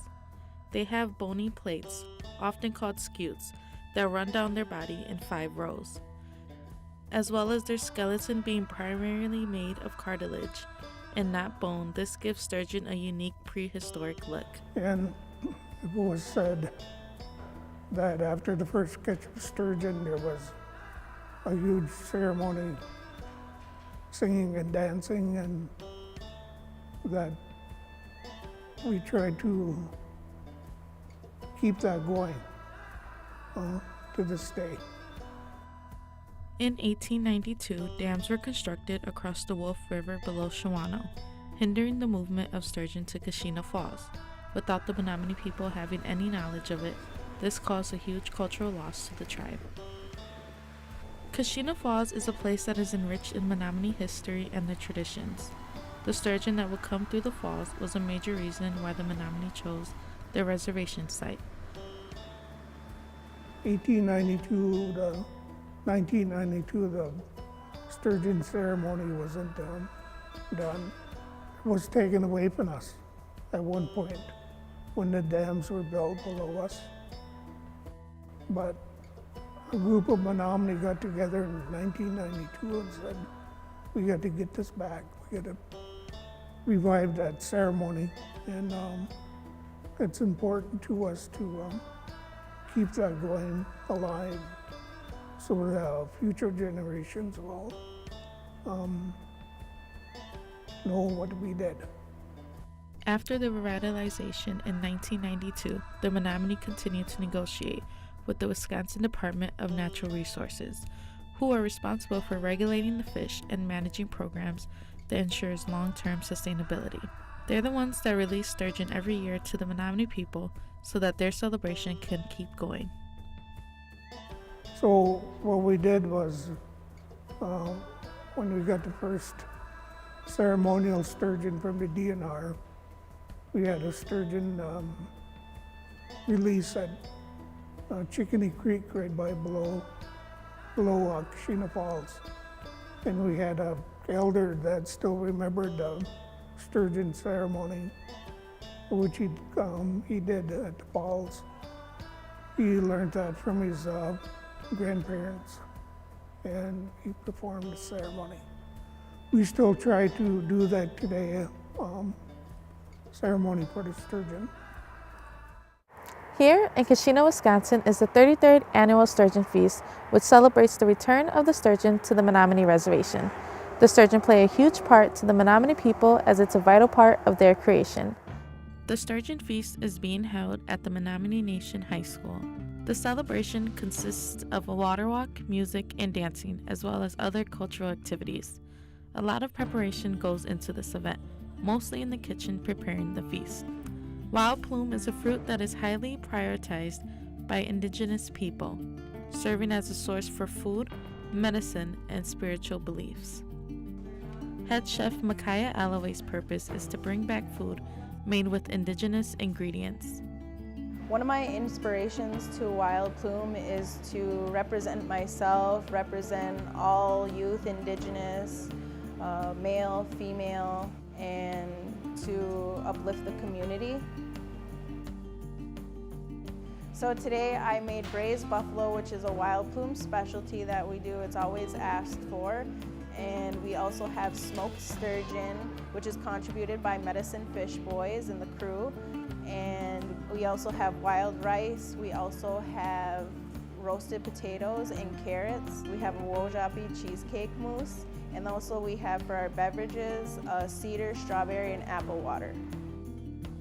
I would say that it's like a full circle moment that we have with working with the sturgeon, along with working with us as humans, because it is a process from getting them to putting all the work and to finishing it to be cooked. It's a pretty big responsibility. Like this job is a lot at the end of the day. But again, I'm just a common person. All I like to say, and a kitchen is nothing without its cooks. And I couldn't do any of the work without anybody here. So my responsibility is always making sure, again, everybody is able to work in a clear mind, in a good heart, and to make sure that we're creating quality foods and healthy foods, because we pass a lot through our brains, all the way down to our fingertips, to our toes. So I feel like having a very wholesome spirit as you're working with the food, thinking good, having encouraging thoughts, being encouraging around you as well throughout the kitchen. I feel that what you think, how you feel, what you say gets put through the food. So I always like to make sure everybody has a clear mind, clear heart as they're coming in and working with the ingredients. And if they get a little, discouraged, or if, something might happen, it's okay to, go off for a walk, and cool down, get your mind together and come back into the kitchen so that you're able to have those good feelings and thoughts. Medicine Fish is a new youth program that is focused on enhancing the quality of life for the youth through their cultural connection to Mother Nature. Having the youth help in the kitchen is essential, as it's helping them stay culturally connected. Working alongside Medicine Fish is really fun, I would say, because it's mainly, it's always a family vibe that I feel like. It's really amazing how all the kids, how all the youth are all communicating with each other. It's also teaching them at the same time worth ethic. And if it isn't your thing, it teaches you a lot of patience. It's kind of giving them a glimpse of when they do become adults, and you just get tested in so many ways throughout the kitchen, and it's a humbling experience every event that we do. So every collaboration that we get to do is full of excitement. It's great to see all the youth boys working and having fun and doing what they love and learning, especially important things that young men should be learning. Many believe that food is a source of medicine and that sturgeon meat is high in protein and contains an oil that has omega-3 fatty acids. 110% it is medicine. You are what you eat, and I feel like food just, it affects you so much, you know? It's energy, it's sustainability throughout the day. For me, I would say that it's a part of revitalizing the culture as well, and even though it's just food, it's such an important aspect to our culture, I feel like. Being considered to be the head chef of the feast is a huge, honorable task. For Micaiah, it meant being able to express herself and give back to her community. So for the Sturgeon Feast, I feel the importance of this is that it's gathering all community together, and I love that. It's amazing to see all the youth, all the elders just around enjoying each other's company, the dancing. It's just, everything is all medicine here. We have the food and vendors, so it's just amazing how all these events just bring us all together, and we get to, you know, just as now, we get to meet one another and make connections and maybe learn something from somebody, no matter what it is. Although David and Micaiah come from different paths, the urge to continue to remember where they come from and celebrate is, needless to say, a part of their life. For the Menominees, we're indigenous to what is now Wisconsin, part of Upper Michigan, and it was important for the chiefs to keep us in our ancestral territory here on this reservation.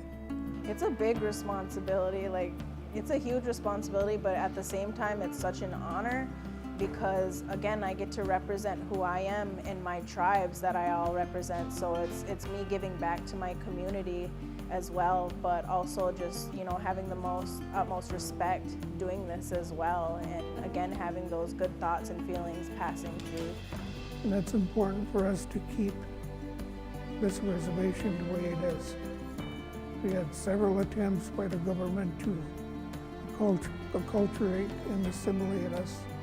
Several government opportunities that they thought could take the land from us, and we fought to keep it, which we did, because we thought it was so important to live in the forest, which we do today. Events like this one is what keeps traditions alive. The Menominee people still have hope that one day the sturgeon will be able to migrate naturally to Kashina Falls with the help of fish passageways. It's been an honor to be able to witness and share these outdoor traditions being kept alive here on the Menominee Reservation. I'm your host, Alexis de Jesus, and this has been Tribal Identities, Life on the Reservation. Thanks for watching.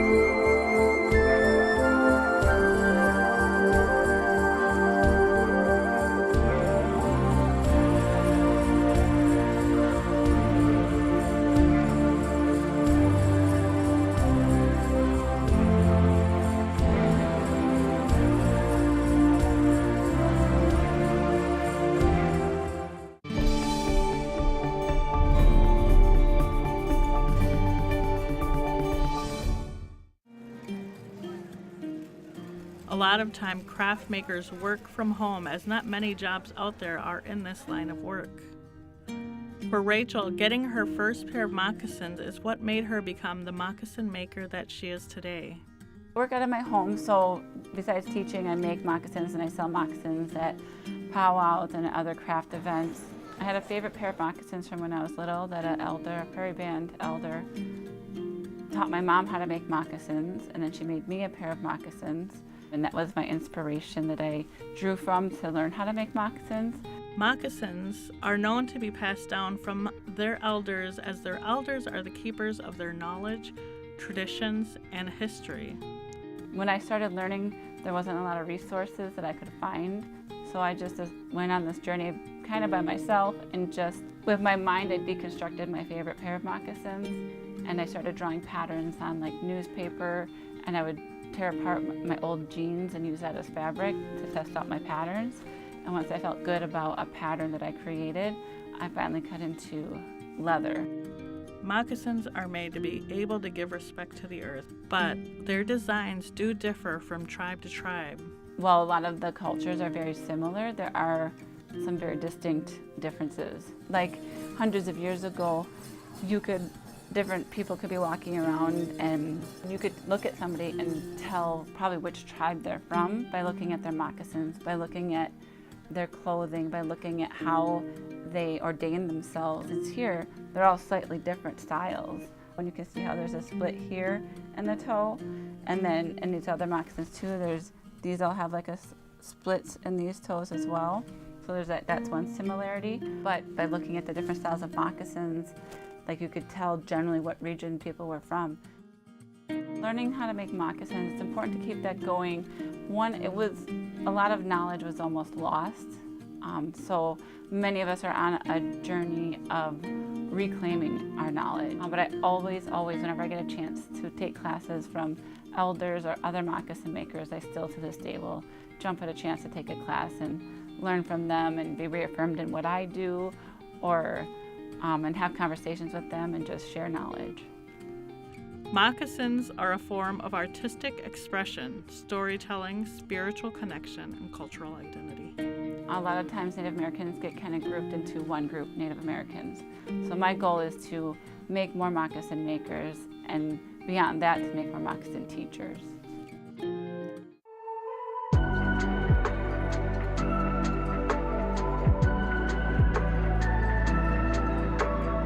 I just want to be like that, but I don't know where to start. Just getting educated on how to take care of my body.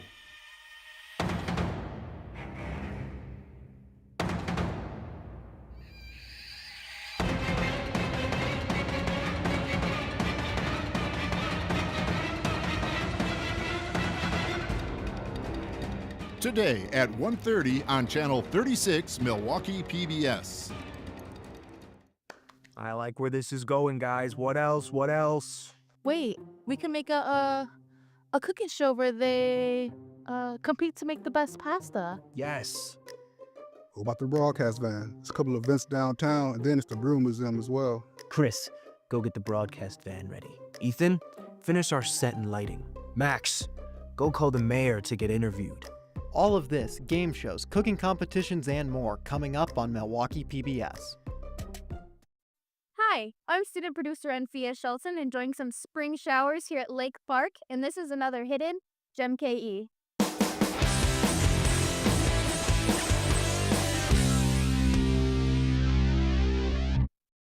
Lake Park has a rich history that goes back to the 1800s, including that the park was designed by landscape architect Frederick Law Olmsted, who's most famous for designing Central Park in New York City.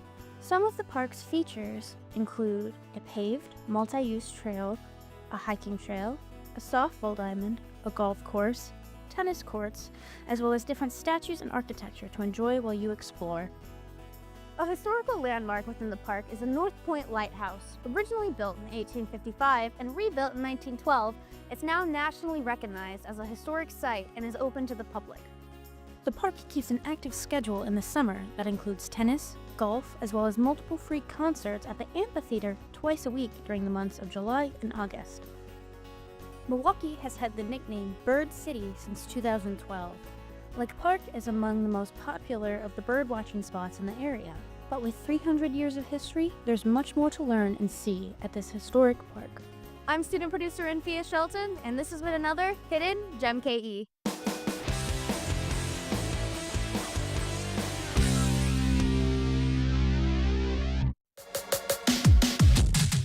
Missed any of today's shows? Scan the QR code to watch all of Student Operations 2025 on the Milwaukee PBS YouTube channel.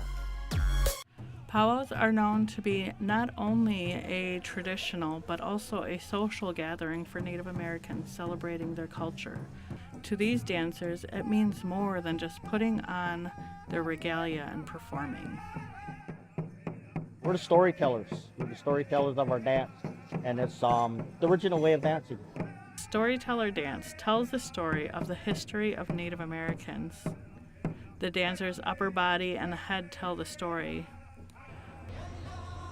Every tribe, say if we're gonna, like my category, men's traditional, we all have the same basic two steps. It's just what you put into it, what makes you different, For Kurt, dancing gives him a spiritual connection only he feels when dancing. A lot of people, some people go to church, some people go to a hall, some people go to, their practice religion. This is the way I do it. This is the way I pray. This is the way I was taught to pray. And I'm real happy with this. I'm satisfied in my life to be able to do this, because a lot of this dancing we do is praying. Even though it looks like we're having fun, but what other way to pray is to have fun, right? The jingle dress dance, worn here, is the healing dance. The jingle is known to heal the mind and spirit with its sound.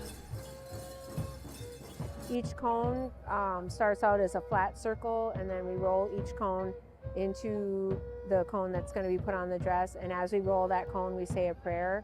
And as communities are reclaiming the languages and the traditional ways, we're starting to see a lot more of our original styles of artwork. With its regalia being known as the medicine dress, it holds a very special meaning for Michelle Reed. It means a lot to be able to be a jingle dress dancer and to represent this dance that originates from our people. And I feel that it's a big responsibility that we have as jingle dress dancers, but it's also an honor to carry this dress because of educate our youth and to create different opportunities for our young people to continue. For DJ, dancing the woodland style brings him closer to home.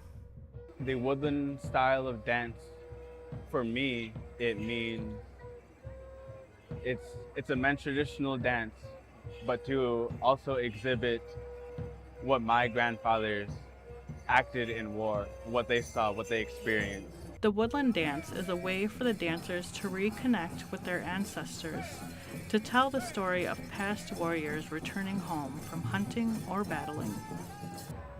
With all the history that most of us know of, the oppression that has come to all tribes of the United States and in Canada,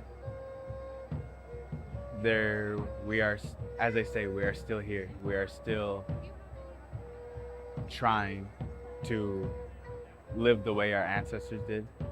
Not even that, live the way our grandparents did. We still try to speak our languages. We still try to exhibit who we are through our dress. The Native American culture means a lot to me, but perseverance overall. Hi, I'm student producer Alexis De Jesus, and you are watching Student Operations Day 2025 on Milwaukee PBS Channel 36. This is WMVT, Channel 36, Milwaukee PBS. The following program was produced by students enrolled in the Milwaukee Area Technical College Television and Video Production Program. The content is student produced and does not necessarily represent the views of the Milwaukee Area Technical College or of Milwaukee PBS. Hello everyone, I'm Beckett Williams, a graduating student producer here in the TV and Video Production Program here at MATC. The content you'll see today is completely created by us, the students at Milwaukee PBS. From live studio production to camera work, as well as producing and directing, we do it all. Please stick around as we take over Milwaukee PBS for this Student Operations Day. Coming up is my show, Built to Move. Thanks for watching.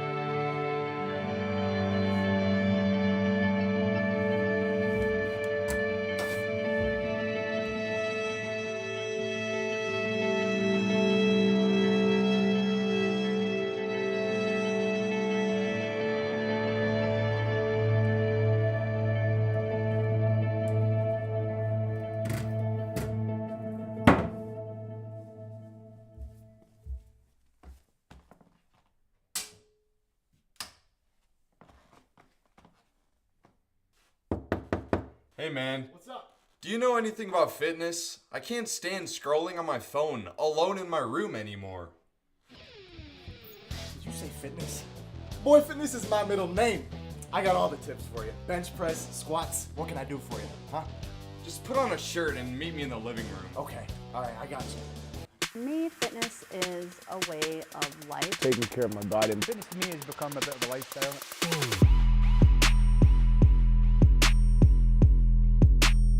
Health and wealth. Fitness is a way of life for everybody. So what do you want to know? Well, I'm scrolling through social media and I see these crazy athletes. People who can squat 800 pounds.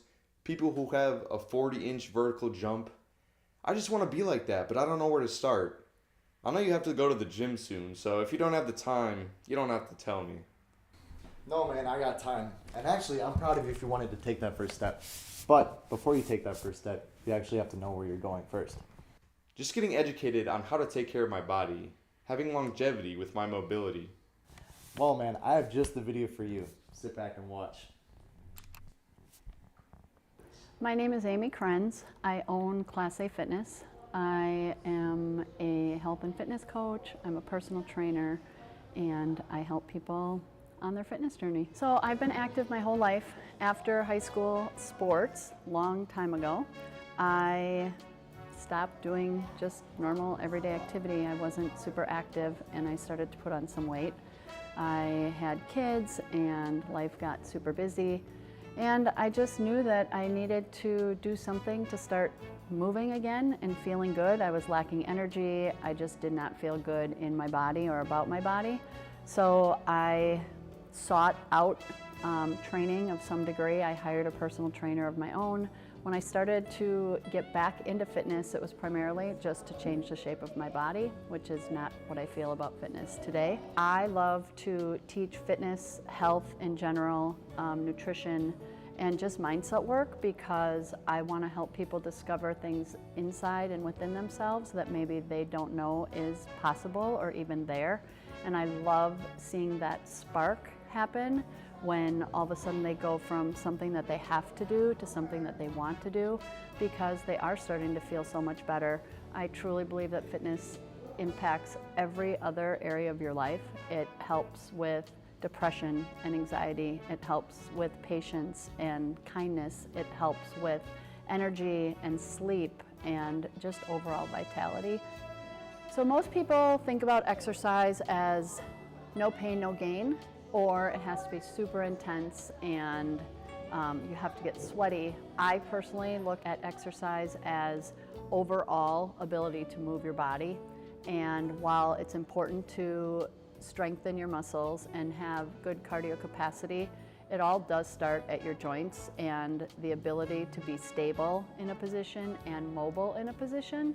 So when we can incorporate mobility and stretching in everything else that you do, you are going to be able to move better. You're going to feel better. I think especially as we age, it's a lot more important for us to think of mobility and stretching as a primary focus of our fitness. I think that in today's society, we spend so much time seated, so we lack hip range of motion and hip mobility, which leads to a ton of back issues. I also think that ankle mobility is a big one because we, again, are sitting. We don't do a lot of flexion extension of our ankles and our feet, so they're constantly tight here. So when we lose the mobility and flexibility and strength of our feet, it comes up from the floor all the way up through every joint and every part of your body. The other thing is we spend a ton of time here on our phones or on a computer or on a desk or even slouched here, right, like in our chair. So that leads to a ton of shoulder and back issues from the waist up, where our shoulders are starting to roll forward. Our heads are like 8 pounds, which ultimately is also going to lead to a ton of injuries. So there's so many different mobility concerns and issues that I think it's important for us to put all of that into our day-to-day life. So how is it important to health and fitness? Just keep watching. I think that when people look at fitness overall, time is the most limiting factor on what keeps people from doing anything. And my opinion is that anything is better than nothing. So I like to think of fitness like a snack, and I call them exercise snacks that you can do throughout the day. So if you get up off of your chair every day at the office and you just do some countertop or desktop push-ups, or you just go and walk through the doorway and you stretch across your chest, or you squat, you sit down, you stand up. If you are having a super stressful day, get up and do 25 jumping jacks. Like, snacks throughout the day are gonna build up to big movement over time. To me, fitness is not a particular activity. Fitness is just a way of life where you can wake up, you can move through your day, you can do any activity that you want. You don't have to ask your body for permission to do something because you're not sure that your body will be able to do it. Everybody's idea of fitness or a fitness level is going to be determined on their lifestyle and their lifestyle goals. I think that it can be lifting heavy things in the gym. It can be kayaking. It can be going out for a walk with your kids and your family. It can be signing up for a marathon. I don't think that there's one particular exercise program or routine that identifies fitness. Fitness is a way of life for everybody. Wow, I didn't know mobility training can affect health and fitness that much. Just you wait, I have so much more to show you. What's next? Well, you remember those big muscle freaks you were talking about, right? Yeah, why? Well, that's what we're diving into next. Let's have a watch. I didn't start till after high school, and then I guess seeing fitness influencers on Instagram played a part, but mainly I was real scrawny and insecure, and the gym helped me feel more confident in myself, and getting stronger plays a part as well. Yeah, I watched Pumping Iron with the movie with Arnold, and that was pretty sick. A lot of the time as a kid, I didn't think muscles were obtainable for me for some reason. I just thought there's no way I can ever, grow. But it turns out just going to experience, right when COVID was kind of clearing up in 2021, just being able to do something physical started that, and then obviously that was the time frame where a lot of people on TikTok were blowing up for fitness stuff, so seeing all of that gave me some inspiration as well. Well, it gives you some kind of purpose, to put it like, I guess, in one sentence, but mainly just being able to move and keep all my body parts primed, let alone just being able to lift like the groceries in one trip. That's a big deal for me. So just kind of being able to just, move freely and be strong enough to do normal stuff without, hurting myself. I feel like general health, it's pretty important.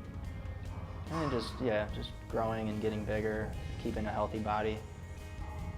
Well, it was right when COVID restrictions were kind of clearing up, so I took the January 1st discount membership I did that at Experience Fitness, and it was a block away from my house, so it was really easy to get there. Everybody was working from home, so there's really nothing else to do. So I'd go to the gym and just kind of do like a full upper body workout or lower body workout with my mom. We both kind of started at the same time, so yeah, just easy accessibility, and then yeah, there's really nothing to do. So I figured moving my body and expending the energy and kind of freeing up the brain was a good idea, and yeah, it just kind of turned into a habit from there. Seeing this already makes me feel more comfortable, seeing that everyone has their first day. Exactly. Just keep listening. Going with a friend definitely helps. You know, if you're not doing something solo, it's a lot more, you know, it feels more inviting that way. Just kind of spending time with a bro, one of your friends, doing something you both enjoy, or just, you know, hanging out technically at a different space. That's a good intro, I'd say. But really, like, any kind of activity is a good gateway, like whether it's basketball or just running or, you know, anything like that. But yeah, you know, you just start lifting up any kind of weights, and you kind of dial it in from there the more you learn. But yeah, I just say to just do it, because everyone's in there to do the same thing you are. No one's really gonna, you know, judge you for trying. So yeah, I just say to start, but it's something, you know. Like after the first week, you kind of get somewhat of a routine, and it's easier to just go there and do your routine without trying all, you know, to constantly just try new things every time. That might get a little overstimulating for you. So you kind of have a routine, you can slowly track your progress in that routine, and if your numbers go up by like 5 pounds here and there, that's progress. You can keep track of that. I'd say that's easier than, you know, changing your workout every time. That might be a little too much for someone getting into it. So just keep it simple, I'd say. And then yeah, within a week or two I was comfortable. You kind of meet people at the gym, and familiar faces make it a more welcoming area as well. Health and wealth, and that's what they say, right? So the better you feel as you have your body is your vessel, and if your vessel is lacking energy or lacking gas or oil, it's not going to run very well. So if you kind of can keep a healthy lifestyle, all assets of your life go up, I'd say. You're more confident outside of the gym. Just in general, you just feel better day to day, and then naturally your diet will improve based on just wanting to stay healthy. And then, like I said, every asset of your life will improve in the same sense. Wow, there's really levels to this stuff, huh? Yeah, well, it's like a domino effect, because if one aspect of your life is well-rounded, usually all the other aspects in your life fall into place. Well, yeah, that's what it looks like. So, do bodybuilders do this so they can defend themselves? Well, sort of, but self-defense is a whole nother category we have to look into. Let's have a watch. Hi, my name is Scott Siverite. I'm a co-owner and head coach of Primal Milwaukee. We opened in 2019. When I moved to the States 20 years ago, I got into boxing and kickboxing just to meet some friends and join a community. I fell in love with the sport, subsequently fell in love with coaching and learning and skill development and all that thing. And so after about 6 or 7 years coaching at another gym, I decided to open my own gym here with my partner Ben Schultz. Yeah, so I started off coaching after I started fighting in martial arts a little bit later, and I was a little bit too old to take that, you know, my career more seriously. So after a short amateur career, I just had the opportunity to coach a couple of classes on the side, and it was apparent to me that I didn't really know what I was doing, and I took it very seriously. So I went back to school to get a coaching and athletic development degree, and it's just been learning about the human body and the human movement system ever since. So that's really what I'm passionate about, and getting people into sport and really just investigation in human behavior. Well, I think there's a couple of things going on there. I think any kind of movement, any kind of sport or activity is especially in today's age, you know, there's these sedentary lifestyles a lot of people lead, and the devices. It's an opportunity to keep moving, and I think the research, the data is very, very robust. Lifelong health and fitness activities and habits really are probably the best single thing you can do for your longevity and your overall mental and physical well-being. Well, it's a contact sport we do here, so there's always some kind of nagging injury or pull or stretch or bump. We try and keep it as safe as possible, but it's the nature of the sport. It's the nature of a contact sport. But you asked also about the benefits of it. You know, martial arts, from seeing my own kids, my own teenagers join wrestling, and seeing some of the young men and young women even that come through here, the changes that it's making in their lives positively, just for their confidence and just their sense of well-being, I think can't be overstated. Wow, that's really cool. It's not all about self-defense. It's also about boosting your own confidence. That's what it's about, man. Training for something, knowing what you could become. Well, I get it that you're nervous. I get it, people who are nervous stepping into the gym for the first time, especially this gym. It's not an easy gym to come into. So it always comes back, whatever sport or endeavor, whatever group you get into that is, you know, what any kind of sport or activity you get into, it's really the culture that's going to help with onboarding people and getting people past their anxieties. So we try and do that here. We try and maintain our culture is very supportive. It's a safe space for failure, which means you don't know what you're doing when you start, so no one's getting badgered or chastised for that. So we just try to make the onboarding as friendly and as comfortable as possible. And it's a tough sport, but we can get people in here and we can scale it down so they at least feel somewhat confident and competent pretty quickly. With martial arts, you really need to have a training partner, but if you were doing it on your own, any kind of bag work, maybe for kickboxing, would be a good thing. That's definitely going to work the whole body. As far as the other stuff like grappling and whatnot, again, you would probably need another body or a training partner. But hey, just get moving, get your heart rate up, go through the whole body, all the muscles in the joints, and I think even a little bit every day, there's a big compound effect of that over time. Fitness to me has become a bit of a lifestyle. As I said, I wasn't the most active or the most healthy of the lifestyles when I was younger. So now that I'm getting, I'm getting up there, I'm almost 50, I'm on the mats every day, and I just continue to keep working, keep pushing my body, and just trying to do the right things. I have my vices too. I don't eat the best all the time. I make some bad lifestyle choices now and again, but I just like to keep moving, and I wear a whoop, which always reminds me when I'm good to train and how much I've been training. So these activity trackers can be really good. It sets a baseline and it kind of keeps that momentum going when you get onto any kind of fitness routine. This is so inspiring to me. Thank you for showing me these incredible videos. This is exactly how I got started, knowing that the first step is all it takes. Speaking of steps, there's one that I want to show you. About what? Well, do you know how sports players are so athletic? Well, duh. They're born with it. No, dude. That's silly. I actually have one last video to show you. Michael De Silva. Into the corner. Cristo with De Silva as the trailer. Give back. Mike D! I'm a professional soccer player, soccer coach as well. Mike De Silva! In my line of work, it's very important that you take care of your body, because otherwise your career, whether it's coaching or playing, it's not going to last very long, because all the stress you put on your body day in, day out, if you don't take care of your body, it starts to break down. So that's one of the main things that made me want to start to take care of my body more and more. Big time finish from Mike. I actually grew up in Nigeria. I was born and raised there, and my dad played in Nigeria, and it's the main sport in Nigeria as it is in most countries around the world. So then I just started playing ever since. So since then, I moved here to the States in 2008, and I've played ever since I was a little boy.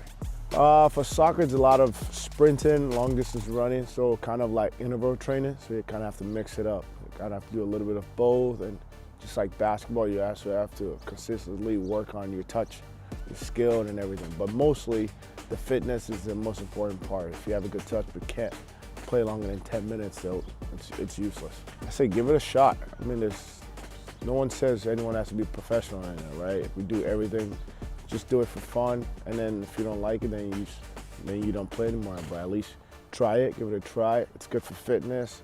It's good for footwork, for other sports as well. So there's no harm in trying it. So you can hire people to improve at soccer? Yes, but you can do that for almost anything. For bodybuilding, you can hire someone to teach you. Take Scott and Amy, for example. They will help you reach your goals. Oh, I see. I wish I had someone to teach me.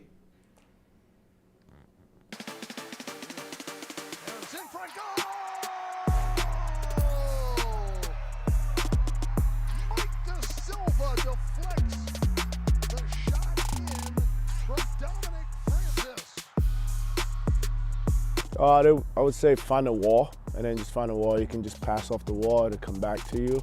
And as well, just a little dribbling around. Put some cones down, try to dribble and avoid the cones, backpack, shoes, or whatever is there. So that's very little easy, and then maybe just juggling the ball if you have extra time.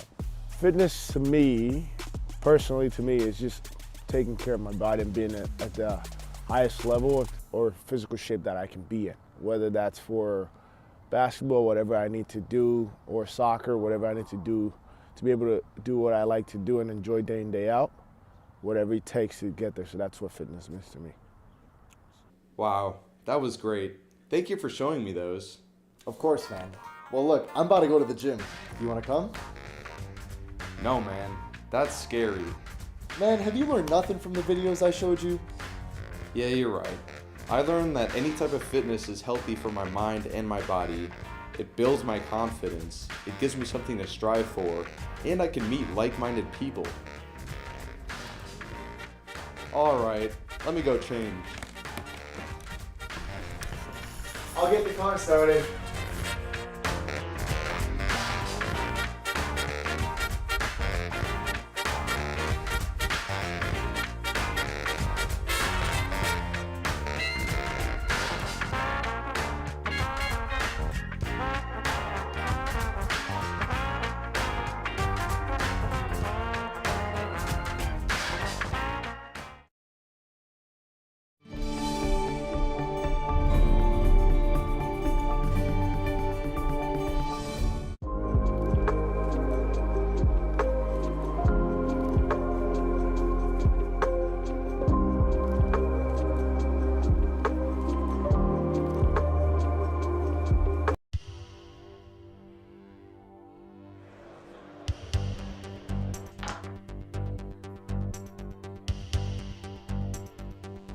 Saturday at 2 on Channel 36, Milwaukee PBS.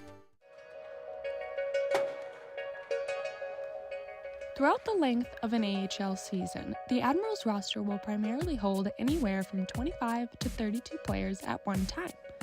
However, as players get called up or sent back down from the Nashville Predators, this number can change daily.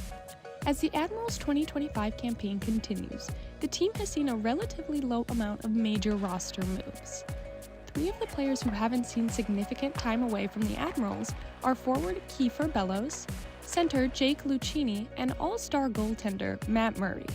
But unlike Kiefer Bellows, some players won't get the chance to be called up to the majors at all this season. And for Kiefer, that's the ultimate goal for him and his teammates. You know, when you see changes in the American Hockey League, I think, you know, you see guys go up to the NHL that are getting their first stint, or guys that are back and forth a couple times, you know, playing games here and there. And I think you want all the best for them to go up there, succeed. And, you know, you always say you don't want to see them again because that means they've solidified their spot. But I think one of the big things is it gives guys opportunities here that haven't been playing as much, that get a chance to really showcase themselves, to solidify themselves here. As the Admirals season progresses throughout the winter and spring months, players' physical and mental toughness will be tested. And one player who knows more than anyone about keeping their focus in tough situations is Admirals goaltender Matt Murray. I think it's just something that you're grown into and you learn to handle through time. Obviously, as if I were an 8-year-old out here, I wouldn't be able to handle it mentally, but it's something that you mature into and you grow into and just becomes second nature. My first NHL game was also my first NHL win, so that was huge in Chicago. I remember being on the ice for the national anthem at the United Center, and that was kind of the first moment that it hit me. It was a really surreal moment for myself, and then last year being able to play again and get my first NHL shutout was a big moment for a goalie. And while Matt, Kiefer, and Jake may not play the same position out on the ice, they do all share one thing: their love for the city of Milwaukee. Playing, you know, in Wisconsin, playing for Milwaukee's kind of been something that I've hoped would happen throughout my career. You know, it's such a great city. The team's done, you know, very well in the past few years. So me being a first-year guy here has been, you know, really good for me. And you know, being a part of a winning culture. And you know, it's been, you know, a few months obviously since the beginning of the year, but it's been, you know, everything I thought it would be for sure. It's been good. It's definitely a change from what I've been used to, but it's been a good experience so far. It's a lively city and I've enjoyed it. During my time in Milwaukee right now, I've loved the city, everything about it. You know, I love spending time walking around when it was a little warmer out, but I love the city, you know. And what I love about playing for the Admirals is just the fan base support that we have, and the way the organization treats us is fantastic. All three of these players have spent time living out their dreams of playing professional hockey. But even though they've already made it to the big stage, they haven't forgotten about the younger generation of hockey players wanting to be where they are now. You know, for me, I loved the game. I didn't know if I was going to play forever. I just wanted to enjoy every time I got on the ice when I was a kid or when I got older, and I think that's kind of a big thing that, you know, I would say to a younger person is just try to enjoy it as much as you can. You know, play as long as you can and enjoy it. You know, I come to the rink every day and I get to spend time with my best friends, and I get to go do a job that I'm very fortunate to do and very lucky to do. And I know there's plenty of kids out there in the world that would love to be in my shoes. And I think that's the mindset I take every day is I come to the rink and I work hard, but I love it. Just have fun. I mean, there's so many things that go wrong in the game of hockey all the time, whether it's you're getting scored on or you lose a game or you get beat in a puck battle, but all those moments aren't what matters. It matters those saves you make, those goals you score, how much fun you have just playing on the ice. I think that's the biggest goal. That's what keeps me around, and that's why I keep doing it. Hello, I'm student producer Beckett Williams, and today we're at Atwater Park to relax and decompress for this week's Hidden Gem KE.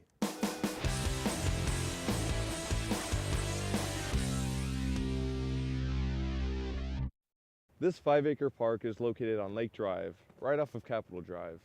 With scenic views and a spacious beach, this is the perfect spot to catch a beautiful sunrise over Lake Michigan, or just have a picnic with some friends.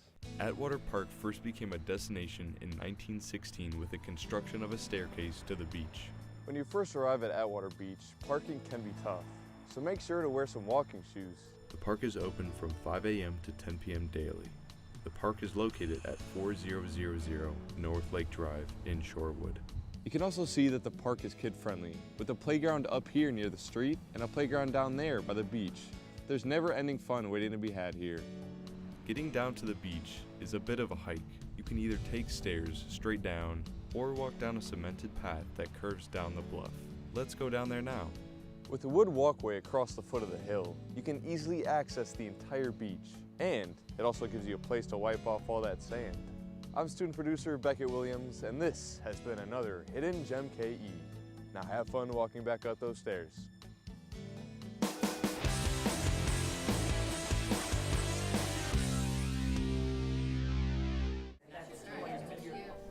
It's crazy how much effort goes into the creation of one show.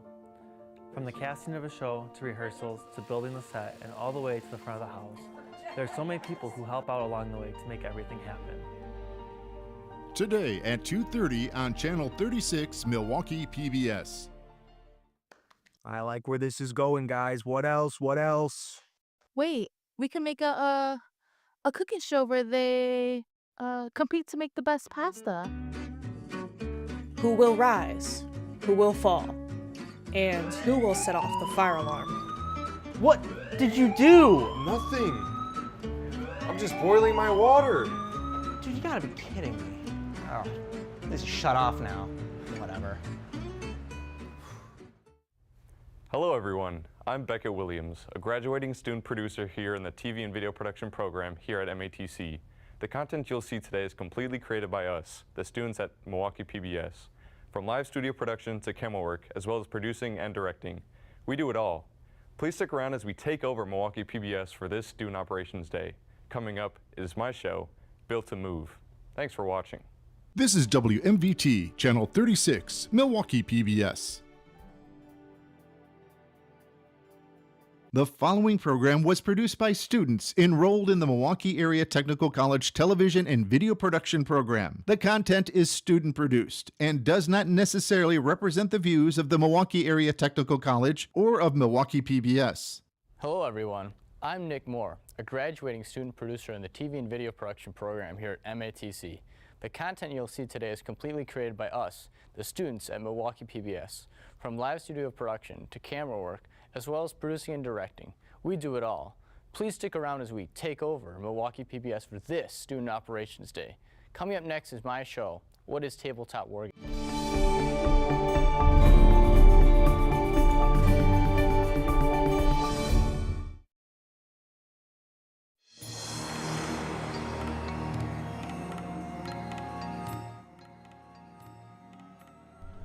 Tabletop wargaming is a hobby where people build, paint, and play with miniature models and use various rule sets and dice to replicate different types of combat in various types of settings, ranging from historical, science fiction, or fantasy. Often to accompany the miniatures, the players will build or purchase terrain in order to make their battles feel more real. Tabletop wargaming has been around since the late 1700s and continues to be a very popular pastime. In this program, we will learn about what kinds of games players enjoy, such as Warhammer 40,000 and Battletech, the miniatures they use, the way the game rules work, the story behind the games, players who design their own games, and a focus on the people and community of tabletop wargaming. So I've been playing Warhammer for about 3 years at this point. It's been an interest of mine though since high school. I would hear stories about like the books, the characters, and the history and lore online. And during the pandemic, it really became a big thing for me. I would just go online. I would listen to like audiobooks, YouTubers talk about the stories, and eventually I figured out that there's a starter set for the game. I can split the price with my friend. We split the army, and the rest is history from there. Warhammer 40,000, first released in 1987 as Warhammer 40,000 Rogue Trader, is one of the most popular tabletop wargames played today. Set in a dystopian science fantasy world tens of thousands of years in the future, players can choose from a variety of different factions to build, paint, and play with.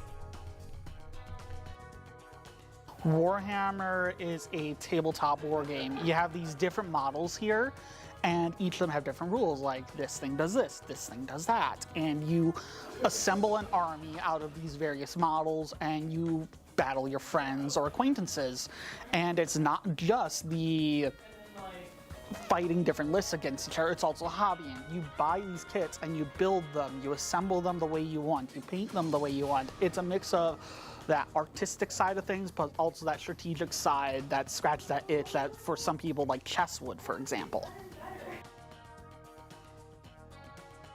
This hobby is made of 3 different parts, like the actual tabletop wargaming, the lore and like stories behind the characters, and the assembling and modeling. For me, it's really hard to pick one because they all have there's a lot of excitement for me.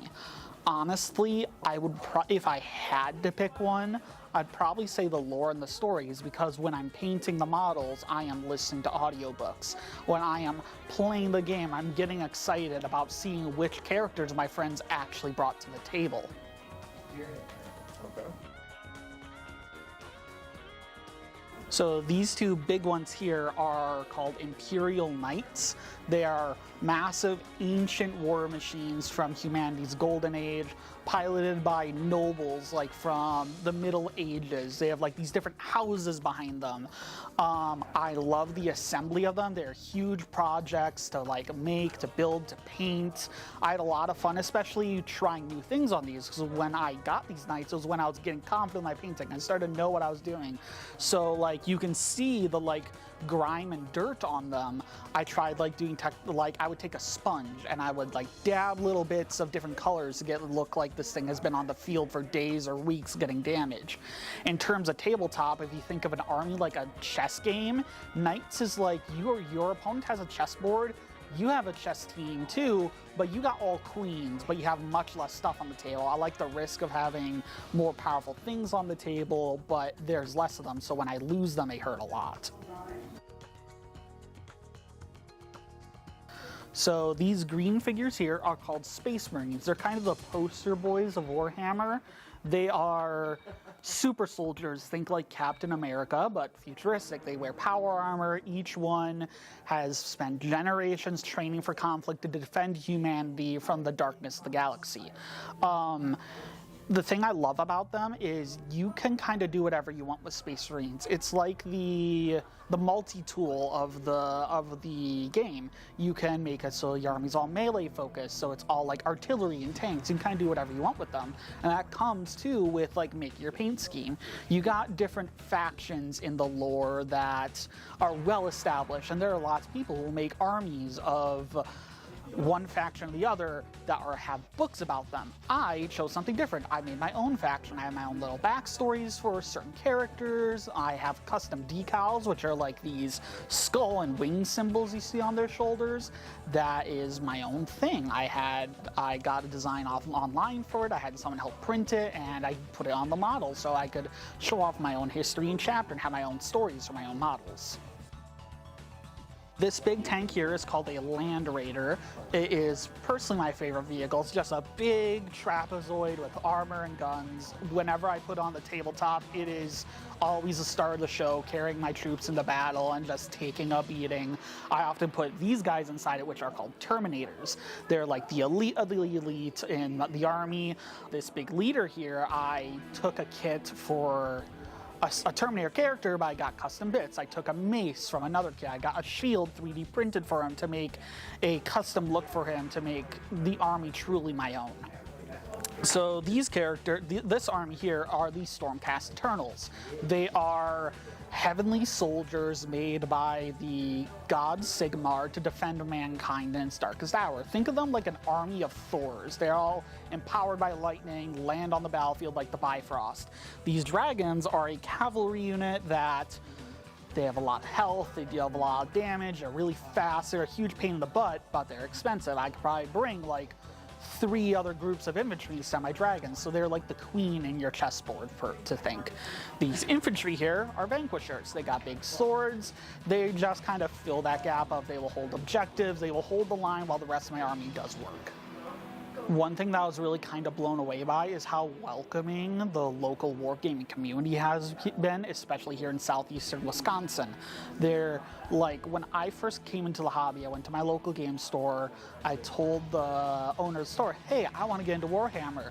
She took me into the back, pointed me at like 4 people who were playing Warhammer, and I spent like 5 hours there talking to them about the hobby, learning what they loved about it. They helped me figure out my army to start with, figure out the paints to start with, gave me tips on this is what I should do, this is what I should watch out for, and they really helped me get into it. Not only like getting into it in terms of stepping into like the hobby, but also learning it. They would teach me the rules.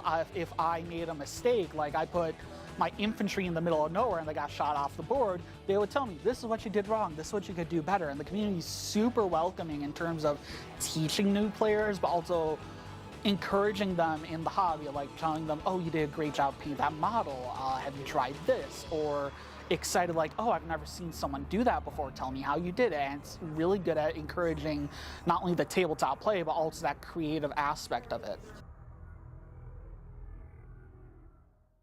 Another popular wargame is Battletech, which has been around since 1984. Battletech is a wargame about giant robots battling it out on a hex grid. Unlike many other science fiction settings, Battletech does not feature any aliens, and its in-universe technology is more realistic and plausible. The rules are geared towards a realistic combat system where the giant robots, called battle mechs, can take damage in different locations and have a chance to have certain internal and external systems disabled if they receive a critical hit. In Battletech, each player is in charge of 1 or more mechs. These are the sci-fi evolution of tanks. These are giant walking robots, typically bristling with weapons and ammunition to fight other giant walking robots.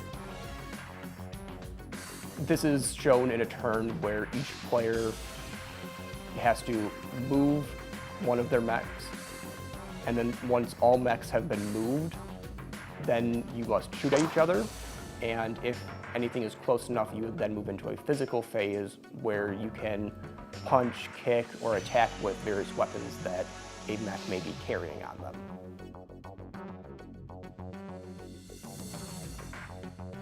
To simulate the ebb and flow of battle, each mech has a pilot inside. That pilot has a skill for how well they can shoot and maneuver their vehicle. This is shown as a flat number, which you have to roll 2 6-sided dice and get equal to or greater than that number to hit. As mechs are moving around the board, they will accrue different modifiers to this number. For example, if a mech is running, it would be harder to hit than a stationary mech.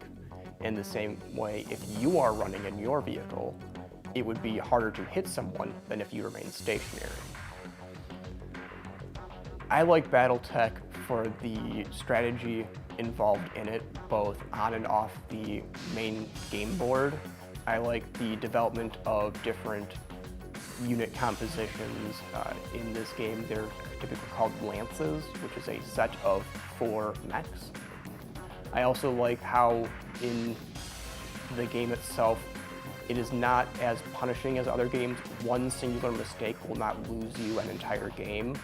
It is typically keeping yourself in bad scenarios multiple turns in a row that would cause you to lose. So it's a little bit forgiving in the long run of the game.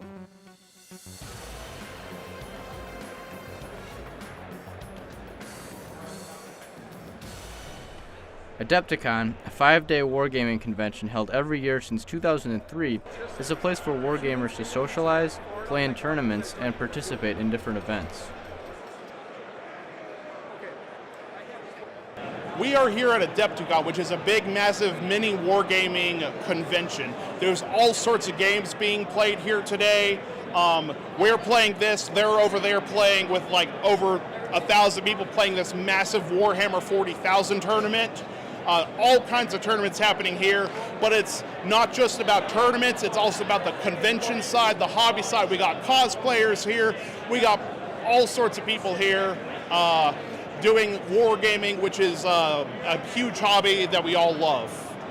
So the game that we're playing today is called Adeptus Titanicus.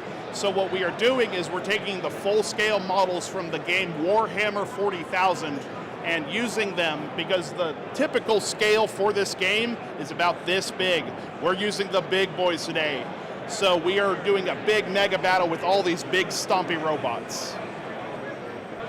So the way this game works is we have these control panels right here. On these we have to keep track of our engines getting too hot, our void shields that protect us, and then when those burst, we have to track the damage on the individual pieces. To simplify it, during the game you have a movement phase, a shooting phase, and then a close combat phase where you punch each other if you have like a big fist, or kick each other if you have just feet or whatever. During your turn, you'll move a guy, then the enemy will move a guy. So it's very reactive in the way it moves. So they move, we move, they shoot, then we shoot. Typically, when you play a game like this, you use dice about this big. We're using big, massive foam dice to dictate everything that we're doing. And they're flying all over the place, and these are very expensive models, about $2,000 to $3,000 for a lot of them. So we need to make sure that they don't get hurt. So we have very special rules, like none of us are wearing our shoes, which is weird, and it's great. And we have these foam dice so all of our guys can be protected. We're only supposed to have one person on the mat at a time, and then we're not supposed to walk backwards and a bunch of other stuff like that. My favorite part is I get to see my friends that I don't get to see very often. I live on the East Coast, my buddy lives on the West Coast. We come to all these big conventions that happen all over the United States, and this is how we meet up with each other. It's not about the gaming, it's about doing something that you love with your friends. Aside from conventions, players also meet up at local stores. Well, we're at Gamers Realm at 14666 West National Avenue.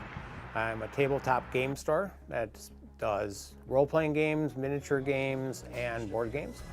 I've been here since January 22nd of 2025, and I was previously at a different location for 5 years down the road. So the reason I moved down the road to a much bigger location was to cater a little bit to the community, to be able to have the game space, the play space, be able to host and run events so that the community could it could thrive and again build that up. That was the biggest part because the Retail space isn't that much bigger, it's a little bit bigger, but the winners were really the play space. I increased the play space probably almost tenfold, which allows me to do more events, more groups, more diversity in the types of games that I run. In high school, I wanted at that time before the internet, I'm a little old, was the mail order, and I wanted to do a mail order hobby store initially. Well, that didn't pan out, so over the years I did lots of other things and eventually worked for another store and managed that one, and then moved on from there and always kind of wanted to open one from there, and the opportunity came along, so I did. What makes this store unique is the fact that I'm so focused on miniature gaming. Most other stores are Magic and Warhammer, but I have over 30 different miniature games that aren't Warhammer, and I, again, do quite a bit of role-playing, but it's mostly the hobby selection and the miniature selection. That's what sets me apart. Since I like that end of the hobby so much, that's what I focused on. I grew up building car and plane models, so this was kind of when I got into Dungeons and Dragons, building and painting the figures was a big thing for me. We did a lot of the tabletop actual figures. And then it kind of progressed from there. I got into Warhammer and Battletech when it first came out. I love the hobby aspect of it. I love the painting. I love what it looks like when it's all put together and on the table and you have two painted forces against each other. To make things a little easier for the community, we live in Wisconsin, so winter's cold, summer's humid. It's really tough to do rattle cans, spray priming, even airbrushing sometimes. So I'm planning on putting booths up to be able to do that in a controlled environment, heated, air conditioned, where you can do it year round. They'll be vented, so you don't have to worry about that. We're putting in some 3D printers, so we're gonna be able to do 3D printing to hire, and do some terrain as well as some other aspects for the store with the 3D printing. And I have lockers available so people can come if they don't want to transport their books, figures, whatever, week to week. They can just store them in a locker, have and use that facility. And that's a lock. The lockers will be locked and the room will be locked, so it's safe and secure. The wargaming community is really quite nice. It's a great group of people, male and female. There's no distinction.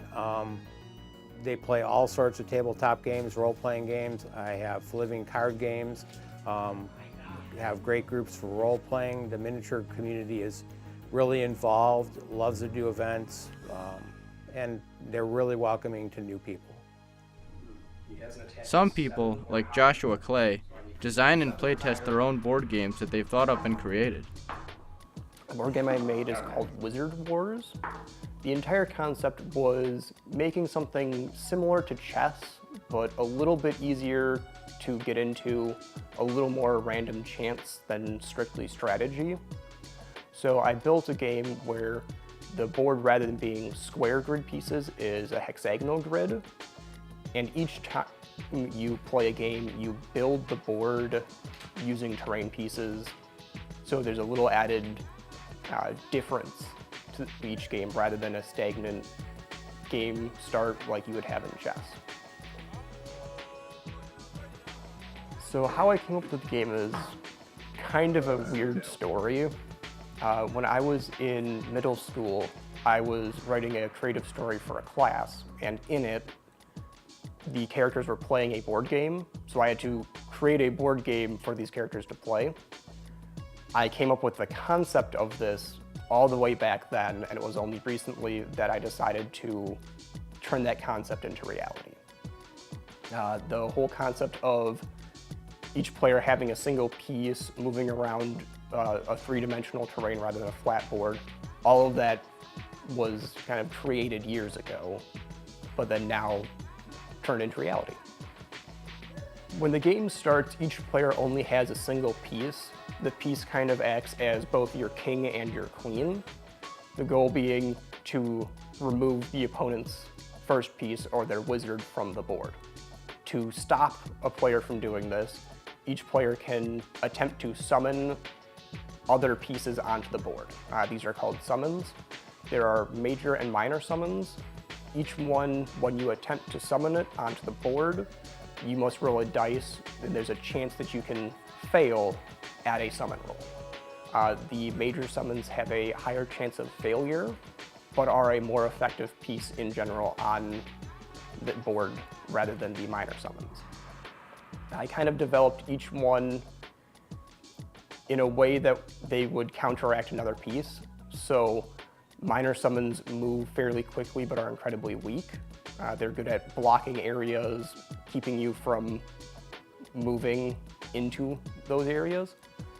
And the major summons are kind of your heavy hitters. They move a little bit slower, can take more damage to themselves, but also deal more damage. I designed the game to be relatively easy to pick up for someone who hasn't played board games before. The rules are relatively not complex as opposed to other large war games.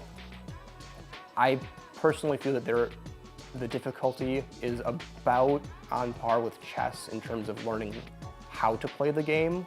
There are a few nuances that you'd have to learn a little extra from chess, but I think it's about the same. And my goal is to make sure each game lasts no longer than 15 minutes. I don't want games to drag on for hours and hours at a time with no one accomplishing anything and neither player having fun. The goal is to make the game something that can be picked up here and there and then easily put down, rather than other war games that take hours and hours just to start a battle. To increase the replayability of this game, I added a terrain-based system. Each player is given 15 terrain tiles at the start of the game. They then take turns placing these terrain tiles one at a time onto the board. Now, typically during testing, we've just selected a player to just place the first piece. If you wanted to, you could roll a die and see whoever gets the highest would be the first person to place. That hasn't come up right now during testing. There hasn't been any negatives or positives to placing the first piece versus the last piece. The key rule for placing pieces onto the board is because there's a hexagon-shaped board and you must place your wizard on opposite corners of the board at the start of the game. You can't just block a path directly.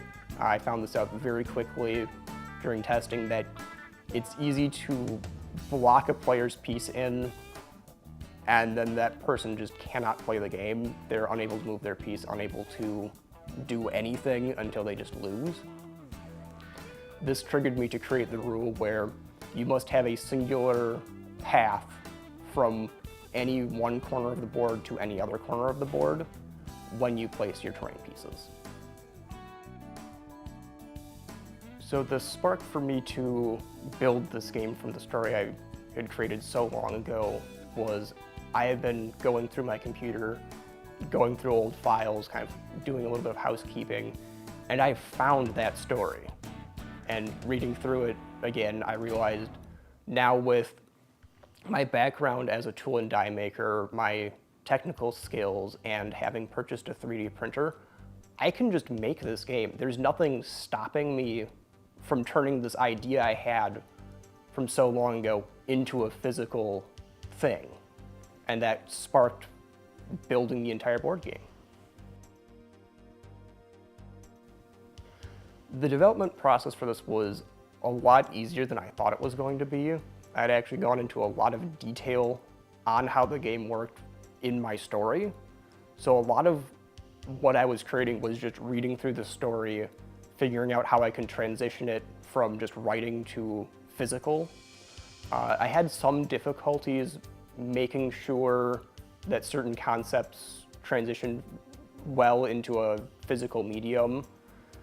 In the story that I had written, it was a computer game, and so there were randomized roles within the computer, so I had to transition all of that from a digital medium to a physical medium with dice. Right now, the game uses very simple shapes for representing each of the pieces. I have a simple cylinder, a cube to represent the minions. If this becomes a game that I'm selling, I would very much like to transition these into scale models of things. So the wizard would look like a real wizard. Minions would have bow and arrows or swords and shields. I am excited to see where this project takes me. I know life can change quite a bit, and who knows, maybe I have a future in game development. With developments in 3D printing and the internet, more and more people can invent their own rule sets and create new games to share and play with others. Tabletop wargaming continues to thrive and provide players with an engaging and social way to spend their free time.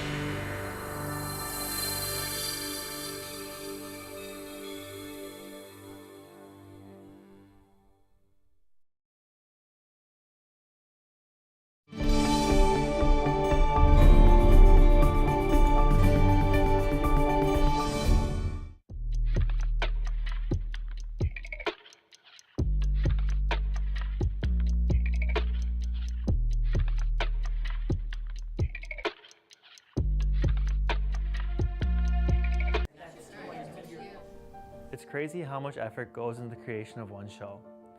From the casting of a show, to rehearsals, to building the set, and all the way to the front of the house. There are so many people who help out along the way to make everything happen. Today at 2:30 on Channel 36, Milwaukee PBS. Missed any of today's shows? Scan the QR code to watch all of Student Operations 2025 on the Milwaukee PBS YouTube channel.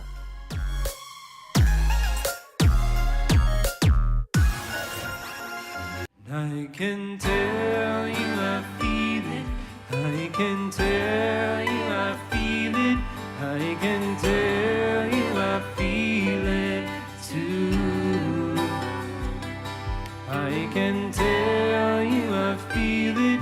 I can tell you I feel it. I can tell you I feel it too. Tonight at 10 on Channel 36, Milwaukee PBS.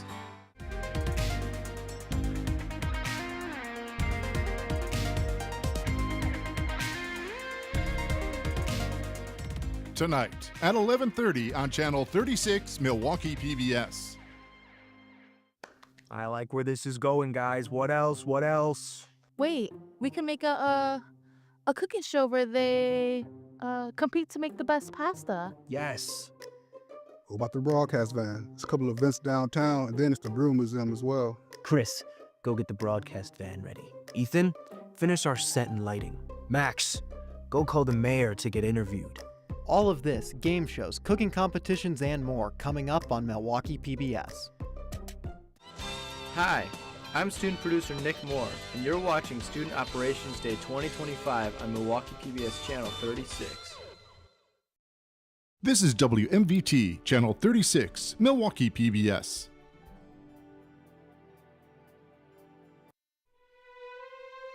Hey, thanks. For today's recipe, I'll be preparing a fruit salad. A fruit salad is a dish of...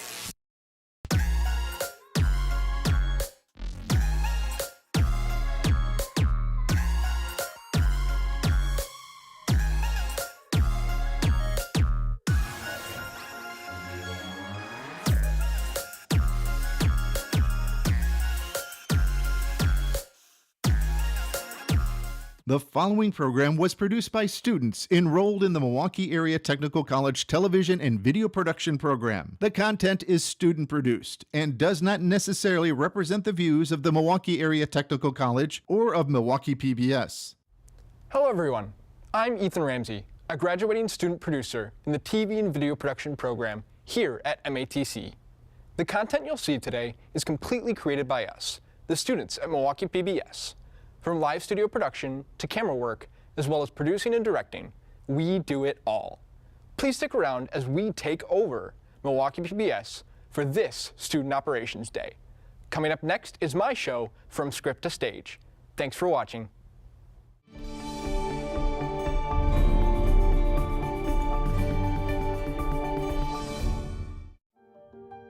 For thousands of years, theater has been a part of society worldwide.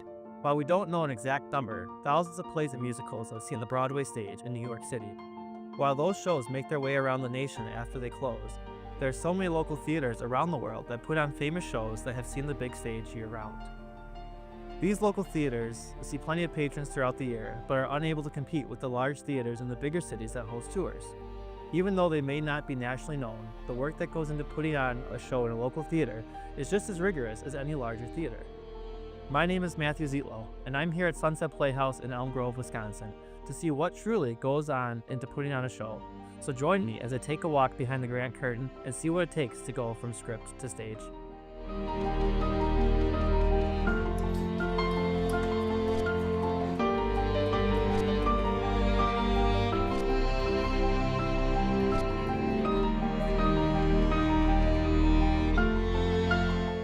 There is so much that goes into a show to make it ready to hit the stage.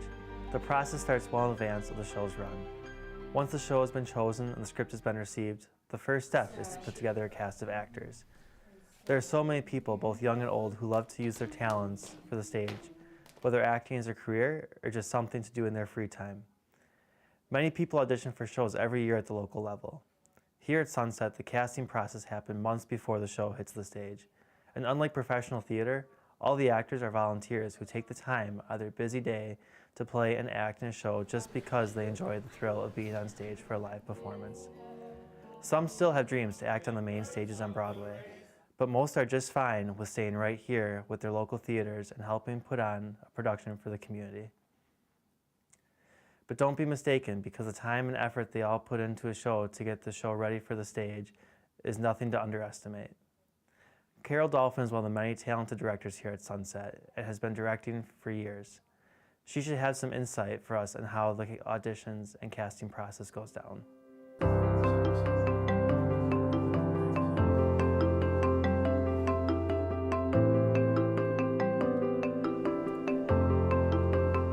The process begins with a casting call to draw actors to audition for the show.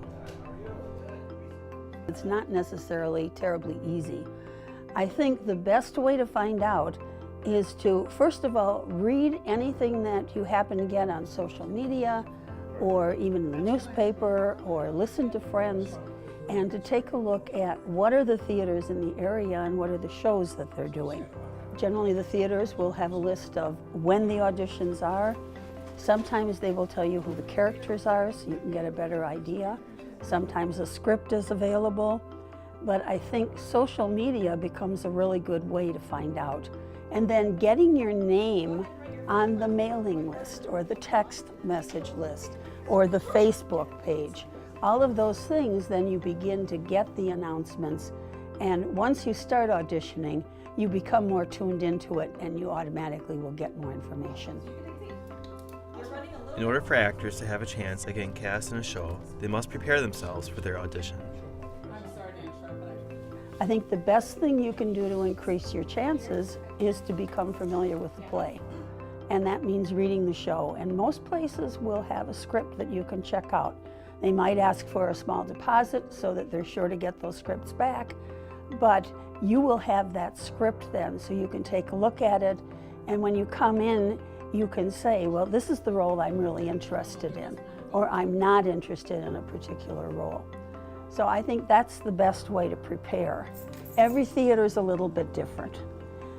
Many places you have open auditions and you just go in, you'll be reading from the script, You go in at a time, let's say between 7 and 10. Whenever you show up, you're put on the list. You may be brought into a room with a whole lot of other people who are auditioning. You may be brought in alone or with 1 or 2 people. Other places, they may tell you to prepare a monologue, which when you're brand new is a little scary. And they will frequently say, bring us 2 monologues, one that gives us a serious side of your acting, one that gives you more of a comic side of your acting. If it's a musical, you're going to have to be prepared to sing as well. You might have to dance as well. And so if you come to the main auditions and the director wants to see you again, and maybe it's because she or he wants to see you acting with another person and see what the chemistry might be like there. Maybe it's because the director hasn't seen enough or heard enough. So callbacks are generally within a day or so after the open auditions. You may ask yourself, how do the actors know they've been casted? After the callbacks and after I've made my decision, I personally will notify, generally by phone, the people who have been cast. Once I have talked to everyone and everyone has accepted their roles, then the people who have not gotten cast are notified. Here at Sunset, it's by email. And then after that has happened, we will put a notification on social media generally that says, here is the cast of the show.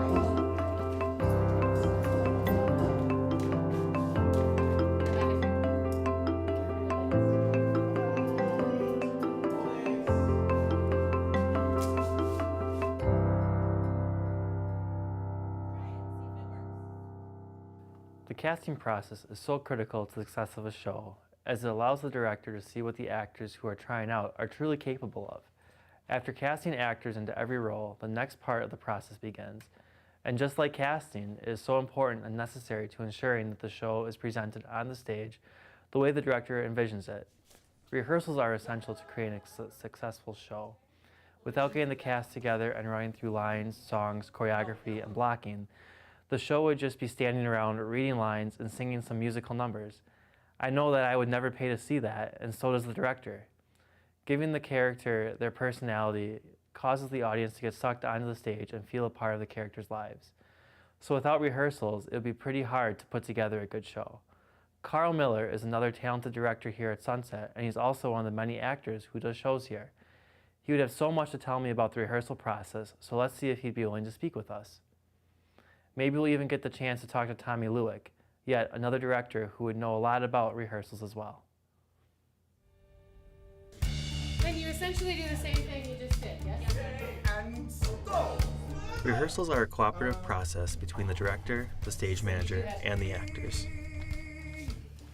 The first rehearsal is typically viewed as a great way to get actors acclimated with the script and each other. For me, when I direct, I like to ease into it. At first, I always like to I have silly questions that I ask. You know, I want to know quirky little things about the cast to loosen them up, you know, especially, you know, if there's a large group that doesn't know each other, you know, or, you know, there are already like little pods of people connecting. With kids, you mix them all up, you know, and I do the same thing with adults, you know, sit next to somebody that you don't know and start talking to them, just to kind of break the ice that way, you know, to get people comfortable with each other. And then it starts with, you know, instructions, my vision. I always have a vision board as a director where it could be just, you know, color ideas, you know, costume ideas. I put everything up so the actors know where I'm coming from, you know, and to see my ideas and my process, my thought process of how long I've been already thinking about this before the first rehearsal. The first rehearsal day after you get it cast is the whole company read through. And at the read through, they'll fill out all their forms, all their safety forms, and then they're introduced to people and the staff who will be involved in production. Not only the director, the assistant director, the choreographer, if it's a musical, but then the lighting and sound designers and the props and costumes people, and all different kinds of people who are involved in both technical side and the rehearsal side and the direction side. I think the most important part of that, at least in community theater, is knowing that we're all a team, that we all have the same goal. We're so happy that they're involved and that they chose to be involved, especially as an amateur community theater. And we really want, it to be a wonderfully infectious, happy time. So that's really the first rehearsal. We read through the play, we listen to or sing through the music as much as we know. And surprisingly, a lot of people know what they're auditioning for. They've done the research and they've made the decisions to be there, so they might be familiar with the music. And that's really the whole thing. It's a little bit of a meet and greet. We'll give a tour of the building and we'll show them, and that's really the first rehearsal. Directors like to give creative freedom at times to their actors to help them feel more comfortable with their characters. I love it when actors give me suggestions, and I always say, let's try it. If it works, we'll keep it. If it doesn't, we'll think of something else, So I like to give them that freedom, of you have to, because they're up there doing it. I'm not, I'm just guiding. As a director, I'm guiding, I'm creating what I think is going to be the best picture, for an audience to enjoy. I think it's a process that works differently with different people. You want to encourage their own discovery of that character along the way.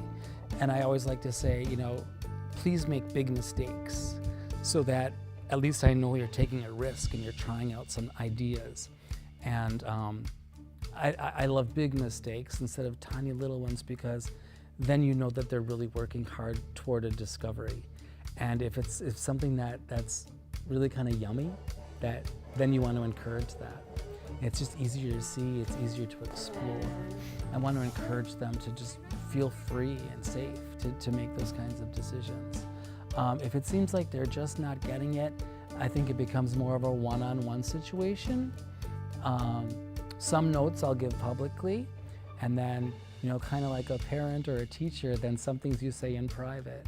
And you might have smaller little conversations about character development with them one-on-one, so that they still feel safe and they still have that energy to try new things and see where it takes us. It really is the director's final decision on what needs to happen on stage. I want actors to create. I want them to go overboard. I ask for this. Go there, because it's easier to bring you down here. If you start here, totally impossible to get where we need to be. While the process of preparing for a role varies from actor to actor, Carl shares how he prepares. I research. I start with a lot of research. I dive deep. I'm one of those actors that love to do the research, and look back on how the show originated, if it's a popular show that everybody knows, who played the roles before me, in original productions. So I like to know what they did, how they approached it, the background of the whole show, what the director's process was, and how those actors actually worked. And then it, evolves itself into, me playing that character with other actors on stage, feeling everybody out in a way so we're all meshing together. So it really is, the beginning process is for me to understand it, and then the director helps mold, where the character is going in every scene. Actors will always be different from show to show, so knowing how to adapt to new people and personalities is key to acting in a show. Well, I've been around forever. I've been doing theater in Milwaukee for over 45 years. I know a lot of people, so it's always fun, to connect with people that I may have worked with in the past. I work in Milwaukee theater a lot, so I know a lot of people's names. And if I may not have worked with them before, I kind of know who they are and what they may have done just by word of mouth. So it's always fun that way to get to know a cast, individually. I try my best, as a person to talk to everybody as much as I can, and that it's a community. We're an ensemble players, so meeting new people is always fun, because, we all know something and some of us might not know something, so we can help each other that way, on, how to put this together. Yes?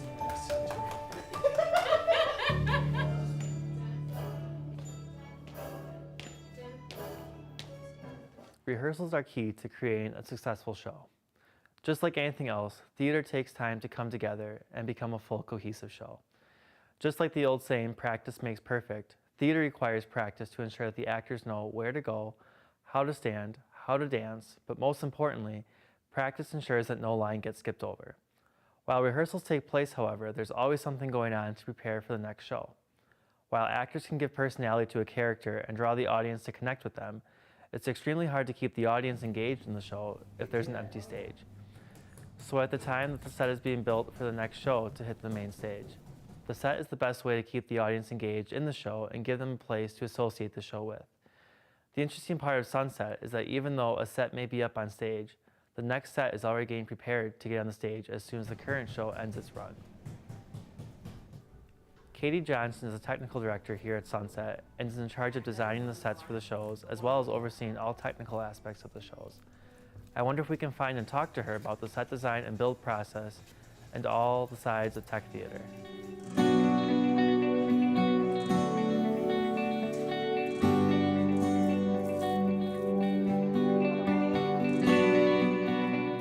To begin, the idea for a set is drawn up to help the set designer and the director know that they are on the same page.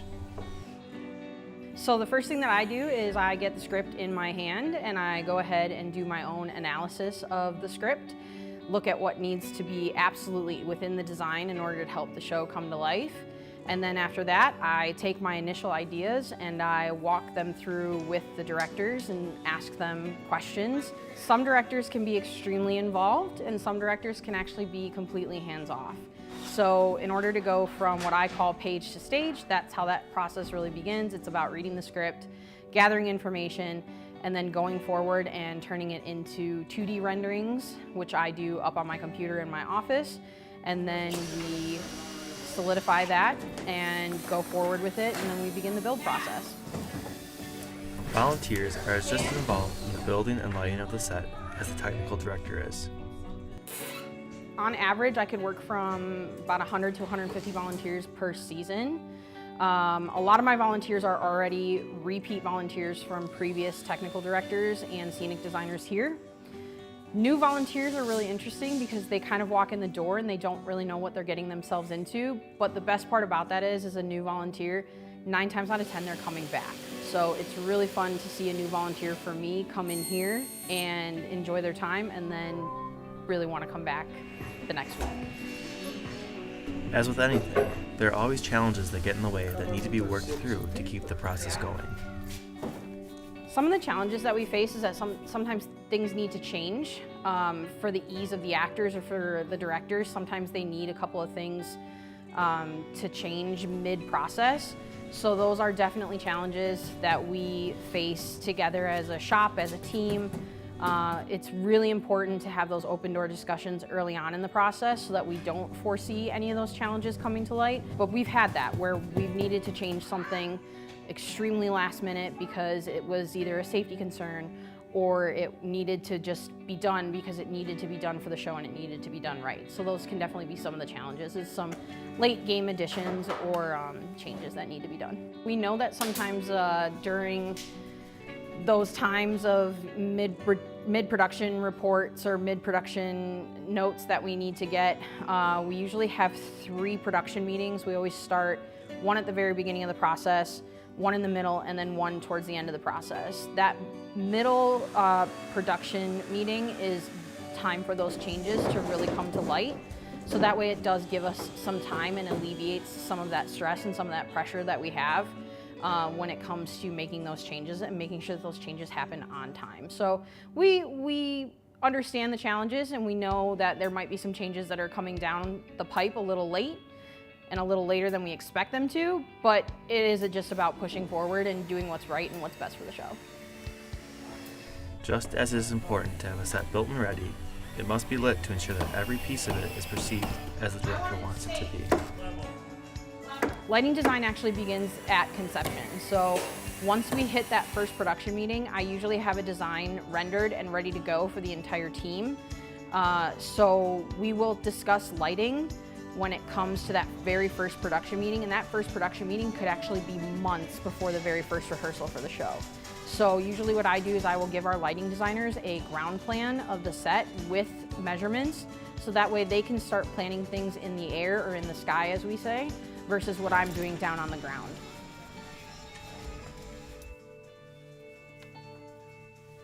So actually,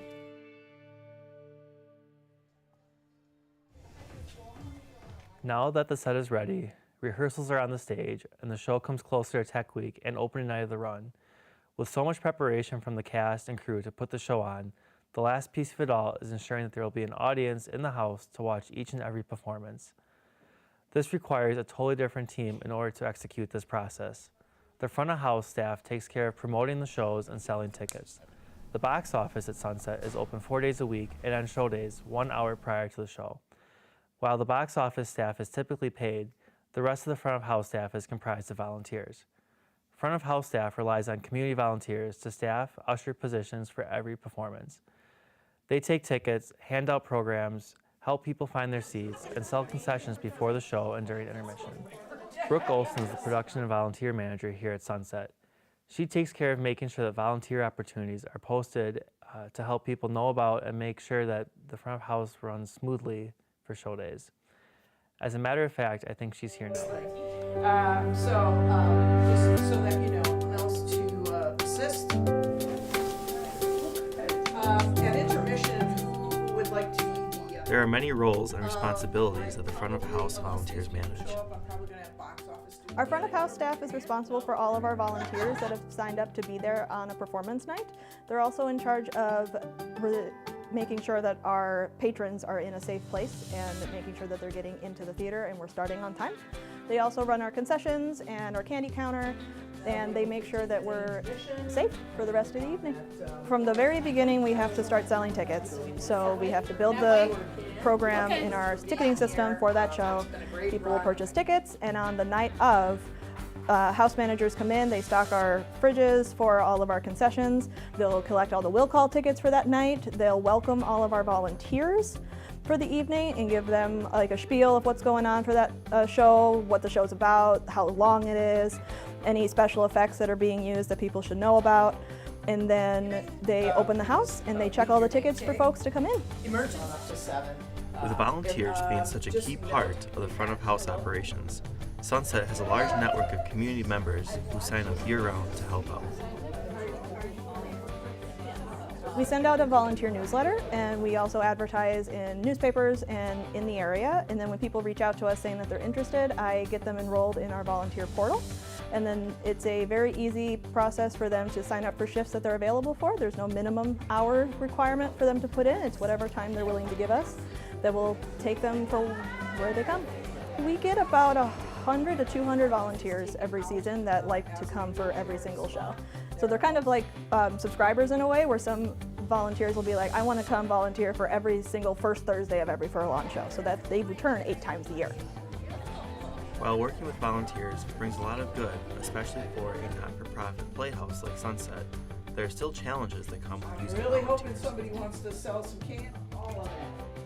You run into a lot of different personalities. We make sure that our house managers are good with managing people of different personalities, and then we use how they are and where they're comfortable at for where they are for the evening. So if a volunteer is very good at like talking with people, we may put them in concessions instead of making them like check tickets, because they don't get to like interact with the patrons. So we take all of their different personalities and assign them where they are best fit for.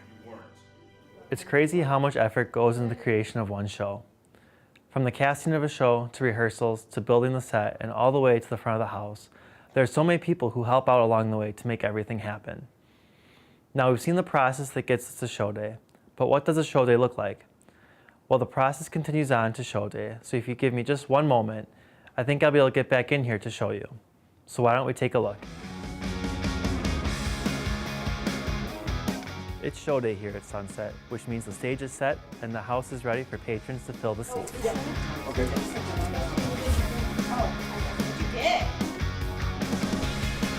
As patrons enter the Playhouse, they first present their ticket and are allowed in after an usher verifies the ticket is for the correct show and day. Patrons will typically get drinks and snacks before the show and during intermission, but after taking their seats, they can simply sit back, relax, and enjoy the show.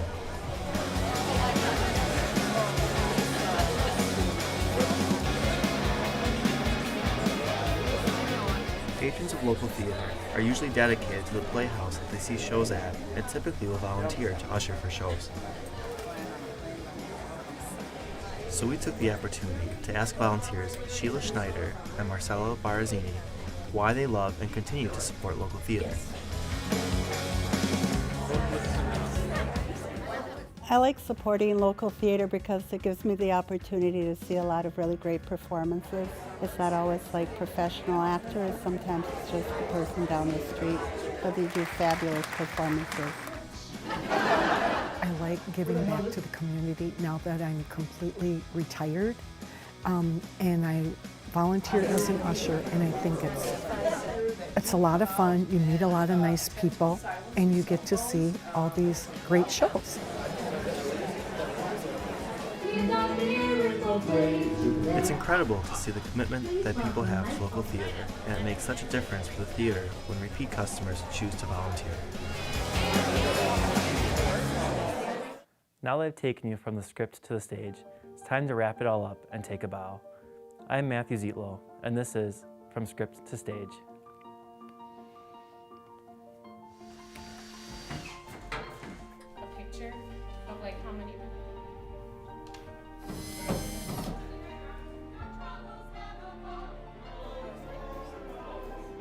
Downstage.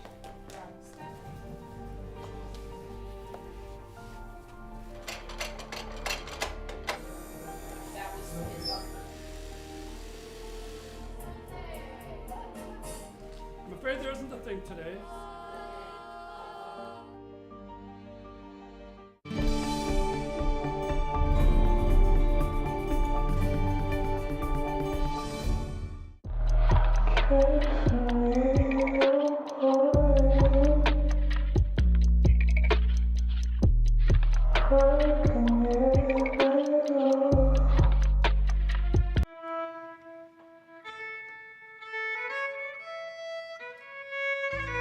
Tonight at 10 on Channel 36, Milwaukee PBS.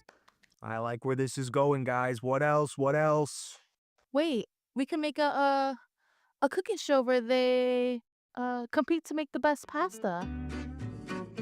Who will rise? Who will fall? And who will set off the fire alarm? What did you do? Nothing. I'm just boiling my water. Dude, you gotta be kidding me. Oh, this is shut off now. Whatever.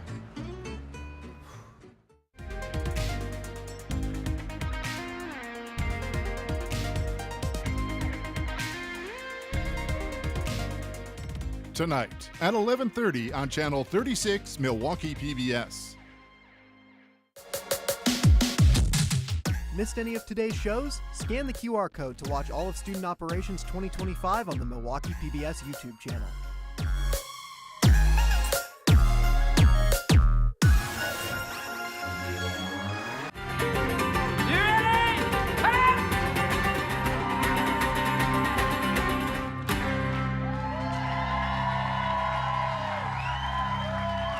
My name is David Howley. Have a good night. Thank you.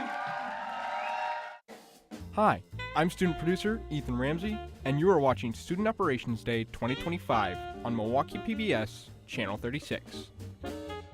This is WMVT, Channel 36, Milwaukee PBS.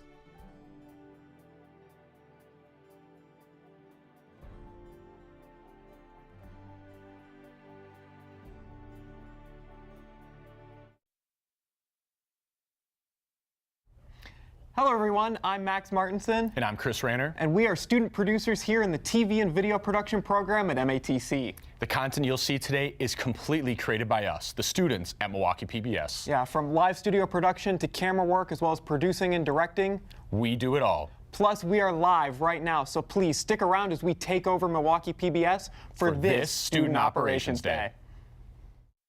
The following program was produced by students enrolled in the Milwaukee Area Technical College Television and Video Production Program. The content is student produced and does not necessarily represent the views of the Milwaukee Area Technical College or of Milwaukee PBS. Hey, thanks. For today's recipe, I'll be preparing a fruit salad. A fruit salad is a dish of...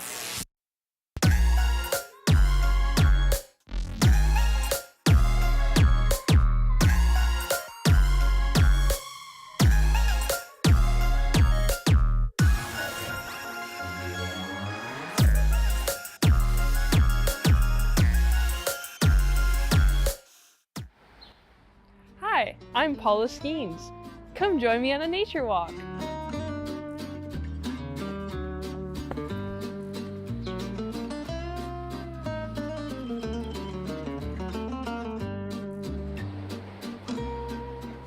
Shh. Today, we are tracking one of nature's most overlooked beasts. The twig. This twig has been here roughly 7 minutes. Still fresh. Note the angle. It fell east. That probably means something.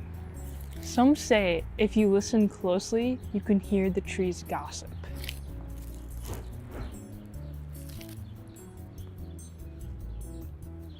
Spoiler, they don't like you.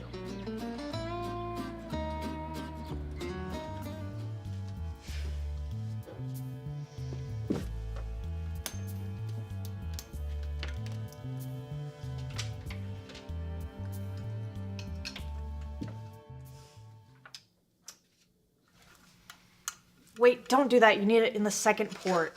No, I was just testing it. Stop yelling. Anyways, this should give us full control of the airwaves. We need to wait for it to load in the meantime. So, once we have control of the airwaves, how will we give it back to the station? It's up to the boss, honestly. Asking for forgiveness rather than permission seems to be the route we're taking. Thank goodness Kurt explained in extreme detail how to do this. Okay, last thing we need to do is call in our satellite time. I must have missed that part. We need to call the satellite company, like how you would order takeout over the phone. Yeah, kinda. Hello, I would like 2 hours of satellite time, please. Yes, this is Jeff from the local station. Oh, yeah, the transponder and slot number? 2 Bravo? Mm-hmm. Our symbol rate? 4.25 megahertz. Yeah, you too. Bye. Did you just guess half of that?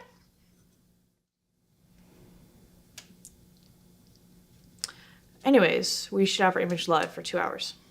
Yeah, you're right. Our signature's live. We gotta go tell the boss. Now that we have control, we have to initiate the next step of the plan. Let's go!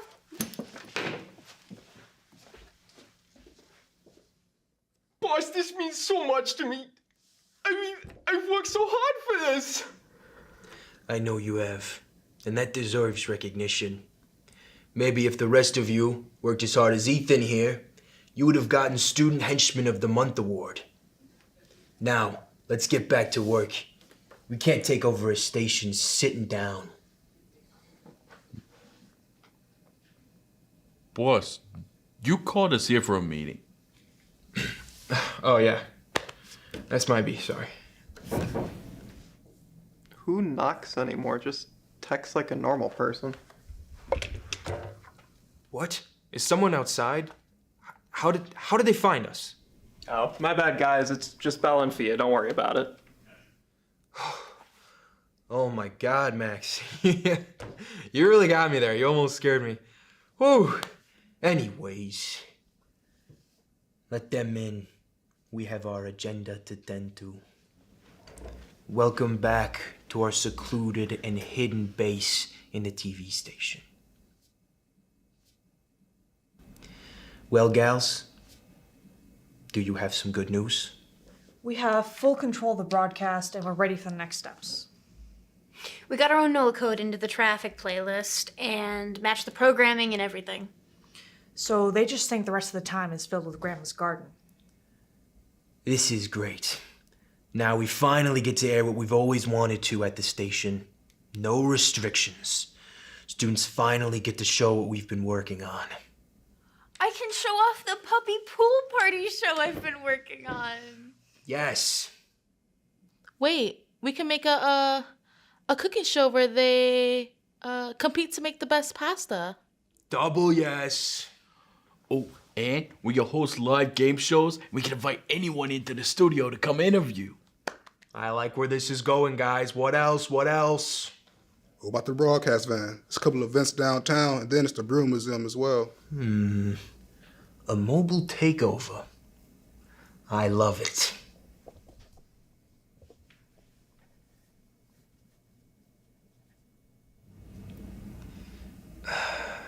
Yeah, Max. Okay, so what if we just do a show where instead of cooking, we just microwave stuff and just see what happens? No, Max. We can't do that. Aww. But now, we need to make sure none of those dang station engineers get in our way so we can pull off all of these almost perfect ideas. Hey, we're already on it, boss. We got a graphic specialist and muscle on it.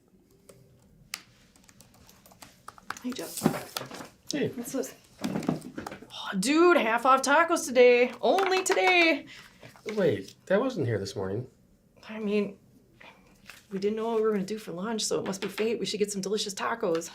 I don't know. That just seems so suspicious. We don't have a show this afternoon, so going to lunch today wouldn't be a big deal, right? Like, we got a coupon. Yeah, but every time the station gets left unattended, something bad seems to happen. Remember that time that guy fell through the ceiling and wandered into the studio? I mean, how can you forget something like that? But, man, what are the chances of something like that happening again? Like, really? All right, let's go. Yeah. Okay, Ben. We should deal with the two of them. In and out, no noise. Got it. Zippy, zippy, zinger!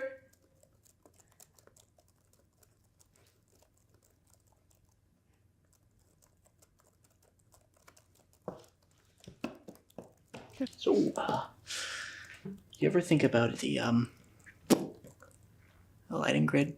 You know, like I know it's secure and all, but you ever just think about it?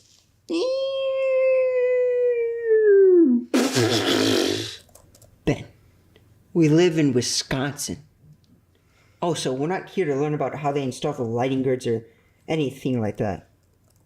We need to lock in.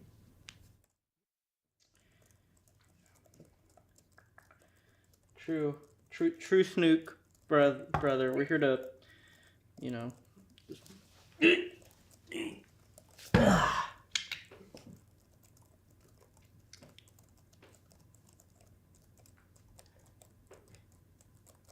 Yep.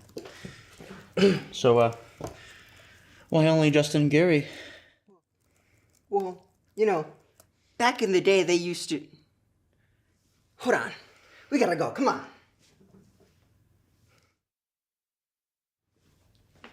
Ah! All right. You got the device? Sure do. Justin's phone. Just like you asked, boss. So, what's the plan? All right. Justin's been missing his phone all day. He hasn't been able to play Royal Match. I know him. He's missing it. So, put it down there. Now we wait. We wait? Aren't we gonna do some cool spy stuff? Like, aren't we gonna have a boom mic grappling hook? Shh. I think that's them right now. Come on. Gary, have you seen anybody? This place is like a ghost town. I haven't seen staff or students. What time is it? Is it late? Have you seen my phone? I don't even know where my phone is. No. Hey, why is that room open? Yeah, that door is usually closed. Let's go take care of that. Let's go lock it up. All right, we better close this. Give that door. Watch your feet. Sorry. Hey, is that your phone? That is my phone. That's suspicious. Yeah, this feels a lot like a trap.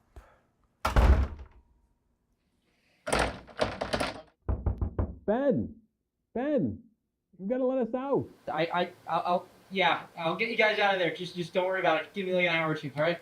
Cool. Bye, guys. Oh, that's a relief. Wait, did he just say 2 hours? 2 hours? No, I got a date. You gotta let me out. Everything has fallen into place. Chris, go get the broadcast van ready. Ethan, finish our set and lighting. Max, go call the mayor to get interviewed. This is truly panning out to be a student-operated takeover. 2025.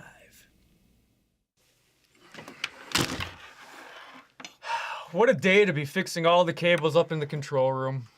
Thanks, Dave. Actually, what's going on? What are the students doing down there? That actually looks kind of cool. Is anyone checking this? Hey, Brian to Dave, can you hear me?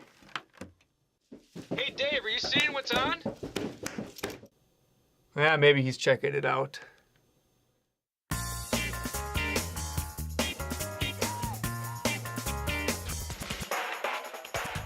Hello, everyone, and welcome to Student Operations Day 2025. My name is Maddie Jones, and the students have selected me to be your host of the Student Takeover on Milwaukee PBS. Over the course of the show, we want to highlight the work that students in MATC's television and video production program have created over the past year, and see what else the students have in store as they cap off their time in the program.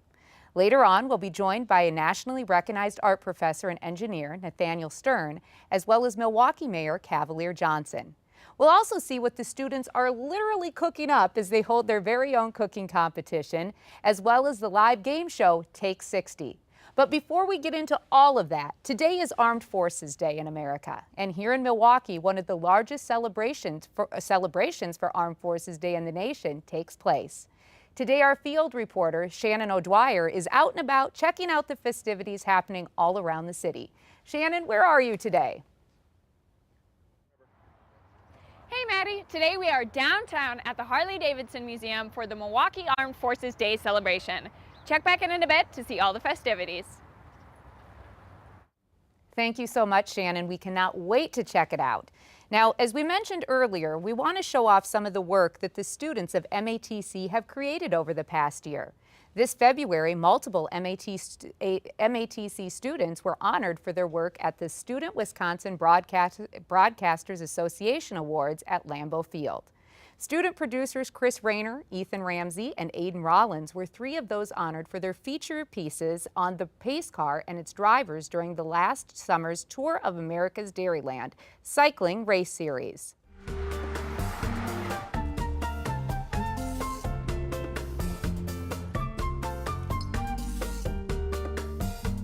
The point of the pace car is to kind of keep the track safe, and it's to kind of clear the racetrack for the bike racers that are behind us. So we kind of clear and alert pedestrians that we're kind of coming. Yeah, the pace car is actually a pretty important piece of the race.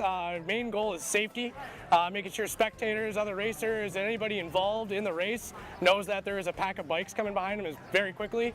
If we need to stop the race because there's a crash or the track is full of crashed out cyclists, unfortunately, we were able to stop the cyclists as well. There's kind of two different avenues and two different sides of it.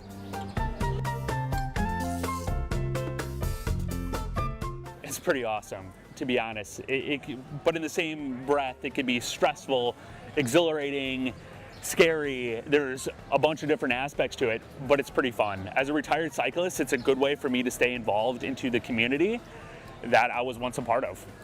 It's pretty fun, to say the least, and it's even more fun that we don't have to follow any road rules. So stop signs and stoplights are irrelevant. I can drive down the wrong side of the road if I want, and the police just smile and wave at you. So yeah, it's pretty fun.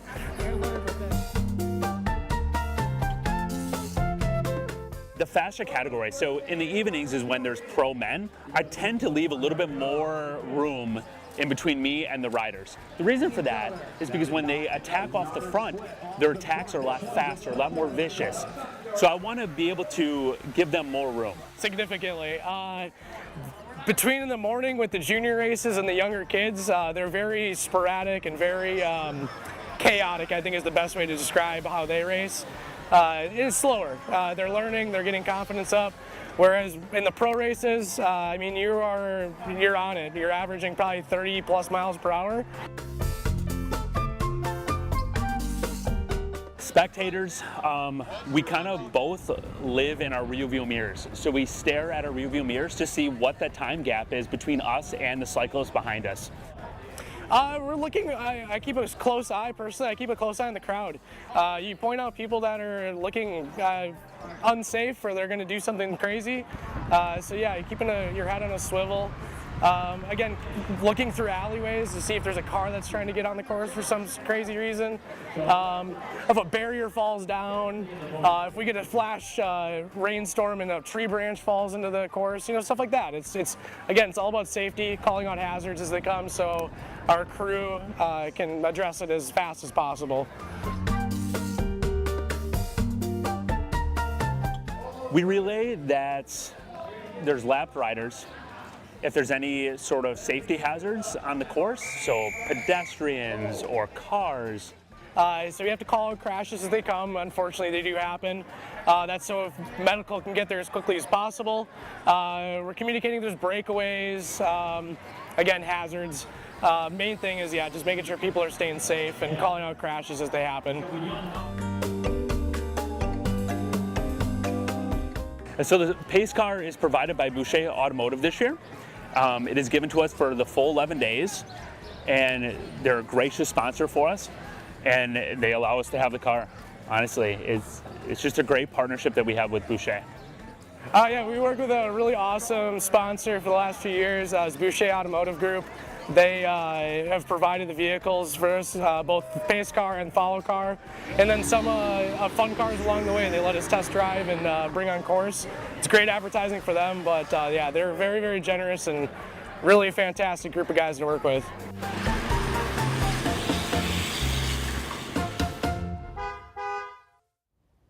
That is fantastic, and I'm wondering how one gets to drive one of those pace cars. I might have to check into that.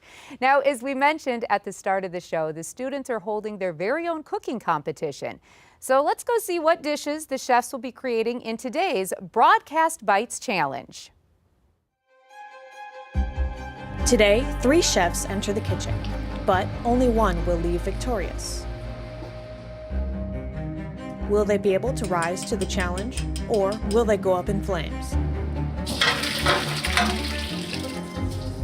Welcome to Broadcast Bites. Let's meet this competition's saucy contenders. First up is Chef Gerald James Jr. from Albuquerque, New Mexico. The dish that I'm going to be preparing today is a creamy chicken Alfredo. So we're going to do a butterflied chicken breast, and then we're also going to be putting in some spinach, some diced tomatoes, some chopped mushrooms, and it's going to be fantastic. Bold and ready to get in the mix, let's meet our next contestant. All the way from Baraboo, Wisconsin, Chef Glenn. I think I'm going to win because I'm someone who cooks with heart, with passion. You know, I didn't go to New York and go to culinary school. You know, I haven't seen The Bear on Hulu. I cook for my family. I buy cooking books. I try recipes on my own. I think it's the passion that's really going to sell to the judge today. A heartwarming tale. Lastly, we have Chef Takeover. He didn't fill out the paperwork before the show, so we don't really know where he's from. I'll be bringing, mac and cheese to the table today because it's really good. I didn't even know this was a competition when I first joined. I thought we were just making some food for fun, but now that it's a competition, it kind of makes me want to step up my game a little more and throw some curveballs for the judge. 3 dishes, prepared by 3 chefs, and 1 judge who will taste them all. Chef Sizzleton. 3 chefs, 30 minutes, 1 chance not to screw up boiling water. Your time starts now. So it turns out the kitchen doesn't have a microwave, so I'm gonna have to use the stovetop. Ooh, Nutella.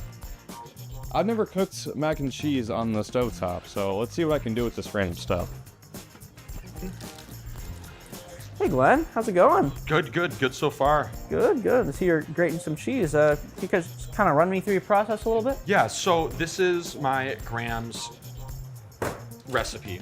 Sure. And we're gonna get the pasta boiling in a second, get the water going, season that pasta, grating the cheese, because this is gonna be turned into a pasta baked dish. Okay. So cook the pasta halfway through, and we're getting ready to prep our sauce and grating the cheese so we can ready to mix that in on top of everything. All right, sounds great. Can't wait to taste it. Thank you. So, what you got going on here? Hey, I'm just organizing my stuff, and I couldn't find the sink, so I gotta fill this with this little spout here, but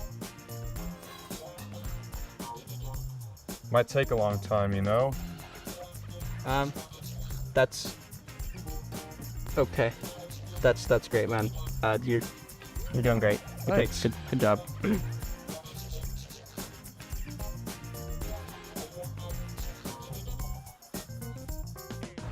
So, what do you have going on over here? Show me your process. So we're going to be doing a Alfredo with rigatoni. Sure. And then we're going to do some fresh chopped vegetables. We got some spinach, tomatoes, mushrooms, and then on top we're going to do a fresh fried chicken breast.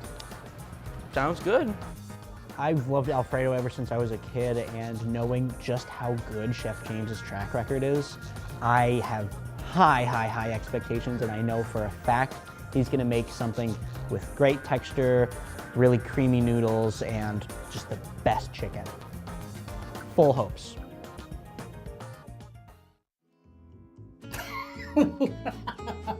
What do you think they're going for? Avant-garde? No, it's Avant-garde, Gary. Oh. It looks more like some sort of broadcast signal interference. Well, regardless, looks like something between abstract art or old VCR malfunction or something. It's something like that. It's not good.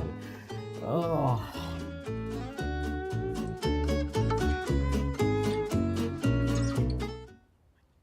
Well, hopefully all of the chef's dishes will turn out just the way they intend.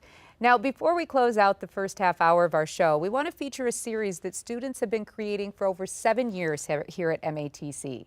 In the quest to uncover unique places in the Milwaukee area, student producer Ben Kradowski found a few maps that may be able to help him on his mission in one of this year's hidden gem KEs. I'm student producer Ben Kradowski here at the American Geographical Society Library, or AGSL for short, in order to take a step into the past and see how we used to get around on this week's hidden gem KE.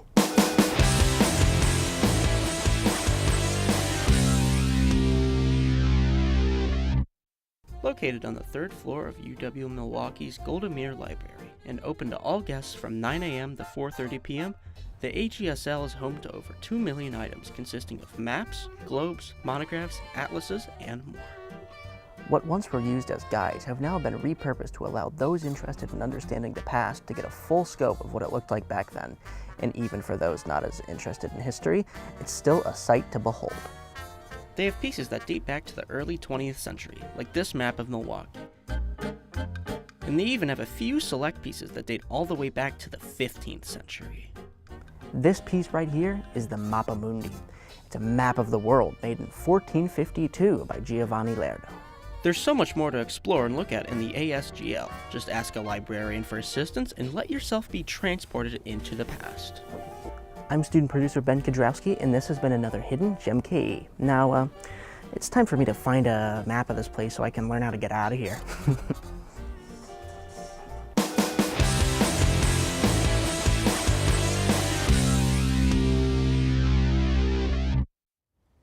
That library looks like a fantastic place to find a place to relax. Now, while we've been on the topic of bikes, our field reporter Shannon O'Dwyer is at the Milwaukee Armed Forces Day celebration. Every day, millions of military members dedicate their lives to us as Americans. And every year, the Milwaukee Armed Forces Committee honors those who put their life on the line day after day to keep our country, its citizens, and our families safe. Shannon, what's going on down there?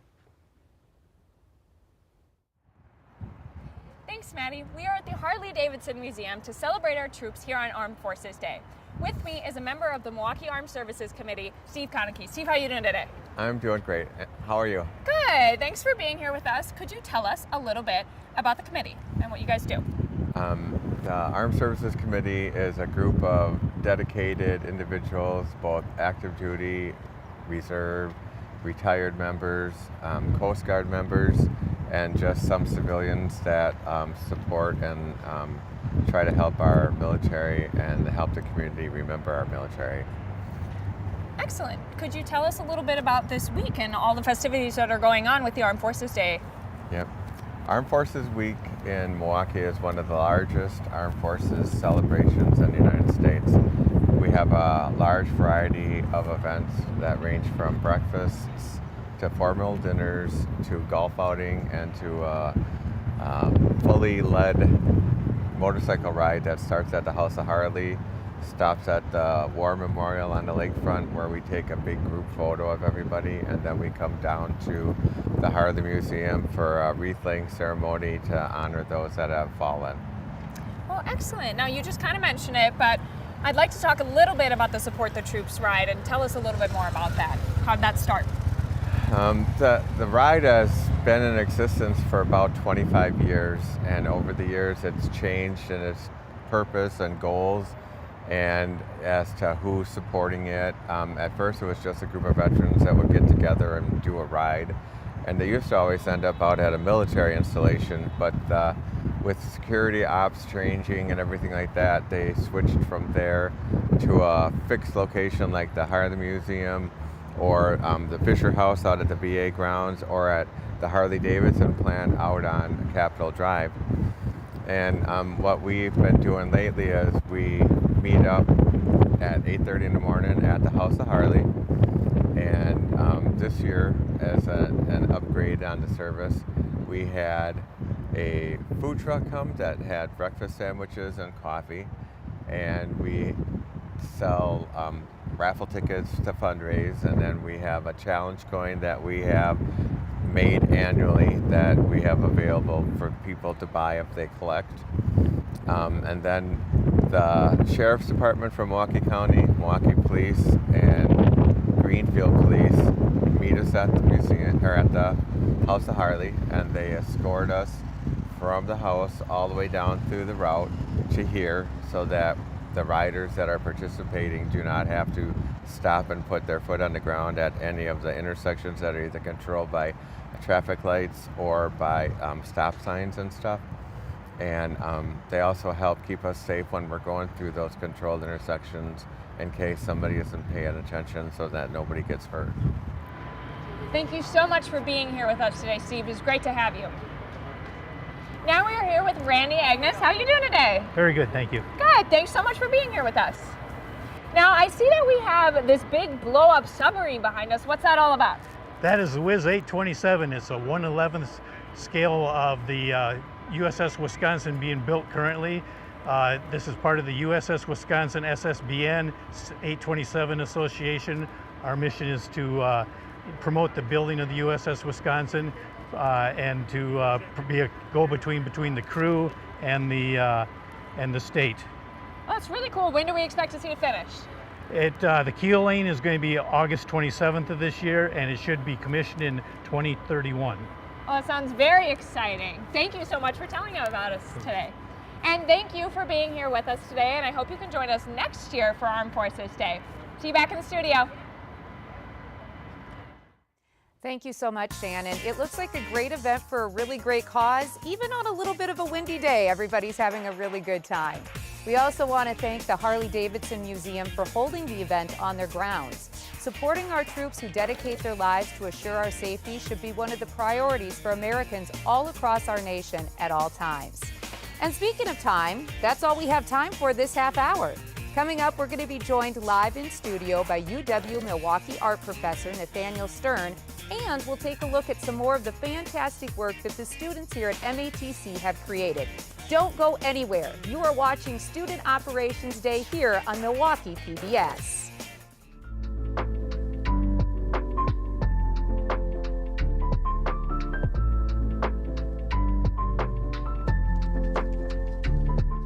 I can tell you I feel it.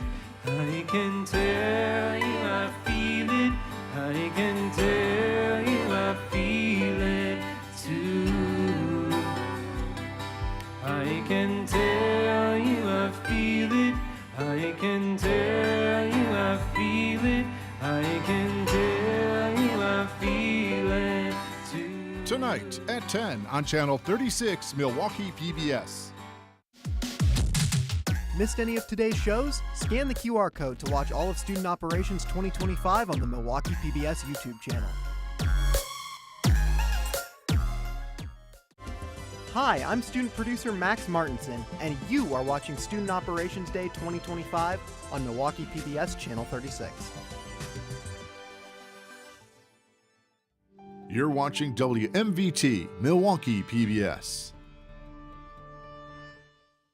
The following program was produced by students enrolled in the Milwaukee Area Technical College television and video production program. The content is student-produced and does not necessarily represent the views of the Milwaukee Area Technical College or of Milwaukee PBS. Hello, everyone.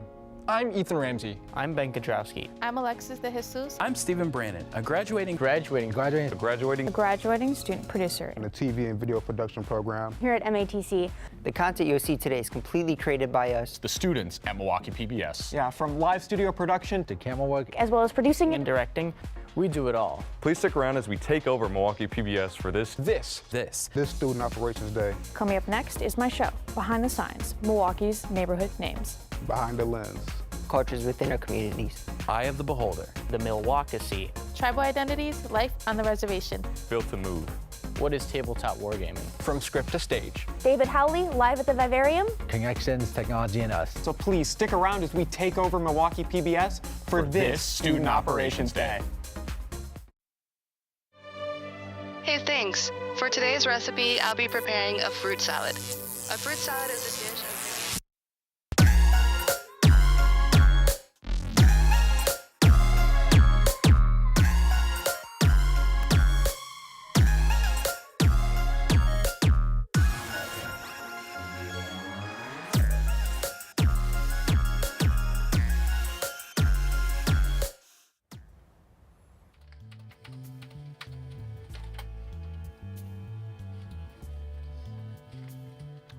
All right, cameras are rolling, audio is live, and the switcher seemingly hasn't exploded.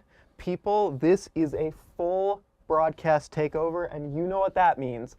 It means maybe I should have worn my lucky hoodie, or not used the intercom to order food to the front desk. Okay, Alexis, want to practice some show calls for this next segment? Okay. Ready, one. Ready, roll A. Dissolve sound full. Roll A. Dissolve sound full. Ready, ME2. Mic and Q. ME2, mic and Q. Ready, bring it boxes. Ready, dissolve still 1. Dissolve. Ready, dissolve still 2. Dissolve. Ready, dissolve still 3. Dissolve. What, Alexis? We are literally cutting between 3 different shows at once right now. And why is this switchboard sticky? Because sticky is suspense. The viewers want chaos. They want risk. They want what we're giving them. All right, so today we're kind of doing unsolved ghost mysteries, and we're doing it entirely in night vision because who wants to watch a ghost show where it's bright outside? I've never seen a ghost when they only hang out in the dark places, so we got to find them in their natural habitat. Excellent pivot. I want ghost drama. I want evil shadows. I want the audience to believe there are genuine ghosts. What's up, dudes? Today on our first episode of Unsolved Campus Mysteries, we're gonna be searching the prop room to see if we can find some ghosts. I got my ghost hunting equipment right here. As we can see, I don't really know how it works, but I know what it does, and that's the important part.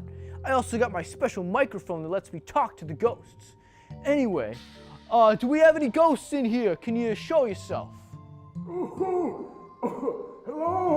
Oh, I've been here for so long, it's so dusty in here. Most excellent! We found one on our first try. What's your name, Mr. Ghostman? Well, I don't really remember my name. Oh, I've been trapped here since 1971, and I've been forced to watch the student shows every year, being in this dusty prop room. Whoa, 1971? That's old school. So you've been watching all of our shows every year since then, dude? No! It's terrible. Your shows are so bad. I hate having to watch them. Hey, chill out, man. I think some of them are pretty decent. Decent? No, they're terrible. I hate having to watch them. Hey, if you keep talking like that, I'm gonna do to you what grunge did to heavy metal in the 90s, man. I'd like to see you try, little flesh boy. Oh, come on, guys. Ghosts aren't real. Right? Right? Right? Right? Well, I'd say that was a major success. Hopefully the next ghost we find won't be a total square like that guy. Talk about being bored to death. I think we'll look next in the instructors' offices, and maybe I'll even sneak on their computers and change my grade from a C to an A. Let's go. Hey, Ramsey, what are our ratings looking like? We've got 500 viewers on the live stream, and someone just tagged us in a post that says, "Is this real or a fever dream made by theater kids?"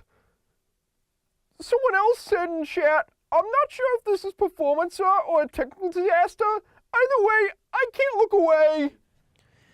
Has anyone said anything nice? Someone has said the creativity on this student station is unreal. It's like public access meets Wes Anderson meets caffeine. Oh, I think I got it. Yeah. I can remove a couple of these ceiling tiles. Uh-huh. You get on my shoulders, I'll hoist you up through the ceiling. You can crawl over about 20 feet, drop down, and come open the door. No, we're not doing that. There's no hoisting today, Gary. All right, we'll be here for a while. Look at this. I think the students are broadcasting. Right now? Yeah, that looks like, I mean, it's shaky, it's all over the place. Yeah, it's gotta be them. They don't even know the difference between headroom and lead room. That's probably why they locked us in here, this live stream. You're probably right. Well, the levels are all over the place. Back in our day, we checked the levels before we went live. Yeah, back in my day, we also had hope and hair. Well, we can let them dream. Or should I say, have a nightmare.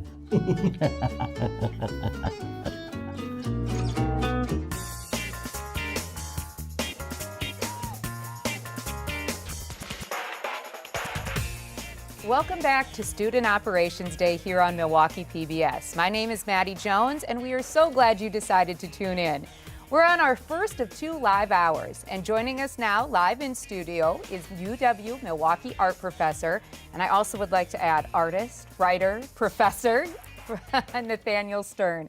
Thank you so much for joining us today. It's a pleasure to be here, Maddie. Well, we are so glad that you're here. And I also have to say, not only are you a writer, an artist, and a professor of creative technologies, also, by the socks, a fan of Big Bird. Yeah, can't do without him. Yes, that's right, that's right. And you know, on a PBS station, those are always good to pull out every now and then. So let's just get into a little bit of your work here this afternoon, because your art's been called powerful, weird, technological, thought-provoking, unexpected, and I love this one, sometimes beautiful, because that is a wide range of adjectives to describe it. And as I was preparing for this conversation with you today, I did a little research and I came across photos of some of your work. And I saw everything from computers to metal to lights to old phones to printed text and even some plants mixed in there. So my question to you is, how do you describe your work, Nathaniel? I would say that my work is both using and about a relationship to technology. And I look at technology from a broad range of understanding. From the very first time a mother might have used a stone to protect her child, to fire, to language, writing, computers, artificial intelligence, blockchain, and more. And I love to introduce these technologies in ways that complexify and nuance our relationship to them. So, for example, one of the words you're describing, I used to grow plants outside of computers. So you'd see mushrooms growing outside of Apple Watches, or aloe growing out of a Dell computer, for example. And it reminds us that everything in that machine is natural and will wind up in the earth again. Yeah, and so when you look at things, do you get inspiration from a lot of things that you see? I know a lot of artists have one or a few things that inspire them. Others see a little bit of inspiration in everything. Is that you? When you look at things, are you like, oh, that would be amazing? I would say it's everywhere. Okay. I like to say that, where design thinking has gotten a lot of play and press over the last few years, where you empathize with the user and try to understand their problems, arts thinking is more dump a garbage bag on the table and see what you can make out of it. Sure. And so I have a lot of garbage bags. Well, sometimes they're important. Yeah. And obviously you're making things out of them. So it's, an eco footprint all at the same time, which And I a lot love. of my work is ecological. Yes, well, it is, because you're reusing some of those items, right? Now, you are a professor, as we mentioned, at University of Wisconsin-Milwaukee, and you have, I love this, a joint appointment as professor of art and design in Peck School of Arts and mechanical engineering as well in the College of Engineering and Applied Sciences. Now, those are very different areas. So how do you bridge those two different areas that you are so involved in at the school? I would say first and foremost, I am a teacher. My parents are both teachers. My sister's a teacher. I love to help people understand across disciplines anyway. That's my gig. Yeah. So helping engineers to understand the import of art and creativity and what it is and does, helping artists learn how to code and work with kinetics and mechatronics. That's what I do in the day-to-day. I like to say that I teach artists how to engineer and engineers how to art. Yeah, that's awesome. Well, we're going to get there in just a moment. But right now you actually have an exhibit at an art center in St. Joseph, Michigan. It's called Generation to Generation, Conversing with Kindred Technologies, which that name's great. So let's start there. What does that name mean? So first, let me say it's at the Crassell Art Center in St. Joseph, and the entire show is all collaborations with New York-based artist and poet Sasha And I'm going to Stiles. interrupt you because some of our MATC students actually were at your exhibit, and so on the screen right now, our viewers are seeing part of your installation. So I didn't want to interrupt, but I want our viewers to know what they're seeing there. So go ahead and explain. So Generation to Generation is itself a reference to both the generations and generativity of artificial intelligence, but also a reference to how humans and our technologies have always evolved together. Sure. Fire changed us when we discovered it. Language made civilization possible. Yes.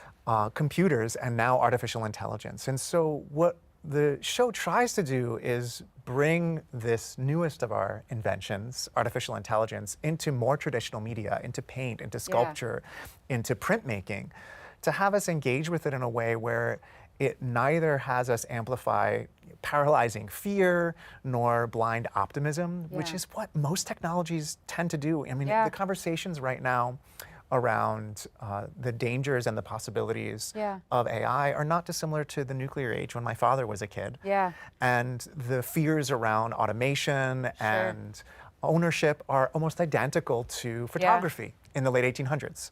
Amazing, amazing. And unfortunately, oh my goodness, that was our time already. Can you believe that? I know. You're going to stick around though, because we have some fun stuff that we're going to do with you if you're up for a couple challenges here today. I like nothing more. All right. So we're going to stick around with Nathaniel Stern, UW professor, of course, here in Milwaukee. And as we mentioned at the beginning of the show, we're going to put a little work in with you. But first, we have to talk a little bit about the holidays here on the show and feature some more of our students' work. Because, the holidays are a time for fun and festivities and sweet treats. And student producers Alexis De Jesus and Max Martinson featured one MATC program that knows how to bake and create those sweet treats throughout the holiday season. As the snow falls upon MATC and the holiday season approaches, everyone looks forward to sharing holiday treats with friends and loved ones. And if you love to bake, then the Baking and Pastry Arts program at MATC might be for you. Whether students are interested in cakes, cookies, or pies, the Baking and Pastry program offers a wide variety of knowledgeable instructors and staff to provide students with their expertise. Baking and Pastry instructor Howley helps to fuel and support the dreams of aspiring pastry artists.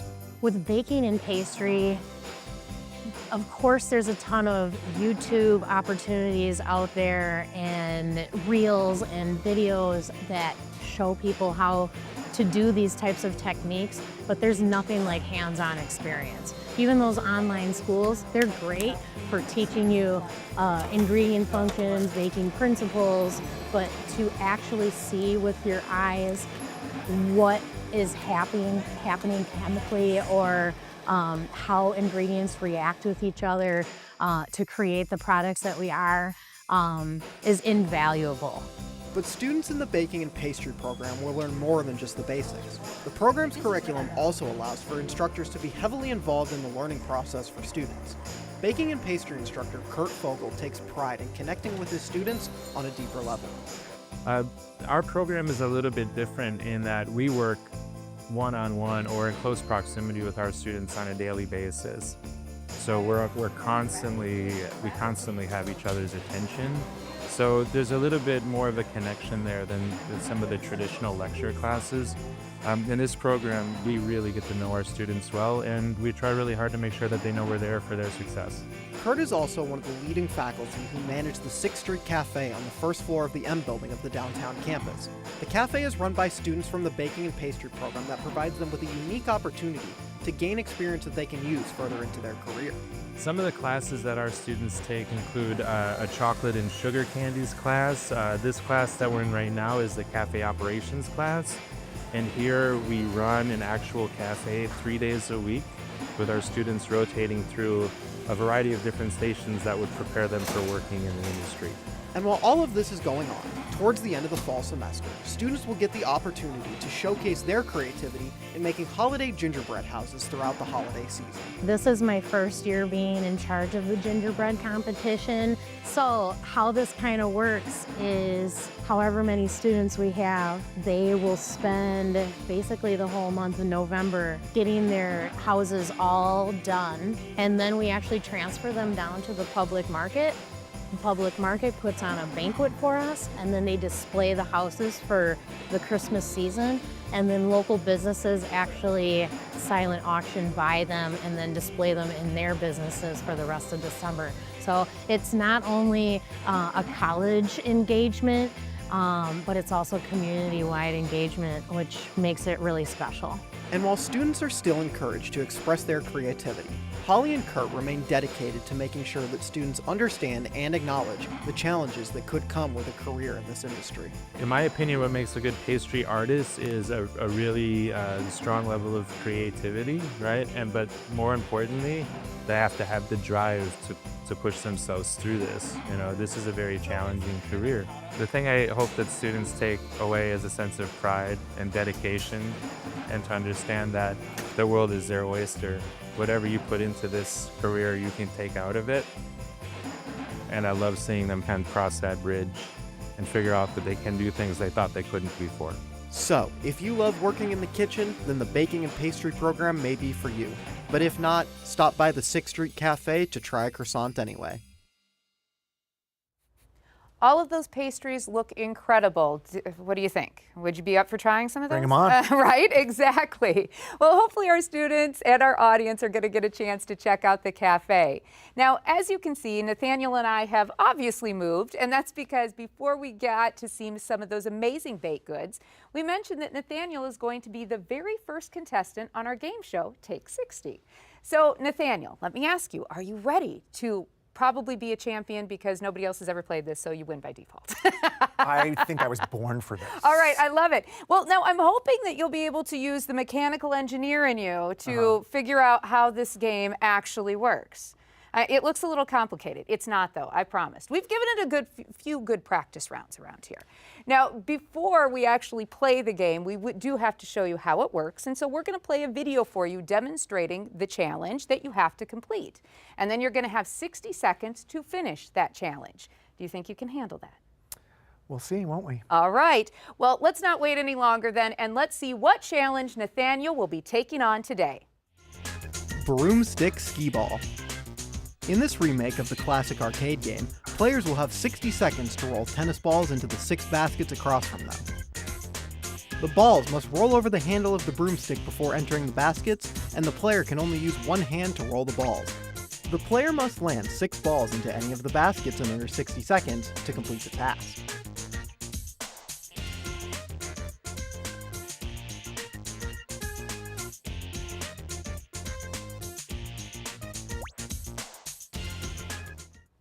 All right. You know the rules. You saw the video. Any questions? Do I really have to do this? I guess they signed you up. I'm just here with you. I'll be here in moral support, okay? All right, I got to work on my technique. I was going to here. say, do you have a strategy going I have into this? none. All right. I have none. What we've learned in practice, I will say, is that once you get a rhythm, it kind of goes a little quicker than you think, all right? All right, I'll use that PhD and that MFA. All right, Yeah. I love that. I love it. Are you ready? Yeah. All right, the timer is going to count down from a minute. I will give you a countdown. 3, 2, 1, go. Oh, I didn't do anything. Oh, so okay. close, so close. Oh, we're getting there. Oh, yes, one. Plenty of time, 50 seconds. Oh.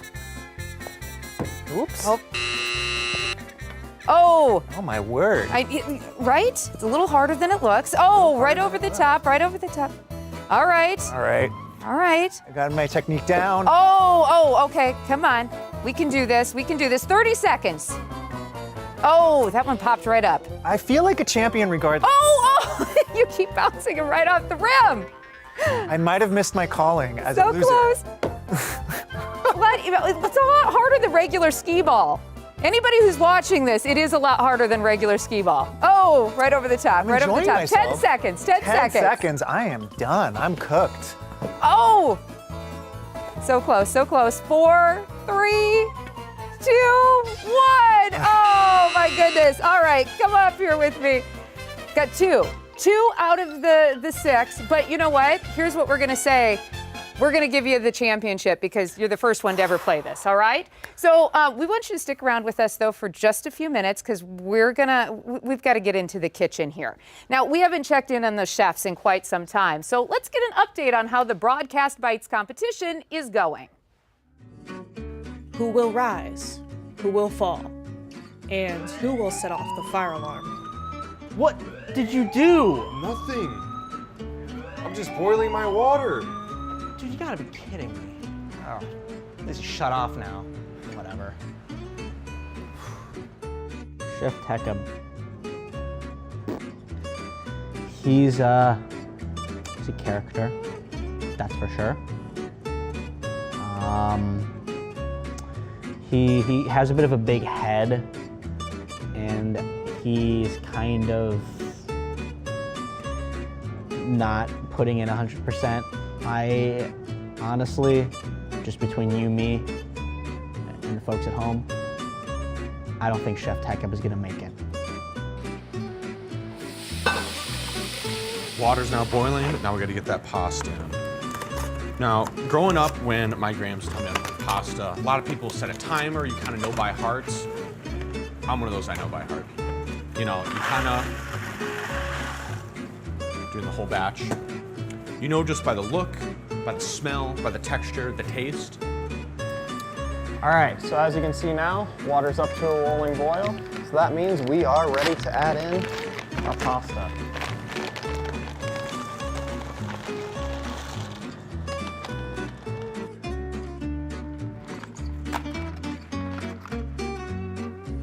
Oh!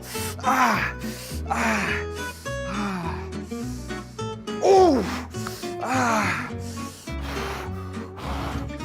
Oh, jeez Louise.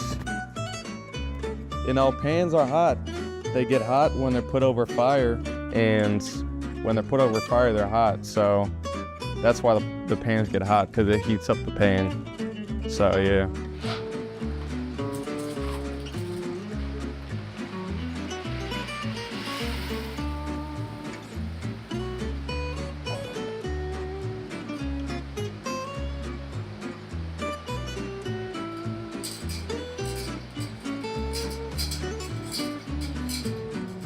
You know, Chef Tekob's whisk, it's certainly an interesting accessory to his chef's uniform, but I don't know. I think a whisk is a very interesting choice. I think you could have gone something a little bit more traditional, like a spoon or a spatula. I think in the long run it'll be more helpful. While we're waiting for that stuff to boil, another thing that my grams taught me that is super critical in a kitchen is making sure you have a clean workstation and you also have proper gloves, proper, apron coverings and that kind of thing. You're not going to catch me in the kitchen without a pair of gloves on.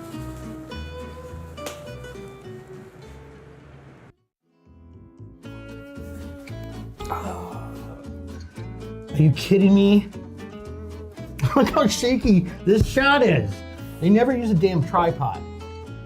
They shoot it during an earthquake or all jacked up on caffeine or something. Man, this is driving me nuts. It's probably the caffeine. I haven't seen framing this bad since they hung a picture in '98.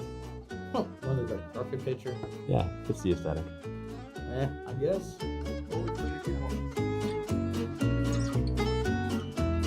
Well, hopefully our chefs don't burn the kitchen down before their dishes are completed. I wouldn't try. You? No. I can't even get a skee ball in. There you go. Again, that is UW Milwaukee professor Nathaniel Stern. Thank you so much for joining us today. Maddie. Now, before we wrap up our very first hour, we want to take this opportunity to have some peace and quiet before we begin the second hour. And a great way to do that is to take a walk outdoors in a calm environment. And student producer Ethan Ramsey is going to do just that in another one of this year's hidden Gem KEs.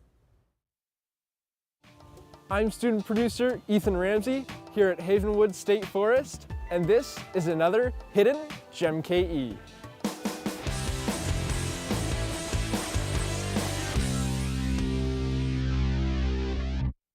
Havenwoods is the only urban state forest in Wisconsin and has 237 acres of forest, wetland, and grassland. On the north side of Milwaukee, Havenwoods is home to so many different kinds of plants, trees, and wildlife, some of which aren't even native to Wisconsin.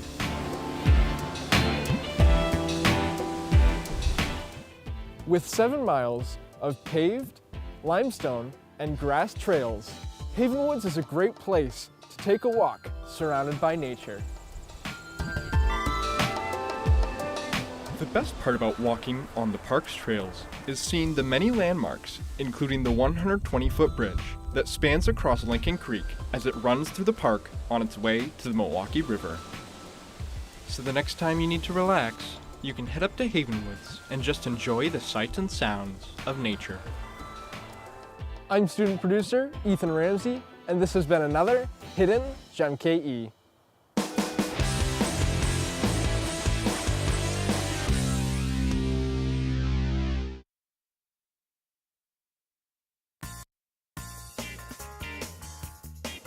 Today, but don't go anywhere. We have another fun-filled hour to come with teams of 2 game show challenges, a live look into one of Milwaukee's historical museums, more award-winning student content, and we'll sit down with Milwaukee Mayor Cavalier Johnson. All of this and more is coming up. You're watching Student Operations Day on Milwaukee PBS.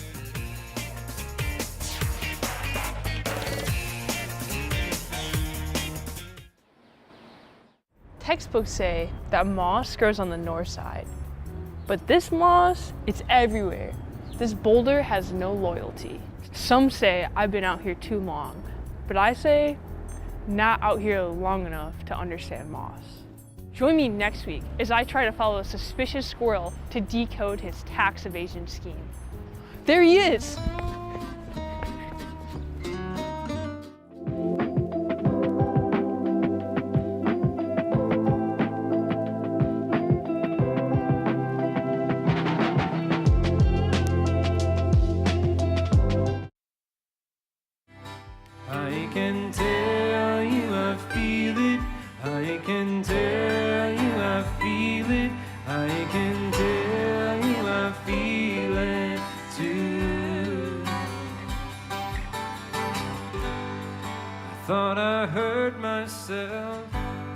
say your name like a prayer.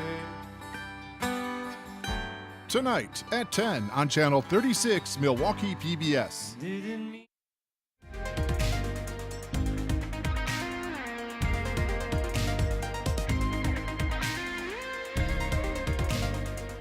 Tonight at 11:30 on Channel 36, Milwaukee PBS. Missed any of today's shows? Scan the QR code to watch all of Student Operations 2025 on the Milwaukee PBS YouTube channel.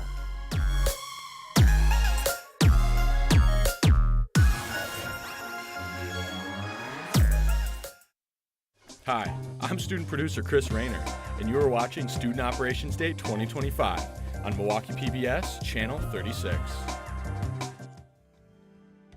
You're watching WMVT, Milwaukee PBS. The following program was produced by students enrolled in the Milwaukee Area Technical College television and video production program. The content is student-produced and does not necessarily represent the views of the Milwaukee Area Technical College or of Milwaukee PBS. Hello everyone, I'm Max Martinson, a graduating student producer in the TV and video production program here at MATC. The content you'll see today is completely created by us, the students at Milwaukee PBS. From live studio production to camera work, as well as producing and directing, we do it all. Plus, we are live right now. Please stick around as we take over Milwaukee PBS for this Student Operations Day. Hey, thanks. For today's recipe, I'll be preparing a fruit salad. A fruit salad is a dish of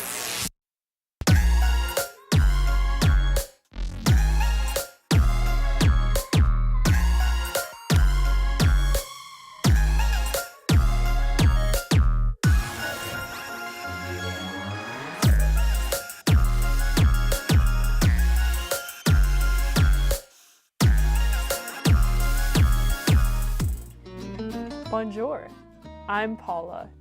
Today, we confront our inner rage with the joy of a morning sunrise on a piano. So we begin by sketching out our composition, just very gesturally. Now when you're painting the windows, don't paint the morning sun coming through the window. Become the sun. Feel its comfort, its warmth. Its unrealistic depiction with sunglasses and drawings. We're gonna use short, aggressive strokes because this part's hard and it's making me upset and angry. Remind the canvas who's boss. Spoiler, it's you. Purists hate this. Check back in for our finished product and we'll break down the real meaning behind this piece.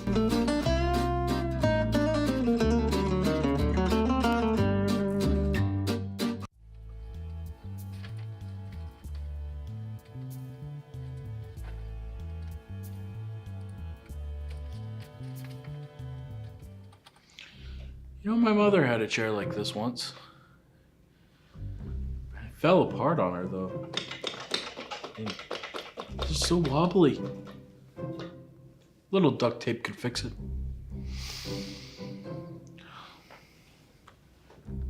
Nice spin to it. Oh, slows down. Chair review is a sleeper hit! We just got a comment that said, I didn't know I needed this until now!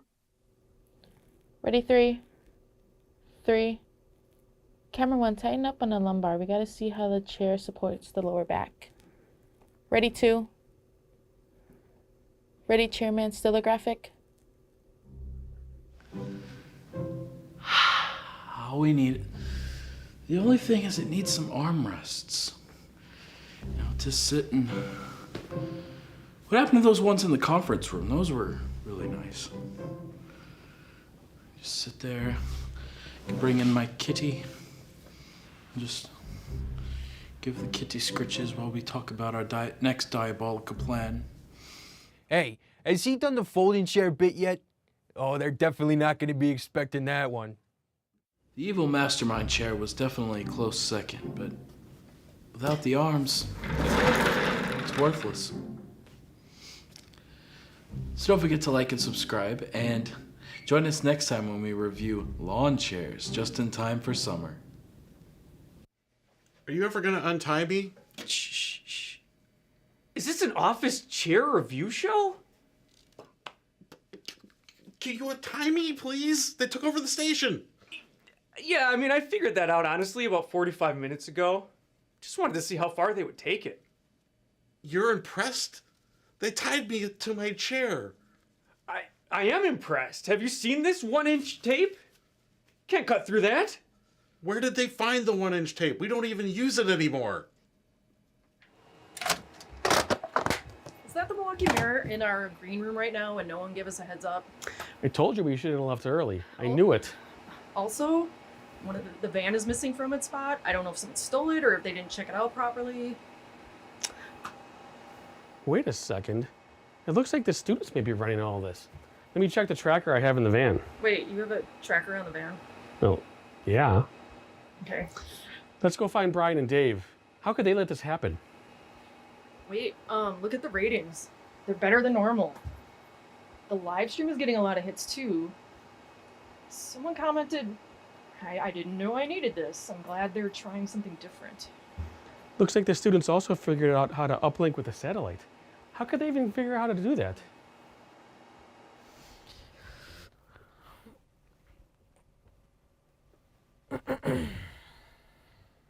So, you guys want to order food after this? I ordered it last time, and oh, hey, did you guys ever pay me back for the last time? Well, why don't you order it then? But then I'd have to make an account and confirm my email and... Brother, you can also get the app. I'll just order it again. It's okay. Do we want to do Timmy Tom's again? They brought back the sandwich deal after 2. Ooh, can I get the 6-inch Port Washington sub? With the cola, too. That student looks like they're reading their script for the first time. Probably is. I think he's blinking out Morse code, SOS. Someone throw him a lifesaver. Their life preserver. Same thing. No, a lifesaver is like the thing The that's candy? the candy. No, a Right. lifesaver is the ring too. No, that's a life preserver. Lifesaver is a Lifesaver candy. is the thing you put At on. no point are you on a boat or in a plane and they're gonna throw you a lifesaver. I'm not talking about a piece of candy. No, Talking you about are talking the about ring candy. that the lifesavers I know you are are, made after. but they're not called lifesavers. They're called life preservers.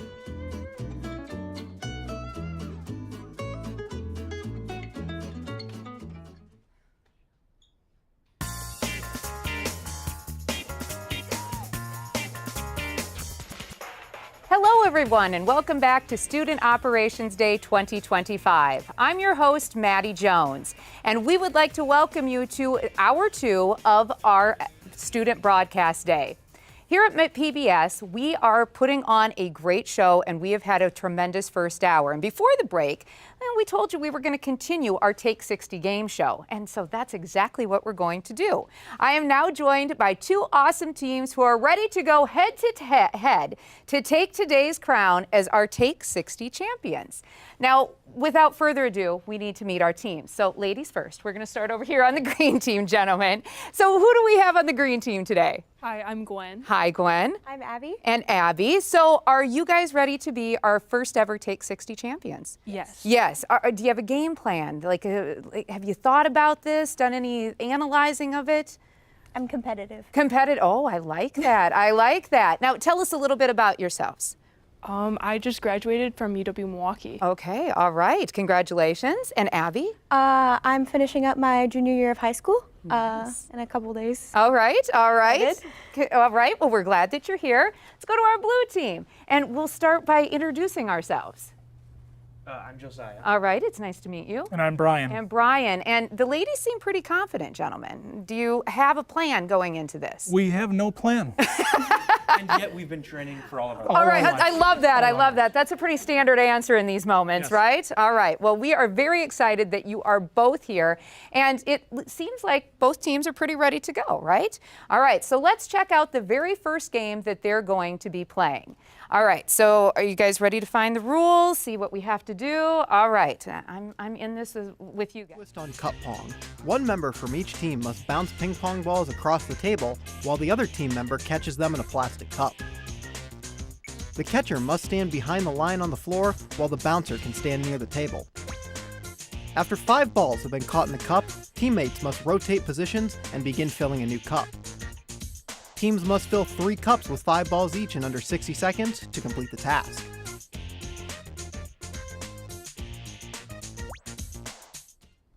All right, teams confident? Teams understand the rules. Do you know who's going to be catching and who's going to be throwing to start? All right, so I'll let everybody get into place. Our throwers will be down here. All right, on my count. All right, here we go. And there's gonna be a timer. 3, 2, 1, go. All right. Oh, nicely done. Oh, you guys are all really pros at this. Oh. Got it. All right. Blue team's changing here. All right. Oh, nicely done, ladies. Nicely done. Oh, gentlemen they've got like their routine down over here. All right, you guys switch it up. Now, let's go, yep, Abby, there we go.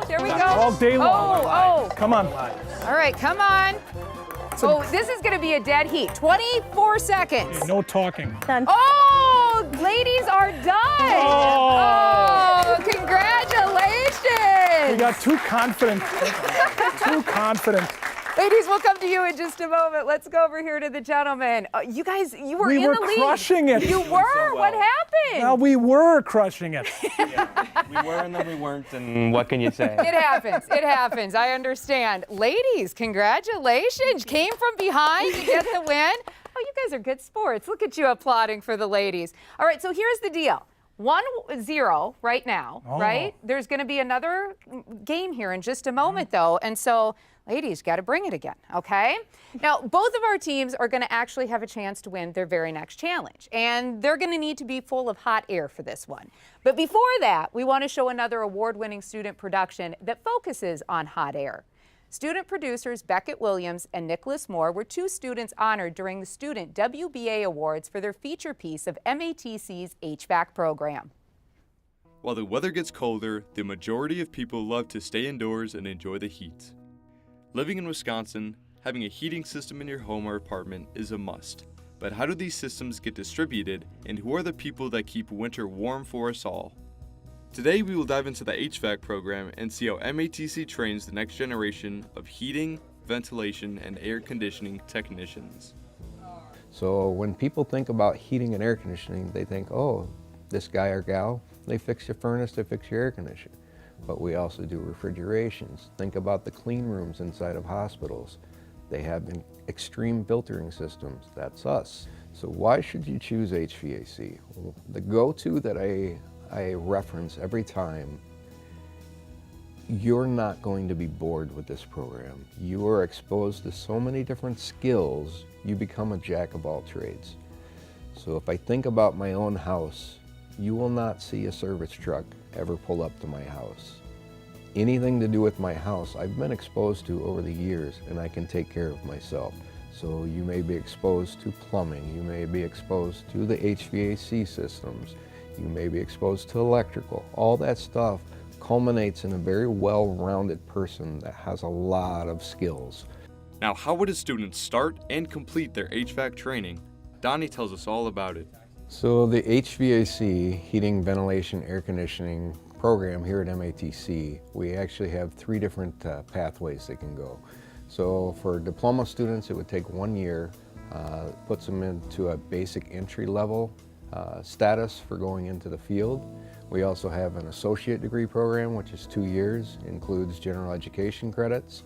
But we also have apprenticeship, which takes 5 years. Within all of our different pathways, we have electrical classes, which we're sitting in our electrical lab right now. Well, you're going to be exposed to plumbing, you're going to be exposed to masonry, to carpentry, a little bit of everything, even roofing.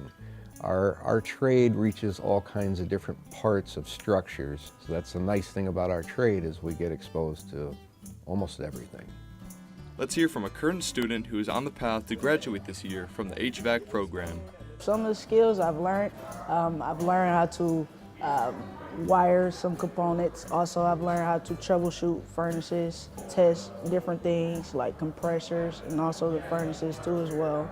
The different voltage, also what tools to use, what meters to use. I've learned how to deal with oil and gas furnaces. I know how to wire up things with based off of my electrical classes. I've learned a lot. I would recommend the program. You're forever learning. You always will have work. It's hands-on. If you like doing a hands-on thing, that's most definitely something probably to gravitate to. And the money, to be honest. You make a pretty good penny within the HVAC field. We're everywhere. We are everywhere that we need heating and cooling, ventilation, filtration, and all of the above. So when you think about HVAC, it's a critical function here in the United States. You cannot outsource a job that humans have to do. So you can only automate so much, and in the HVAC industry, there is a very, very large critical thinking part to this. It's always going to require a skilled technician. We cannot be outsourced. You would have to go into a very, very large company to have a possible risk of it moving to a different country. Everything else here with HVAC in the United States, you're always guaranteed a career. The air around us is crucial to our indoor spaces, but not as crucial as it will be in our next Take 60 challenge. So let's see what our contestants will have to take on their second task. Puff Cup Panic. In this windy game, team members will work together to knock plastic cups off the table. Players must inflate their balloons and then release the air inside the balloons to slide the cups off of the table. Players may move around freely, but may not use any other method besides the air from the balloon to move the cups. Teams must knock all cups off the table in under 60 seconds to complete the task.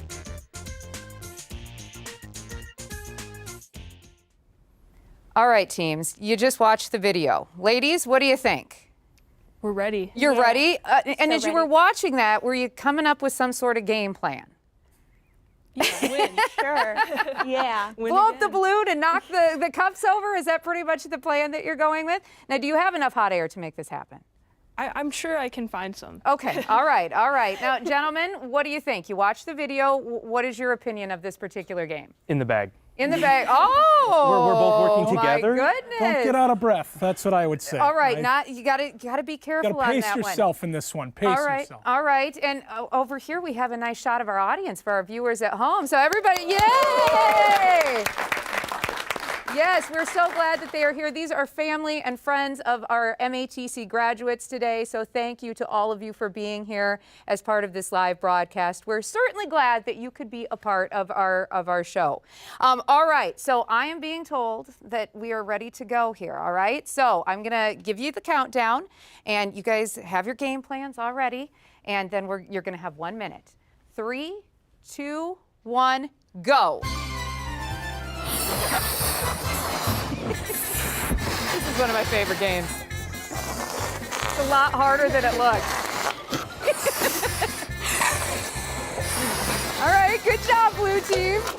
All right, nicely done. Obviously, the blue team has a lot of hot air. All right, nice. Good job, green team. 30 seconds. You're doing great. Oh, it's pretty much a dead even heat right now. Very good. Okay, all right. One left for the. All right. Oh!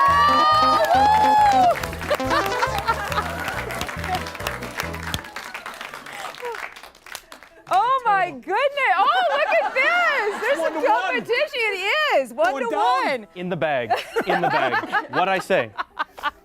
A lot of confidence over here. We're going to come talk to the winning team in just a moment. Ladies, you were so close. So close. Just not enough hot air to make this one happen. What went wrong, do you think? One went wrong. Just one went wrong. It was just too far in the center. You just need to be a little closer to the edge. I totally understand. Went up against the wrong family. Yep. A lot of hot air in this family. Yeah. People tell us that all the time. Now, did you have a strategy going in? Win. Win, baby. Win, baby. Yeah. All right, there's like a lot of confidence over here. Now, I will say that both teams are tied at 1-1. And we do have another challenge coming up in just a moment. And this is a winner-take-all kind of thing. All right, so you guys got to be ready for this one. Now, before we get into that final game show challenge, though, our Broadcast Bites cooking competitions is very hard at work over there, our chefs are, and they've been preparing dishes for Chef Sizzleton to judge. Now, last time we checked in, those chefs were making sure that their pasta was the right temperature and trying to make sure that the fire stays inside the kitchen. Let's take a look at what they're up to now. This is the final stretch, where nerves fray, sauces split, and pasta dreams turn al dente, or al donte. Pasta strained, made sure that it's half cooked. Because this is a pasta bake, it's gonna cook further in the oven. All right, this is ready. Another secret Nona Gma recipe. Sauce that up. Cheese time.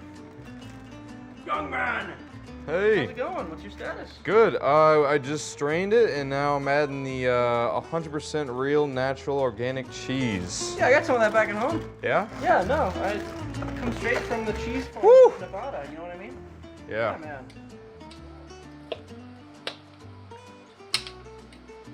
Chef James' dish, I know for a fact, is going to have a lot of rich flavors, and the chicken combined with the noodles, combined with some of the vegetables, is going to be just an explosion of flavor. It's going to have a really good mouthfeel, and I'm excited to see where it goes.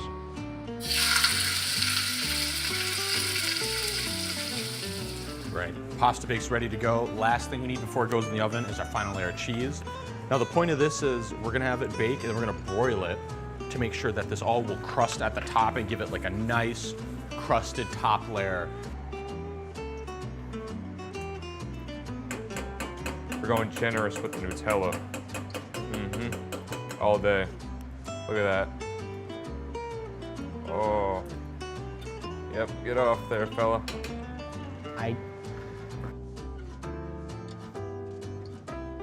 I don't get it, dude. I don't get it.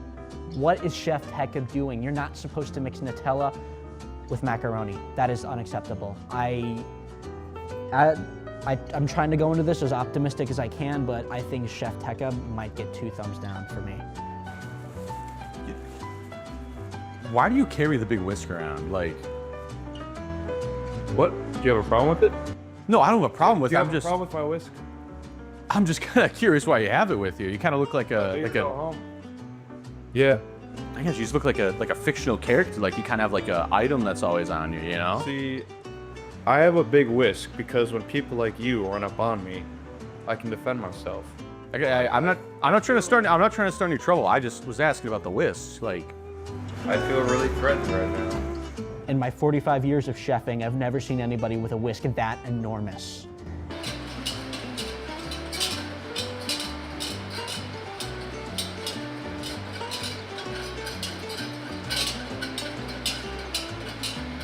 It's frightening. The best pasta in my eyes in my 45 years of chefing has always been when it's been fresh. Straight off the stove, straight out of the oven, straight out of wherever it comes from. If it's fresh, it's hot, and it's creamy, that is the best pasta in my opinion. You can't let it sit out too long, otherwise it'll just dry up and get real gross, cold, and nasty.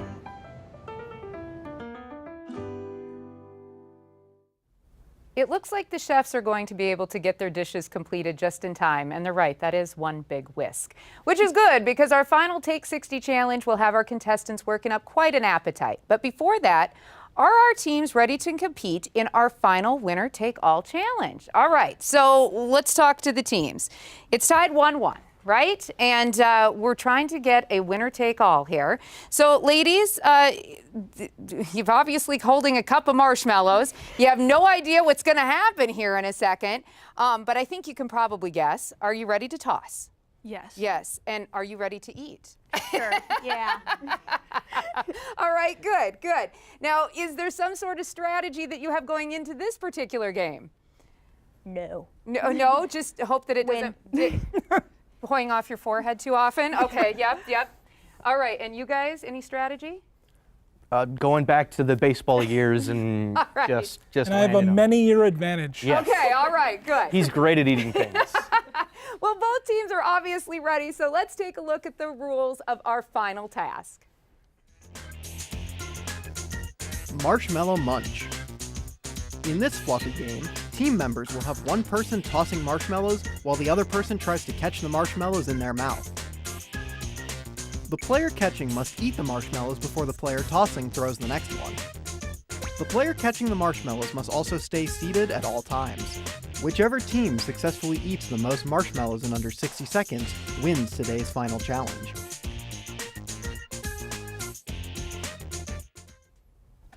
All right, so you've seen the rules now, teams. Let's start with the blue team. How you doing? A little afraid. A little afraid, yes. Well, you're the one who has to be catching. Are you afraid as the thrower? Absolutely not. Feels like this is the type of game that was made for this combo, I think. Now I'm more afraid, actually. Good. And ladies, you saw the video. What do you think? Are you ready? Yeah, my arms warmed up from the first game. Okay, all right. No hot air required in this one. But you do have to use the mouth again, right? Yeah. Okay, all right. Now, do you have any final words to say to the blue team? We'll win. Well, oh, okay. I like it. Throwing down a winning gauntlet. And gentlemen, any words to the ladies? We'll win respectfully. That is Calm fair. down, okay? That is a fair statement. All right. Who knew that marshmallows emoted this much emotion, right? All right. With that, throwers, you want to get in your place here? We'll get ready to go. All right. You're going to have 1 minute. And here we go. Winner take all. It's as many marshmallows as you can do. All right. So here we go.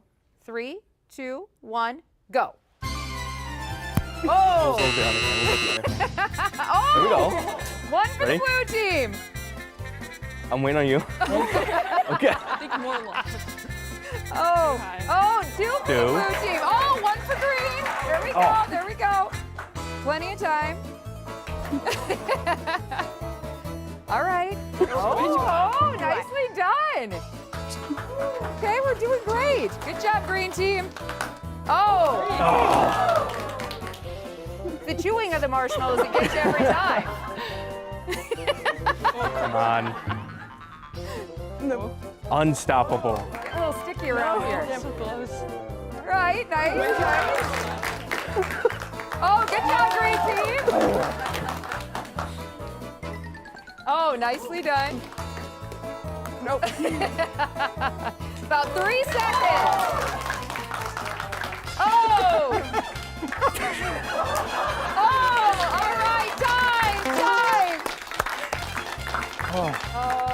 I think we have a clear winner. Unfortunately, green team, as hard as you tried, blue team perseveres Thank you. on this Thank you game. very much.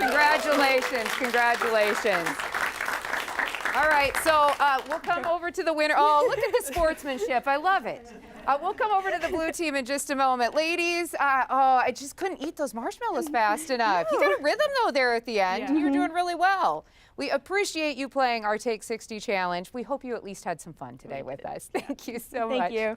All right, and gentlemen, congratulations. Thank you. We have no prize for you. You're not going to get a trophy, but Fantastic. you get to walk out of here An knowing that upset you won. stomach. There you go. There you go. You got your stomach full. And you Right. get to walk out of here knowing that you were the winner of the Right. Take 60 challenge.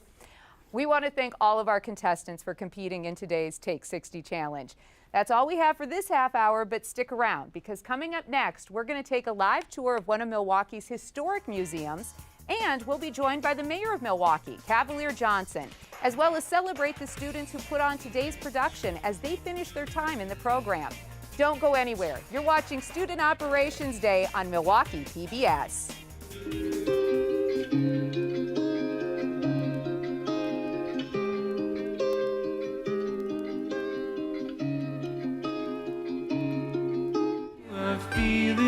I can tell you I feel it. I can tell you I feel it too. I thought I heard myself say your name like a prayer. Tonight at 10 on Channel 36, Milwaukee PBS. Didn't mean so much. Missed any of today's shows? Scan the QR code to watch all of Student Operations 2025 on the Milwaukee PBS YouTube channel.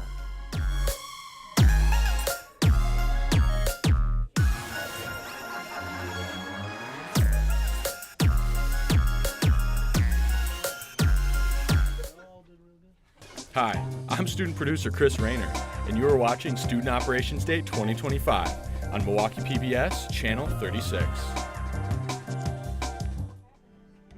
You're watching WMVT, Milwaukee PBS.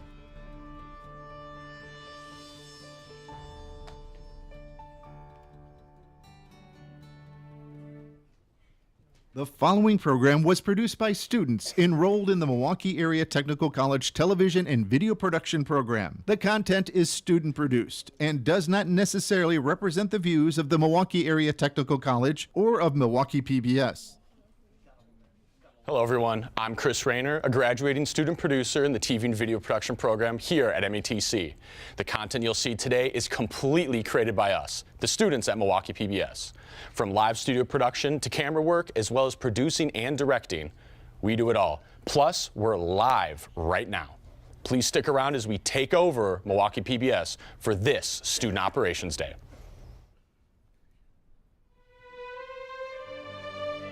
Hey, thanks. For today's recipe, I'll be preparing a fruit salad. A fruit salad is a dish of...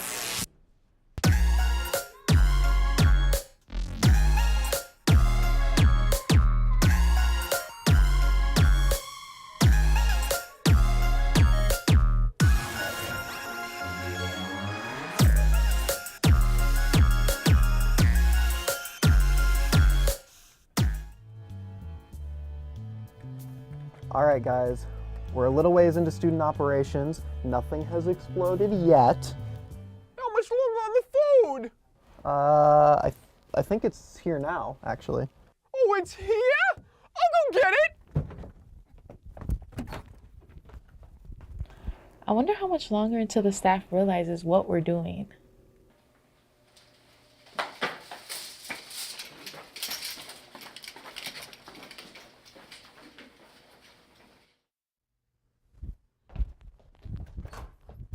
Oh, guys, they broke out. I saw walking down the hallway on my way up here. Boss? They will see how much we've accomplished and have no choice but to resign and give us the station. Well, we have another live shot to get, and we need to interview the mayor still. We gotta finish this one way or another. All right, guys, show's over. Who's in charge here? Let me get this straight. You guys hijacked the station, you bypassed the security protocols meant to be secure, and don't even get me started about how you tricked our industry professional staff. Who even told you guys how to do half this stuff? Brian did. You commandeered our production van, built these sets from scratch, somehow convinced the mayor of Milwaukee to join you guys?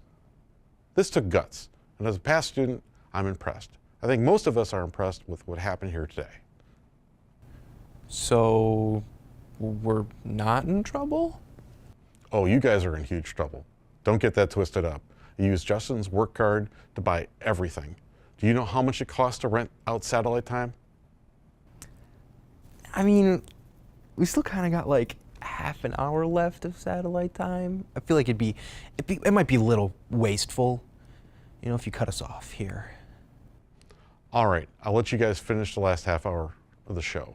But afterwards, you guys need to clean up everything and maybe even wax the van.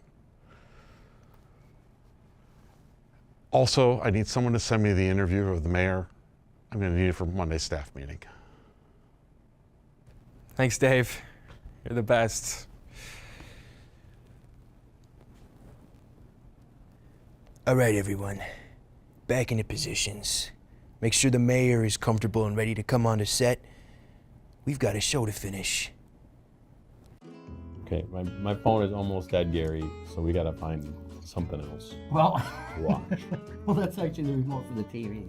I don't know what you think you're doing with that. I'm trying anything But to get this off of this phone phone. is near dead also, so maybe we should play a game or something. All right, you want to play?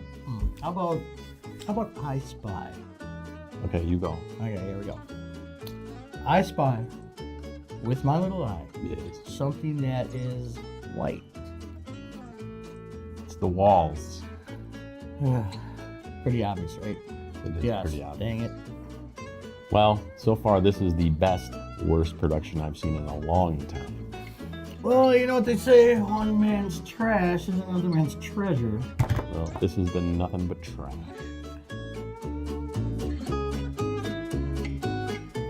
Hey, wait a second. How have we been watching the stream if we don't have a phone signal? Justin, call David and get us out of here.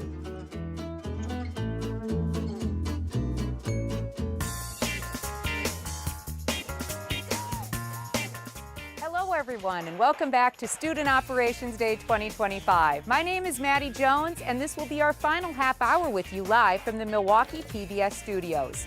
Throughout the day, we've been joined by UW-Milwaukee professor Nathaniel Stern, had contestants compete in our Take 60 game show, and have been looking back at some of the award-winning work that students here at MATC have created over the past year. Coming up, we'll be joined by Milwaukee Mayor Cavalier Johnson. But before that, as mentioned earlier, we're going to visit one of the historical museums right here in Milwaukee. Throughout the city, brewing culture can be found everywhere, from the countless breweries to the major brewing companies. And even the Milwaukee Brewers baseball team, the influence on the city is limitless. But how did the brewing culture get to Milwaukee? And what are some of the methods brewers used in the past? How did it become one of the main staples of the city? Well, our field reporter Shannon O'Dwyer is out and about today trying to get all the answers to all of those questions. Shannon, where are you now? Thanks, Maddie. We are here at the Milwaukee Museum of Beer and Brewing, and joining us today is Fred Gettleman, the Vice President of the Board. How are you doing today? Shannon, just fine, thank you. Oh, thank you so much for being here with us. Now, could you tell us a little bit about the museum? Well, the idea of the museum started 25 years ago with a group of Milwaukee people that have been involved in the beer industry and the beer business for generations, as you well know. And it's finally come to fruition here recently. It's been a long struggle, but we finally got an area and we've assembled some of the artifacts of some of the history that we'd like. We'd also like a bigger area to be able to show more, but this is what we have today and we're anxious to show it to the people. Well, that's so awesome, and we're going to take a look around right now, and I see that we have these big murals on the side of the walls here. Could you tell me a bit about what these are? Well, this series of 12 oil paintings was commissioned for a brewers meeting in Chicago. And it traces the history of brewing from 4000 BC, or what was considered the heating water and putting grain in and turning it into a beverage, all the way up to modern day, what a modern day brewery is. But through the colonial times, through Africa, through colonial times, and to today, they're amazingly interesting. They've been shown at the Groveman Museum, and we showed them at the Milwaukee County Historical Society. So they have been a little bit around, but we're delighted to have them under our roof right now. Yeah, these are beautiful, wonderful addition to the museum. Now, aside from this history, I hear that we have some artifacts here. Could you tell me a little bit about the artifacts that you have? Yeah, we've collected and tried to assemble some of the pieces of brewing history, from the chemistry to the biology to the actual tanks to the containers to the steins. You know, so artifacts, yeah, we've got quite a few here, and we can explain the history behind them when people come in to see what they are. And then we also have our library. Yeah, so over here, could you tell me a little bit about what these are? Obviously, this is some chemistry involved. This is some of the chemistry things these are very old, from very rudimentary chemistry work that was done in the labs at the brewery to ensure the consistency of the beer and the brewing process. You know, it's a technical thing. It isn't just boiling water, as most of us know. So that's what this all represents, and there's other examples of it around here too. And you've got a big library, and you were telling me a little bit about the chemistry that goes into the brewing manual, and this is the manual that everyone has if they're Well, this is looking to basically brew? one of the Bibles of the brewing industry, the brewers, the practical brewer. But we've got all sorts of reference material here. A lot of it's in German, but it's available to somebody that wants to come in and do research for their, whether it be their brew pub, home brewing, or whatever interest you have, what road you want to go down. It's here for the community. Yeah, very cool. Now, aside from that, we obviously know that Milwaukee is a very brew-heavy city. What makes brewing so important in this city? Well, it's the people that grew the industry. And, you know, in the 1850s, it was the German immigration, and Germans were thirsty. And this area had all the right ingredients. It had, you know, great hops. It had they found great barley and water. The water was incredibly important. And all this came together, and people capitalized on it, and that's how the brewery started here, to satisfy the thirst of the Germans, basically. Well, I see, or it's to my understanding that I'm talking to a local celebrity today, because I can see your name here, the Gettleman family, up on the wall. This is the Brewing Hall of Fame and Beer Hall of Fame. Tell me about your family. Well, as far as family goes, the Gettleman Brewery was sold to Miller in 1961, but the actual facility started in 1854. It's and then the picture shows my grandfather and my dad and my uncle. At the time, it was the 5th largest brewery in Milwaukee. We all know the big 4, but then we had some smaller ones, and Gettleman fell into that mold. And it was just, you know, one of those things with advertising and the way the growth of the big ones were.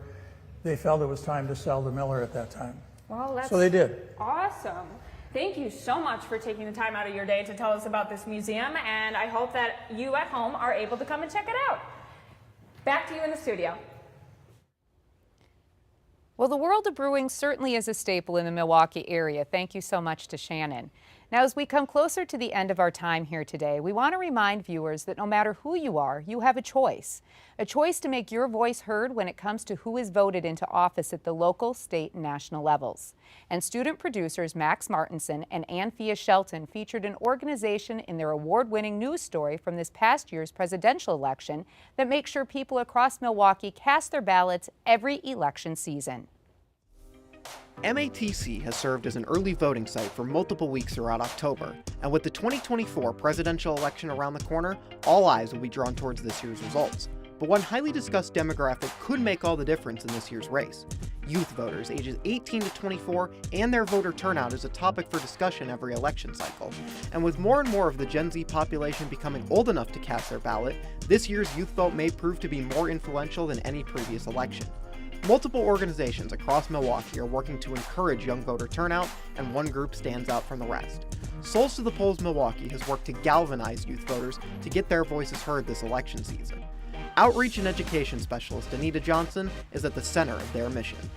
The action that I believe that is really important is to talk to young people. See what their ideals are. See if you can support that and uplift it, so they can go to the polls to vote. You know, we offer rides to the polls. We offer education. We offer events like this. You know, we get young people here. We've got bands that they like to encourage them to come here so they can vote. We need to talk to our young people and let them know how important it is to vote without talking about what people did for them years ago, because they don't seem to be very impressed about that. However, even though many youth voters are eligible to vote, it doesn't mean they will. In November of 2020, the United States Census Bureau found that 51.4% of eligible voters ages 18 to 24 reported that they did vote in the general election. While this number was a record high, it is still lacking in comparison to other age groups such as seniors 55 and older, who reported a voter turnout of well over 70%. But Souls to the Polls Executive Director Reverend Greg Lewis is committed to inspiring and empowering what he likes to call young genius.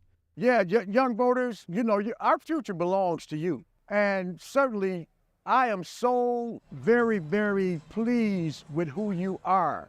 because our future is in good hands, but you have to take the initiative to take charge of this situation. This is your country, this is your world, this is your state, this is your city, these are your communities. And I'm about to, be somewhere retired. We need some young people to come along and help to provide leadership in our communities.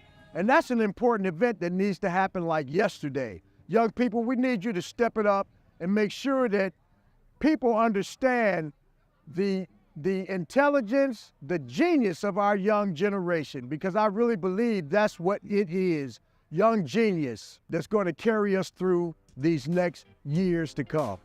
As Thomas Jefferson once said, we do not have government by the majority. We have government by the majority who participates.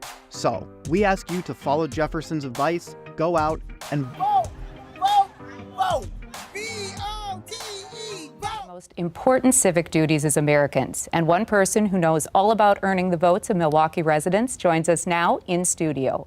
Milwaukee Mayor Cavalier Johnson. Mayor Johnson, thank you so much for being with us today. Happy to be with you, Maddie. Well, we are so glad that you're here, and since you are joining us on graduation weekend for many of the Milwaukee Area Technical College students, including a lot of the students who are working on this broadcast today, we want to talk about all the great things that draw people, especially students or a lot of young adults, to Milwaukee.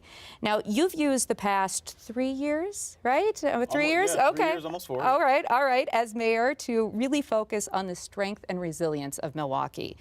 So we're going to start right there with this conversation today. Why is the strength and resilience of Milwaukee so important to you as mayor? It's incredibly important, and Milwaukee draws its strength from its people, including these graduates, these new graduates who I hope choose to stay in Milwaukee, find good-paying, family-supporting careers right here in the city, and stay here and build the city. When I initially ran for mayor, I talked about 3 things. I talked about creating a city that is stronger, a city that is safer, a city that's more prosperous for everybody, and by all accounts, about 3 years, almost 4 years into the job, in all categories, Milwaukee is in a better place than it was when I initially became mayor. So I think that people, if they look at Milwaukee on the whole, they'll find a vibrant city that people want to live in, people want to be a part of. I'm seeing that right now. We're hosting this week a conference with mayors from the Great Lakes and St. Lawrence region across the United States and Canada, and many of the mayors and their staff, first time ever coming to Milwaukee, they are wowed, they are floored by the city. Some of the mayors have even come to me and said, hey, I want to move here. So it's a great place to be. Right, it really is. And you mentioned a little bit of the vibrancy. So let's go with that for a moment, because this is a really culturally diverse city. So let's talk about some of the ways that Milwaukee is able to highlight and also brace some of that diversity. Yeah, absolutely. So Milwaukee is the city of festivals, and it's the city of festivals for a reason.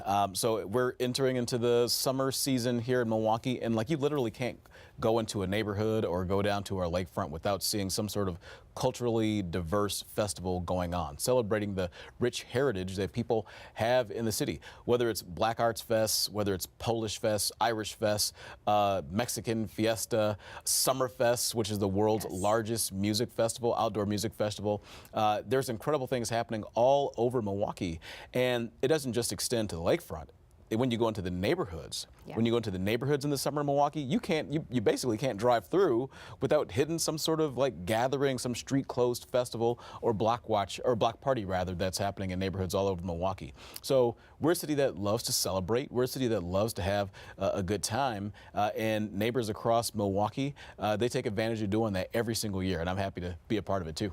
Now, we're going to get to something a little bit more serious, because events are always great. We always want to go. But for a lot of people, including the young adults coming to Milwaukee, finding affordable housing has become really challenging. And that's not just a Milwaukee-specific problem. That's throughout the state as well as the entire country.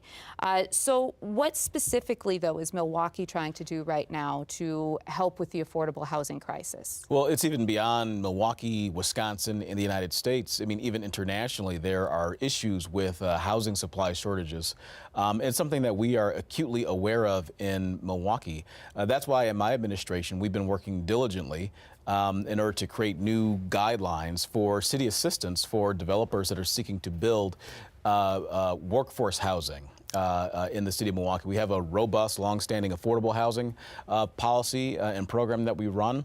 We are seeking to expand that, so we're asking the state to give us a little more flexibility to have some additional dollars to put into affordable housing. But we're going into a new direction here is what my goal is, and my administration's goal is, to build more workforce housing so that more people who, don't make that maximum dollar amount, or if you do and you come into a barrier right now, you still have the access to get available housing that's more affordable to you. So we've got new guidelines that are out, and I hope that developers take us up on doing that. We're asking the state to help us out, and we've got new zoning rules that my administration is seeking to implement to make it easier to build more housing in the city of Milwaukee.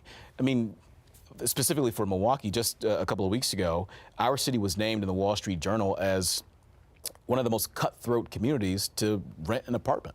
That's because people want to come to Milwaukee. It's difficult to find one here, and the vacancy rates are so low because people want to be here, and we're responding to that. Wonderful. Now, I want you to, if you can, give some final words with our last minute or so here to the graduating students, not only of Milwaukee Area Technical College, but of all of the fine institutions across the city of Milwaukee and across, the high schools, too. We can't forget about our high schools. So what are your final words for them today? We cannot forget about our high schools, students from Milwaukee Area Technical College or the other institutions here. I value those students. I value those young people. I want them to stay in Milwaukee. I want them to build their future in Milwaukee. It's sort of the same thing that I went through when I graduated from UW-Madison. You could have gone anywhere, but what happens to home court if you leave? So you've got the opportunity to do something big in Milwaukee and add to the vibrancy, add to the culture, and be a part of this great metropolis that folks are trying to get to. You already got a leg up because you're here. Yes, wonderful. Thank you so much. Well, Mayor, thank you again for taking time out of your very busy schedule to join us today. We are so glad that you could be here. Happy to join you. Well, as we saw in the last half hour, our chefs in our Broadcast Bites cooking competition were putting the finishing touches on their dishes. So let's go see who will be crowned as today's Broadcast Bites champion. 3 pasta dishes, 1 judge. Let's dive fork first into judgment. 10, 9, 8, 7, 6, 5, 4, 3, 2. Well. All right, chefs, time is up. All these dishes look interesting, to say the least. First up, Chef James, what can you tell me about your dish? Yes, chef. Today I've prepared for you a take on chicken Alfredo. So it's a pan-fried chicken breast, salt and pepper on there, and then fresh vegetables in the pasta. All right, well, let's hope your dish meets those expectations.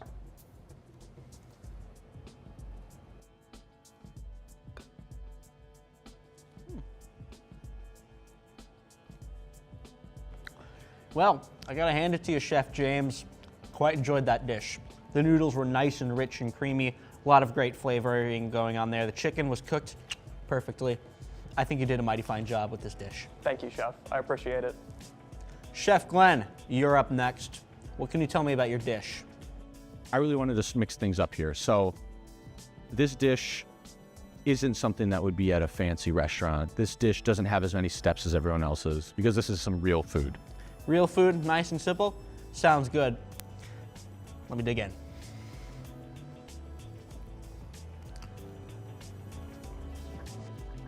Once again, the flavoring on there is great. I like the texturing on this one a lot. Good work, Chef Glenn. Appreciate that, Chef. Thank you. And last but not least, Chef Tekka. Well, that dish is just boxed mac and cheese, but the cheese is powder. I added some paprika, Nutella, and I think it was mustard. I guess I gotta try it.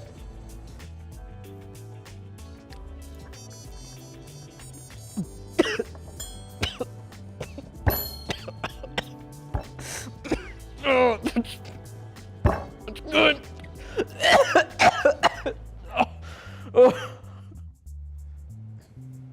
Well, chefs, all these dishes have been very interesting, but if I had to pick one winner for today's broadcast bites, it would be Chef Takeover. Your dish was the heartiest and most filling of all of them.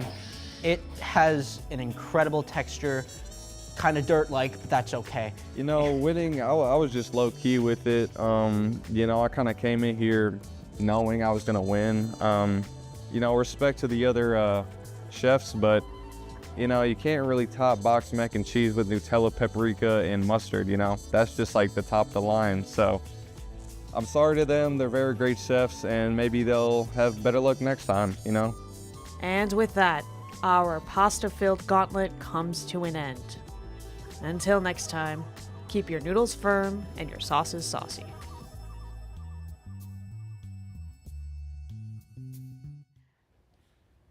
Well, Chef Takeover's dish certainly was interesting. Congratulations to him and to our other chefs in today's competition. Our time here today is coming to an end, but before we sign off, we want to give a special message to the TV students from MATC that are putting on this show today. Along with being the day of the advanced students' final project, today was also graduation day for many of those students. And student producer Aiden Rollins attended their graduation to relay a special message. Department Chair and Head Instructor Kevin Pauls wants to say a few words to the students that have been a part of his program over the course of the last 2 years.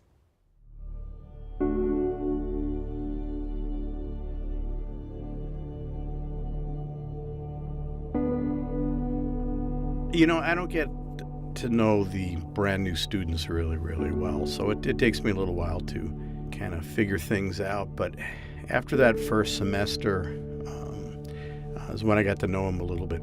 And quirky? I guess that's what I kind of thought when I first met this group. You know, I see a lot of promise. I see a lot of talent. I also see a lot of folks that haven't quite gotten there yet, that the light's not turned on, but I think they kind of know where the switch is.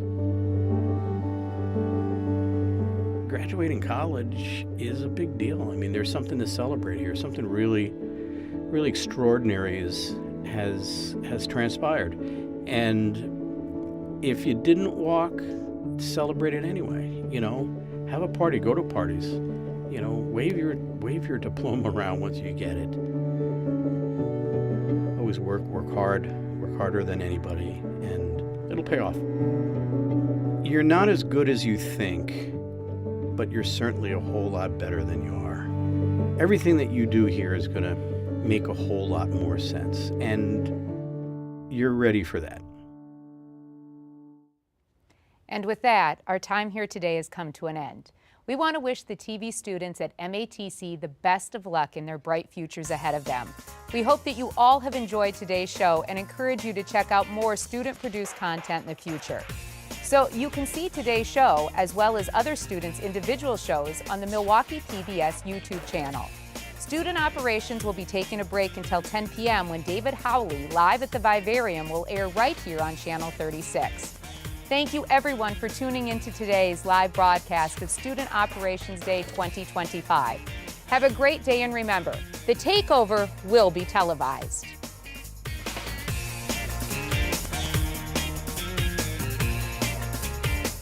To dissect last time's masterpiece. Notice the aggressive streaks. That's not just rage, that's our inner child speaking their mind. This plant represents how fake the world is, since it was actually a fake plant in my head. The texture is the veins and arteries running through the canvas. Until then, keep painting like nobody's watching, especially if they have taste. See you next time.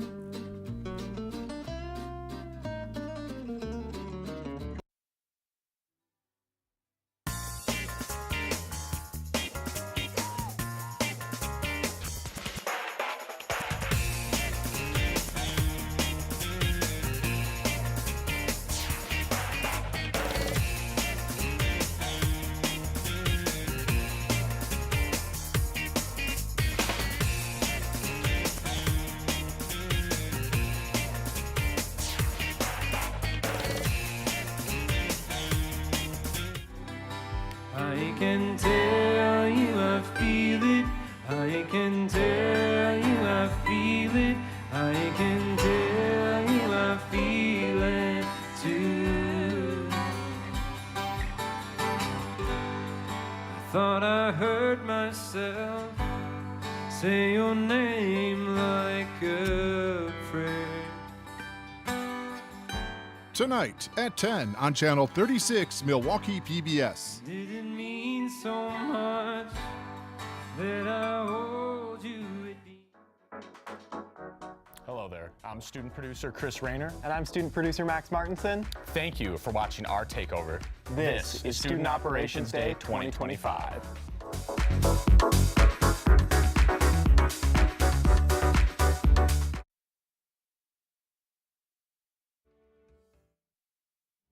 You're watching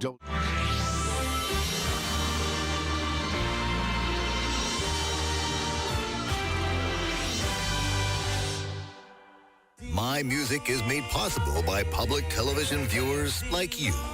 Thank you.